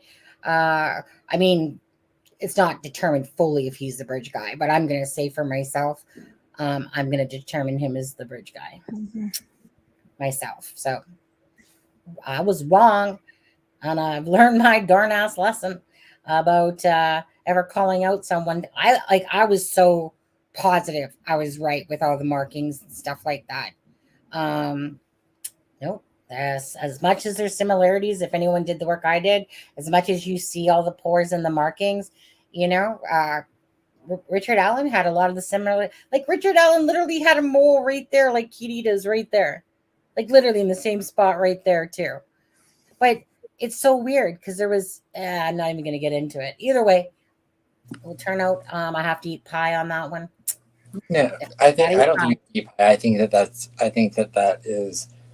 that's exactly what you always said you would do if you turned out to be wrong. So, you know what? It's not about being right or wrong. It's about justice for Libby and Abby. And I commend you for, I mean, I won't take away any of the long hours and work and that. And I spent, because everything I showed did make sense, but meaning a learning life lesson is, I'm not going to sit there and try to blame someone for being on the bridge that obviously wasn't on the bridge, and impacting him, like KD or all the other people that were impacted, the Pat Brown, everyone, all these people that were impacted. Let me put it this way: I'm not in control of what other people do and say on their channels, but again, if this was like the only case that I've really dived into this deep was this case. I really did a ton of homework for it. Like I said, I thought I was smack on. I was wrong. As much as I know there's so much resemblance, and those two look very similar. Like, who would think that someone would have a freaking mole there as well? Like, same as the KD. Like, who would think? But then I sit there when the picture is in small version, and I can see precisely what to me is RA's nose. So, I mean, I'll call it eating pie because that's really what it is. That will teach me forever saying 100% again. Yeah, I was 100% wrong. Is going to be what it turns out to be. But I'm going to be curious, with crime scene, whoever else plays into this. This just is so weird to me. I will be curious what comes out myself, because if you have Garrett Kurtz, like I said, you guys have heard me say this many times now. If you have Garrett Kurtz talking about the murders, and you got Chris Mathis, and you got Nick Edwards saying, hey, Sheena Palladino saying that CJ Palladino was there, during the murders and stuff like that. Kitty's holding a pig up on the same date. There's a pig mask that's going to be known at the crime scene at some point. It's ridiculous. And it could just develop in nothing, or there still might be something to it. Cryptic note, Katie is the bomb, Jason Palladino, blah, blah, blah, blah, blah. It was, that's why, for anyone that's spent time, it's like, whoa, so where did any of that even play into this whatsoever? So we'll see. Because I believe that there's definitely more to it, but I mean, we've all been thrown for a loop with this whole Richard Allen thing, and I'm sure there's some more, other things that will come along that will be like, right. And they still all might be involved with the whole CSAM aspect and part of this plan and whatever. Who knows? Again, there's probably somebody else, a person in black, perhaps, that was there as well. I don't see this as clear cut as one person created this whole entire crime scene. It was over, and he has headphones on. Okay, people. The guy has headphones on with a microphone. He literally has like some sort of voice changer or some sort of microphone thing in front of his mouth. I know that. That I do know. Whatever that gadget is, camera thing, that thing that comes up behind his back, that's there. I see that stuff. But that's different than looking at a little baby mole or something. There's things that I just showed you. So I'll be the thing, like the mask or whatever underneath of his neck, crime scene. Like it just, I would love to have seen something pointing towards what was at the crime scene, but that's just going to have to wait for some months down the road at some point. Or the search warrant. I was dying to see a little bit of the search warrant. The warrant. And who knows, maybe we will at some point, maybe we won't. Either or, I mean, it's a very fascinating case in a lot of ways when you think of the whole thing, about the crime scene and one Richard Allen and stuff like that. But so disgusting that we have to like sit here and be voices for the voiceless of all these people that are murdered all at the hands of these pieces of craps that run around the world, murdering people. I wonder, to be honest, what Kathy Ellen is thinking about seeing this affidavit and where her thoughts would be. Does she, if she reads it, is she gonna still go, nope, I gotta, what? No, there's no proof there, who knows? It's impacted so many people, so many lives for a long time. It's just sad. It's sad. Yeah, it's just very sad. And thank you guys. Thank you for all your, right. I mean, it is what it is. If people I know there's a lot of people that were following the path and saw it, and we don't know what exactly all the path is and stuff like that.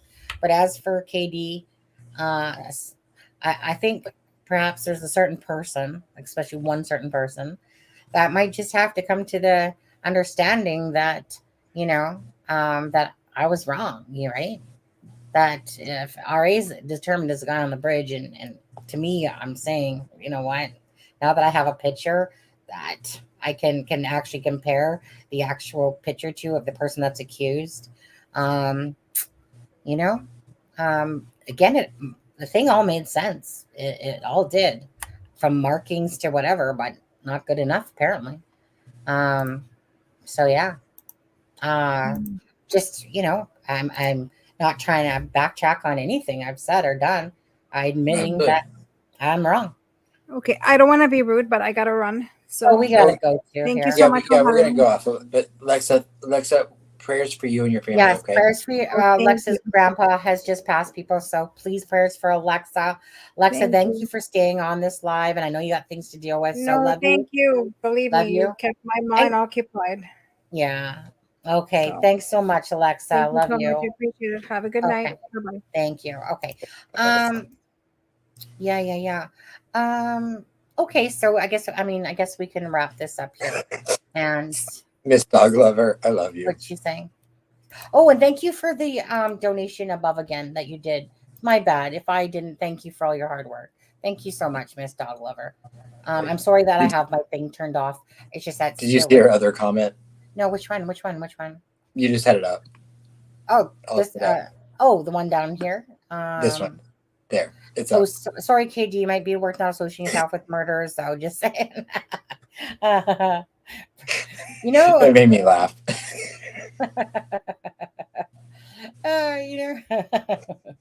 I think back to when he put a post on the video, and he's like, "Well, I'm pretty sure I didn't kill those." Or no, he said, I didn't have nothing to do with those two girls, and I'm pretty sure Garrett Kurtz didn't either, or something like that. And his dad left a message going, something like, "Well, if he's the BG, something like, then you might as well call me the BG." Right. And I'm like, thinking his dad, well, your dad does look like a pig and he does have a fake leg, and like he does have I mean, if anyone would have been the perfect for that nose and the leg thing, it would have probably been his dad, because his dad does have a false partial leg there with the thing. So I was like, okay, now you would totally fit into the whole limp thing.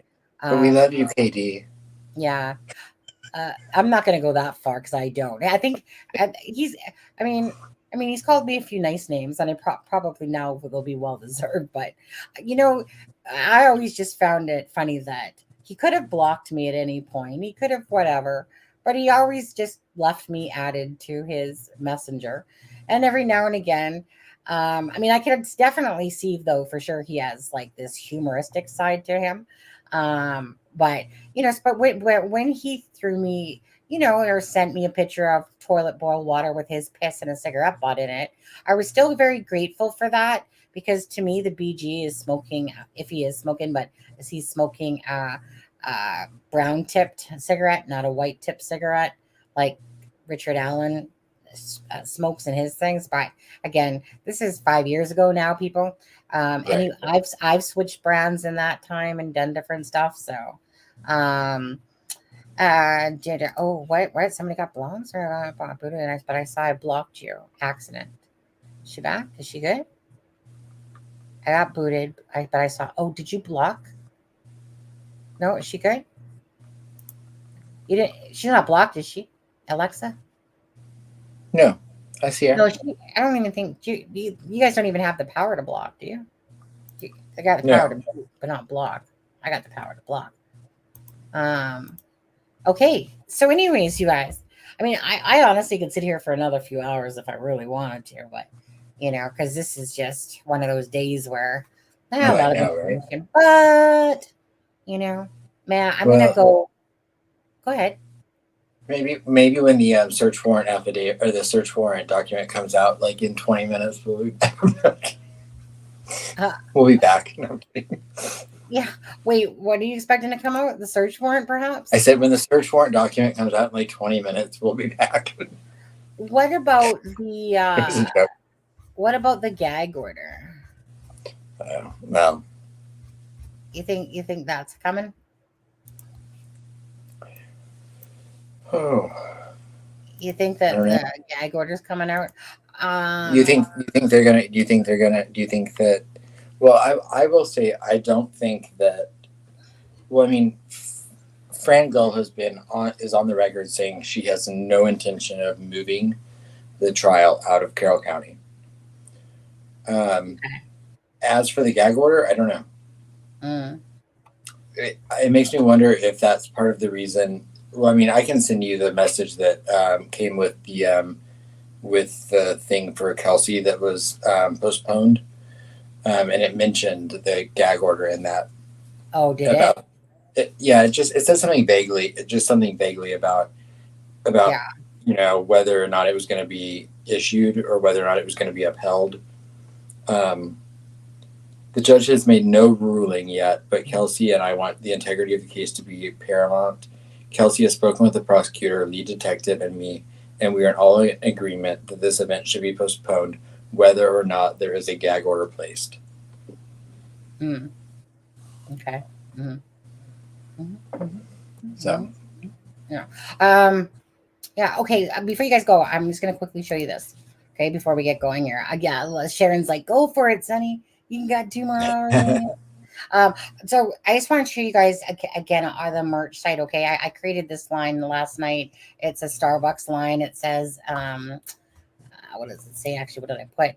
It said, makes me a little bit nicer. I remember seeing that on one of the cups or whatever, and I thought there was a good little saying on there. Anyways, so you guys want to check out that merch line, and don't forget. You guys, December 22nd. No, sorry, December 2nd.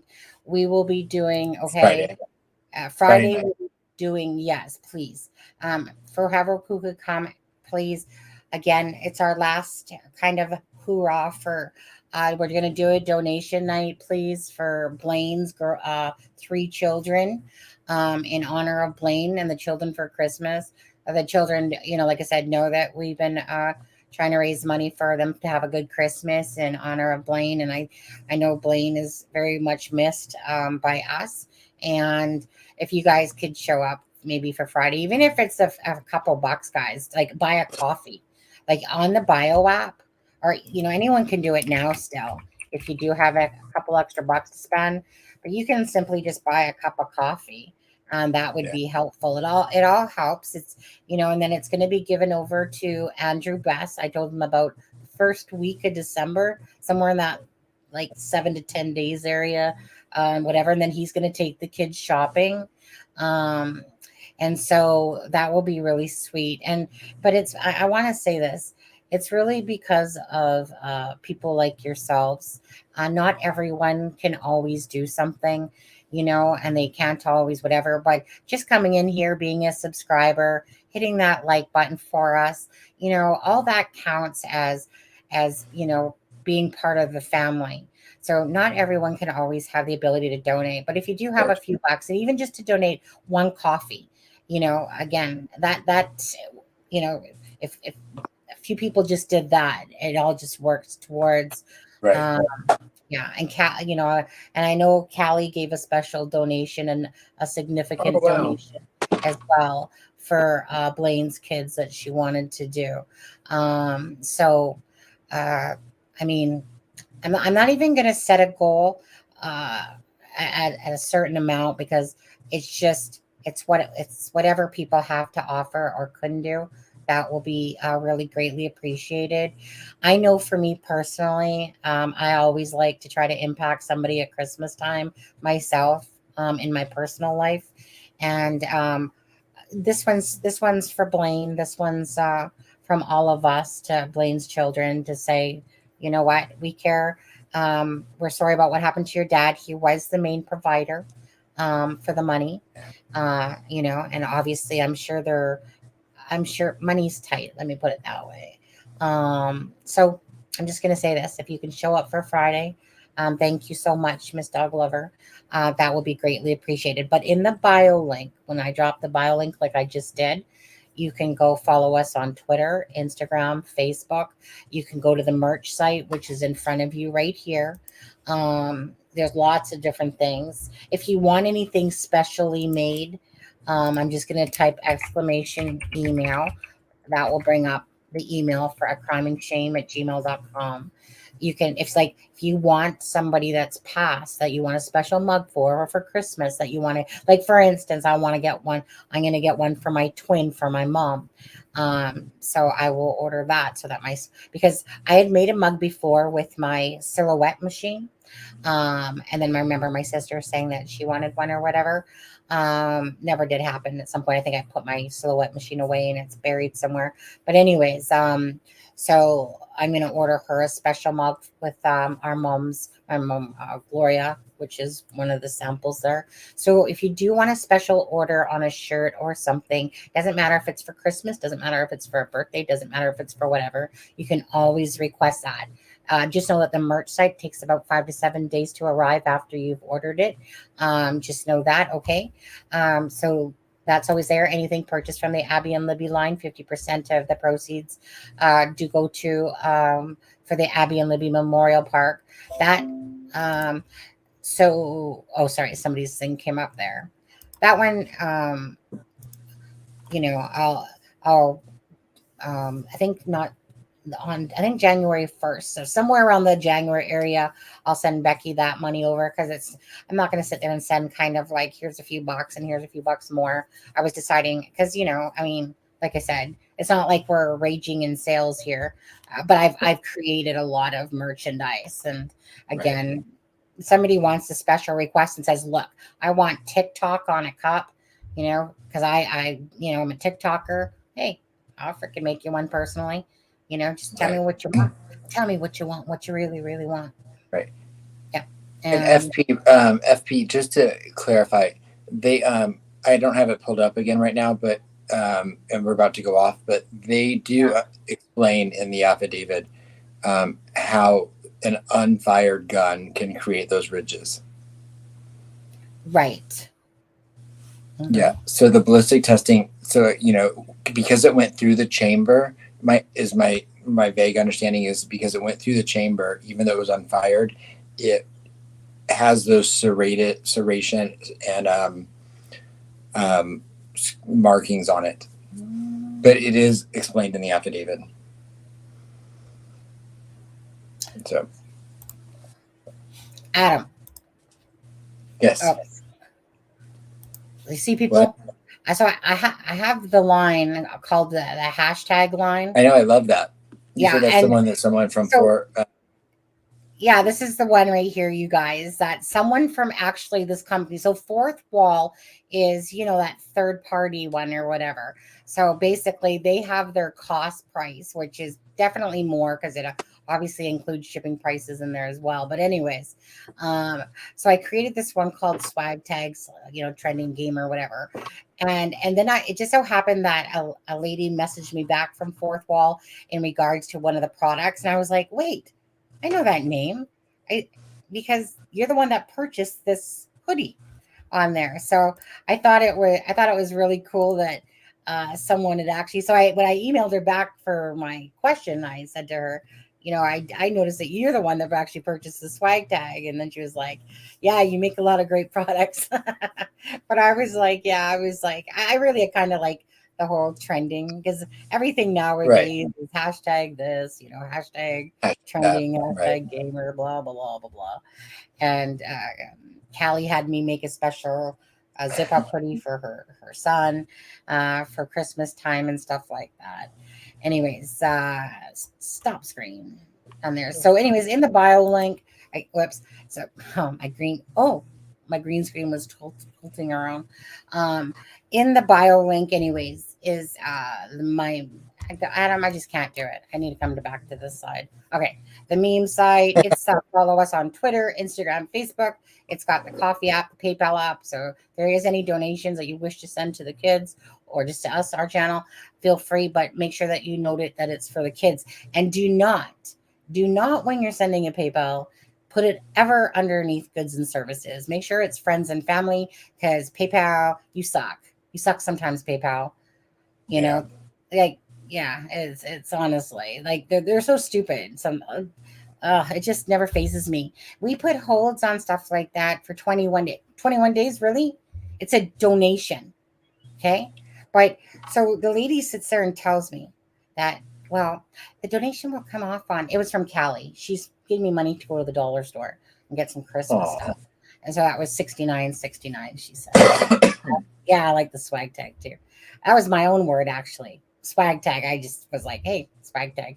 There's no amount. I don't even know if it's around. I just thought of it myself. But anyway, so Callie sends me this to go to the dollar store or whatever. And then it says it's on hold. They actually put the wrong one on hold. It was supposed to be the children's money that was supposed to go on hold, supposedly, because it says hold on it. And Callie's, for me, says completed. And then the lady over at PayPal is like, no, whenever it says goods and services, it means the person has to click received and blah, blah, blah. Lady, okay? So if you're telling me that this other donation went through that was cleared, and this one that says goods and services, which is the same thing that you're just telling me, gets put on hold, you guys are a bunch of morons over there. But that's the thing, it's like, that's the thing. Okay, but Miss Dog Lover, I only take donations of $1 million or more. Okay, and you can break that down how many PayPal, but don't do it as goods and services. You sure it says I think PayPal may put a hold on that. Yeah. Oh yeah, they could put a hold on it. Better keep it underneath $1 million. Because the amount. You better make it 999,999. Yeah, pennies. Yeah. Pennies. But yeah. So I hate stupidity like that. So here, let me just show you an attachment of this one that went through after the fact of the same thing you're telling me is why it's being held. Oh yeah, no, I'm sure 500K is fine. Callie's gonna buy. She said she's gonna buy me and her an island, but she didn't win that 100, 200, 100 billion. Right. And Miss Dogler Lover, if that's sterling, it's still fine. Yeah. Because I know you're in the UK, so if you're going to send over quid or sterling, I'm sure it's fine. 500K is fine. It will do. It will do. It will suffice. It will get us by to Christmas for the kids. Yeah. Anyways, no. So go ahead. Again, follow us. I still need to add a few links. I'll probably add those few links tonight. One of those links will be Adam's YouTube channel. If anyone hasn't gone over to Adam's YouTube channel, ask Connor, please go sub to his. I know I lost 5 subscribers. I was like, you asshole. Really? Don't worry. Ours go up and down like a yo-yo as well. I was like, I haven't even done anything. I know, but some of them just use us. They just use us and then lose us right after they do their. You know what always makes me laugh is when a subscriber drops right before the live, and I'm thinking, sucker, you know. But anyway, hold on a second. Spin Connor. Where's your name? I gotta deal. There he is. Okay. And okay. So I'm gonna give you guys this link. And then you know what? And then I'm gonna put another link in here before I forget. Okay, guys. I don't mean to fill you up with stuff at the end, but whatever. Check Messenger, Aspen Connor. I did. Thank you. Thank you, Culture. 1 second again as well. I had too many things open here. It's just occurring to me that I haven't had lunch yet. I was like, why am I so hungry? I was like, because it's 7 p.m. and I haven't had lunch. Is it that time? Okay. I'm just gonna actually show the screen again, just for a second. Okay. So a lot of people in here, no offense, no offense to Adam or Alexa or anybody else, or a lot of people were asking, say, you know, like, a lot of people like to ask Lewis questions. Lewis does have a lot of knowledge in a lot of different aspects of things. Doesn't mean we're always right, but anyways. So I was always going to create, I always loved Dear Abby, right? It was one of those places that people could just write in, and Dear Abby would answer back type of thing to them. Didn't matter if it was, how do you fix a toilet bowl? How do you, like, say if someone wanted to ask me like, hey, what program should I use for being a YouTube creator, or what can I do? Stuff like, it's whatever. Anyways, it's called Welcome to Just Ask Lewis and Sunny. Okay. So we're not going to go live yet. We're going to build up the subscribers first. I got a lot going on as it is already. So I'm going to, if you guys don't mind, this is it right here. That's the one that we did that live that night. I was going to say, I don't see anything there, Sunny. Hey, no, you don't see.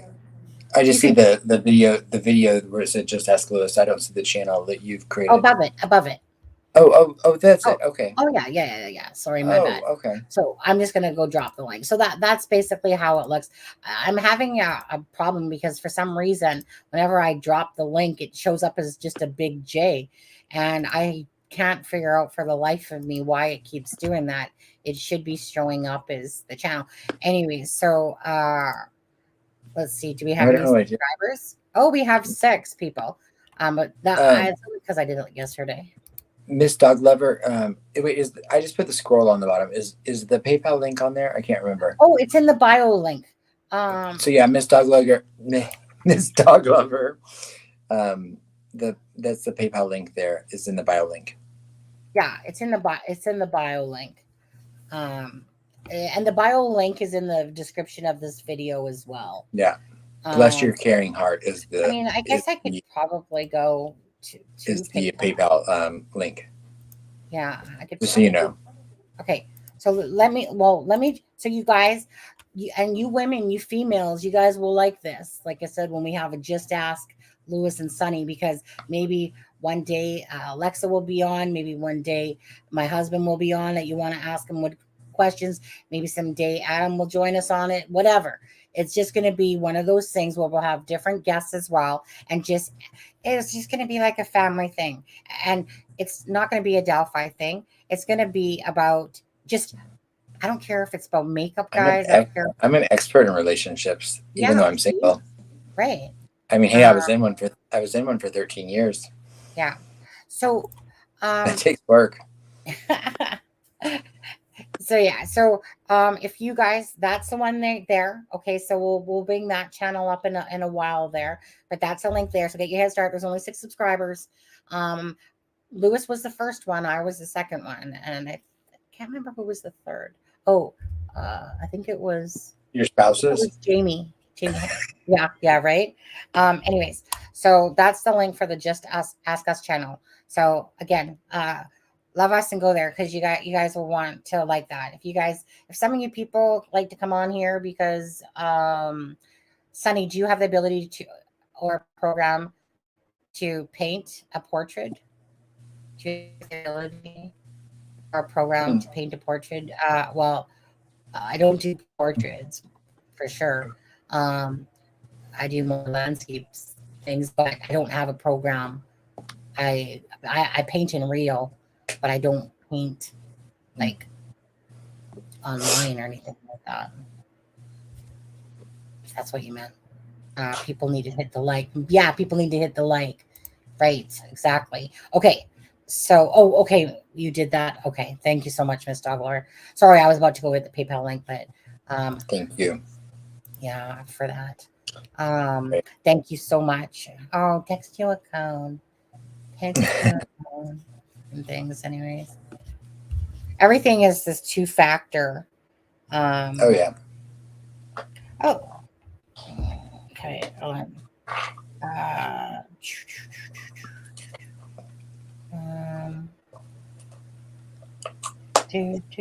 Just that. Okay. 6. I picked a good day to be off. I have to say, I'm never off on Tuesdays. So for me to be off today, I picked a good Tuesday to be off.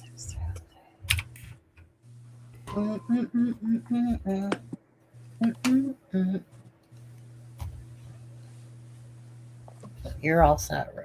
Oh, thank you, PayPal for I told them, I said, can I please downgrade, because your business page is driving me batshit crazy. And so now I see, because I hadn't looked at it since, but they put me back to my regular PayPal, because I said, you know what, you guys are giving me a headache with this whole stuff.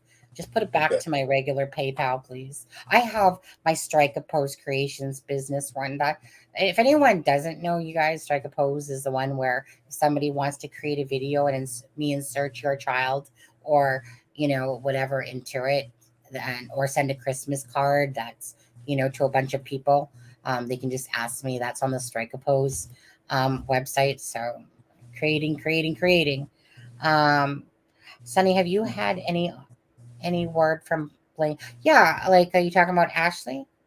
I mean, Ashley, I see her updates on the thing, and yeah, she's she's on 2 months of recovery right now, that she just celebrated, and but I haven't talked in-depthly to her. Besides, I see some of her posts as well on there. So just besides reaching out to her and that, I mostly just take a look whenever I see one of the updates come on, how she's doing, type of idea for that. And I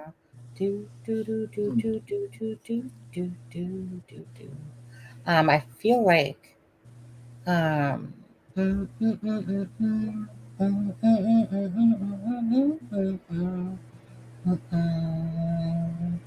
today the 29th. Okay. On there. Well, now Okay, thank you, Miss Doglover, received. Just to ask you, just to be clear, I don't know that it said actually. Let me just take a look here. I'm so weird, because before I was used to putting that but just to be clear, because it doesn't say on it, was that for the children?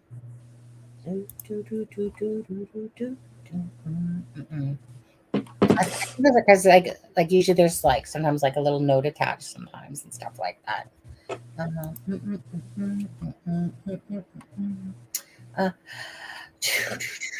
Okay. Anyways, thank you guys all for joining us. Like it's look at that, Adam, 5-hour mark right then and there. Wow. There 5 we go. hours. Absolutely. Yeah. Wow. So I know, so I know at the end here we threw a lot of different links at you and stuff like that. Again, just ask you guys, please hit subscribe to that. Again, that will be great when that one comes out. And it will probably be like once a week, maybe twice a week, but probably once a week to start, that we'd go and do a live. Just one of those things, and people can still, I did throw up, I have to put the web page in for that as well, because I did make a web page, Facebook page for that as well. Oh my God. You know what, you guys, I'm so sorry, but I freaking hate technology. I hate all this Twittery stuff, and Twitter I can handle now, but all this Facebook stuff and Facebook, I have that meme page and I can get stars and I can monetize whatever, and I have no clue, people. I am so over all these, I'm old, I'm tired, I don't got time to keep learning all this stuff. OBS, right? Okay, thank you. Okay, Miss Dog Lover, just wanted to make sure, because I thought it was going into my special drinking fund. But okay, thank you. Yeah, my Christmas drinking fund. Our drinking fund. Our drinking fund. Captain Morgan. No, just kidding. Thank you for that, Captain Morgan. I mean, the kids. Miss Dog Lover. No. Anyways, you guys. Okay, I just went blurry. The thing just went blurry. Did the comment not? Oh, I didn't see the comment, but I literally just switched back to my old Facebook. Or it's so weird when you're so busy, when you're so used to looking at the business PayPal. This one looks so weird now again. No, I don't see where it has a note to it. I'm not seeing it. I could just be because I'm tired right now, but I'm not seeing it. It's not hitting me in front of the face. No, I don't see no note to it. Not at least at this moment. I'm still blurry.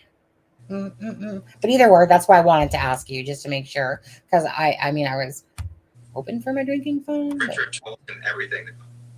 Why am I so blurry still? Sorry. One sec. I'll turn off my camera for a sec. Okay, just so we're about to get off here, guys. So again, check out the merch site. Follow us on Twitter, Instagram, Facebook, blah blah blah blah blah blah blah blah blah blah blah. If you have any special requests, you can email me to email at Crime and Shame if you have any special requests for merch.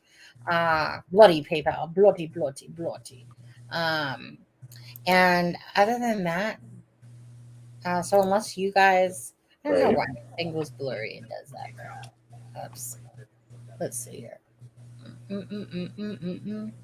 Sometimes it just does that if I move too fast, and then it takes me off of the. I don't know. So okay, let's just call. You know what? Let's just say good night. Yeah. Okay, guys. I know there are a lot of vibes going on right now, so thank you, everyone. Yeah. Take care, guys. I'm out of here too. You guys take care. Thank you for the donations today. Thank you for staying with us, and thank you for the likes, and thank you for being part of our community.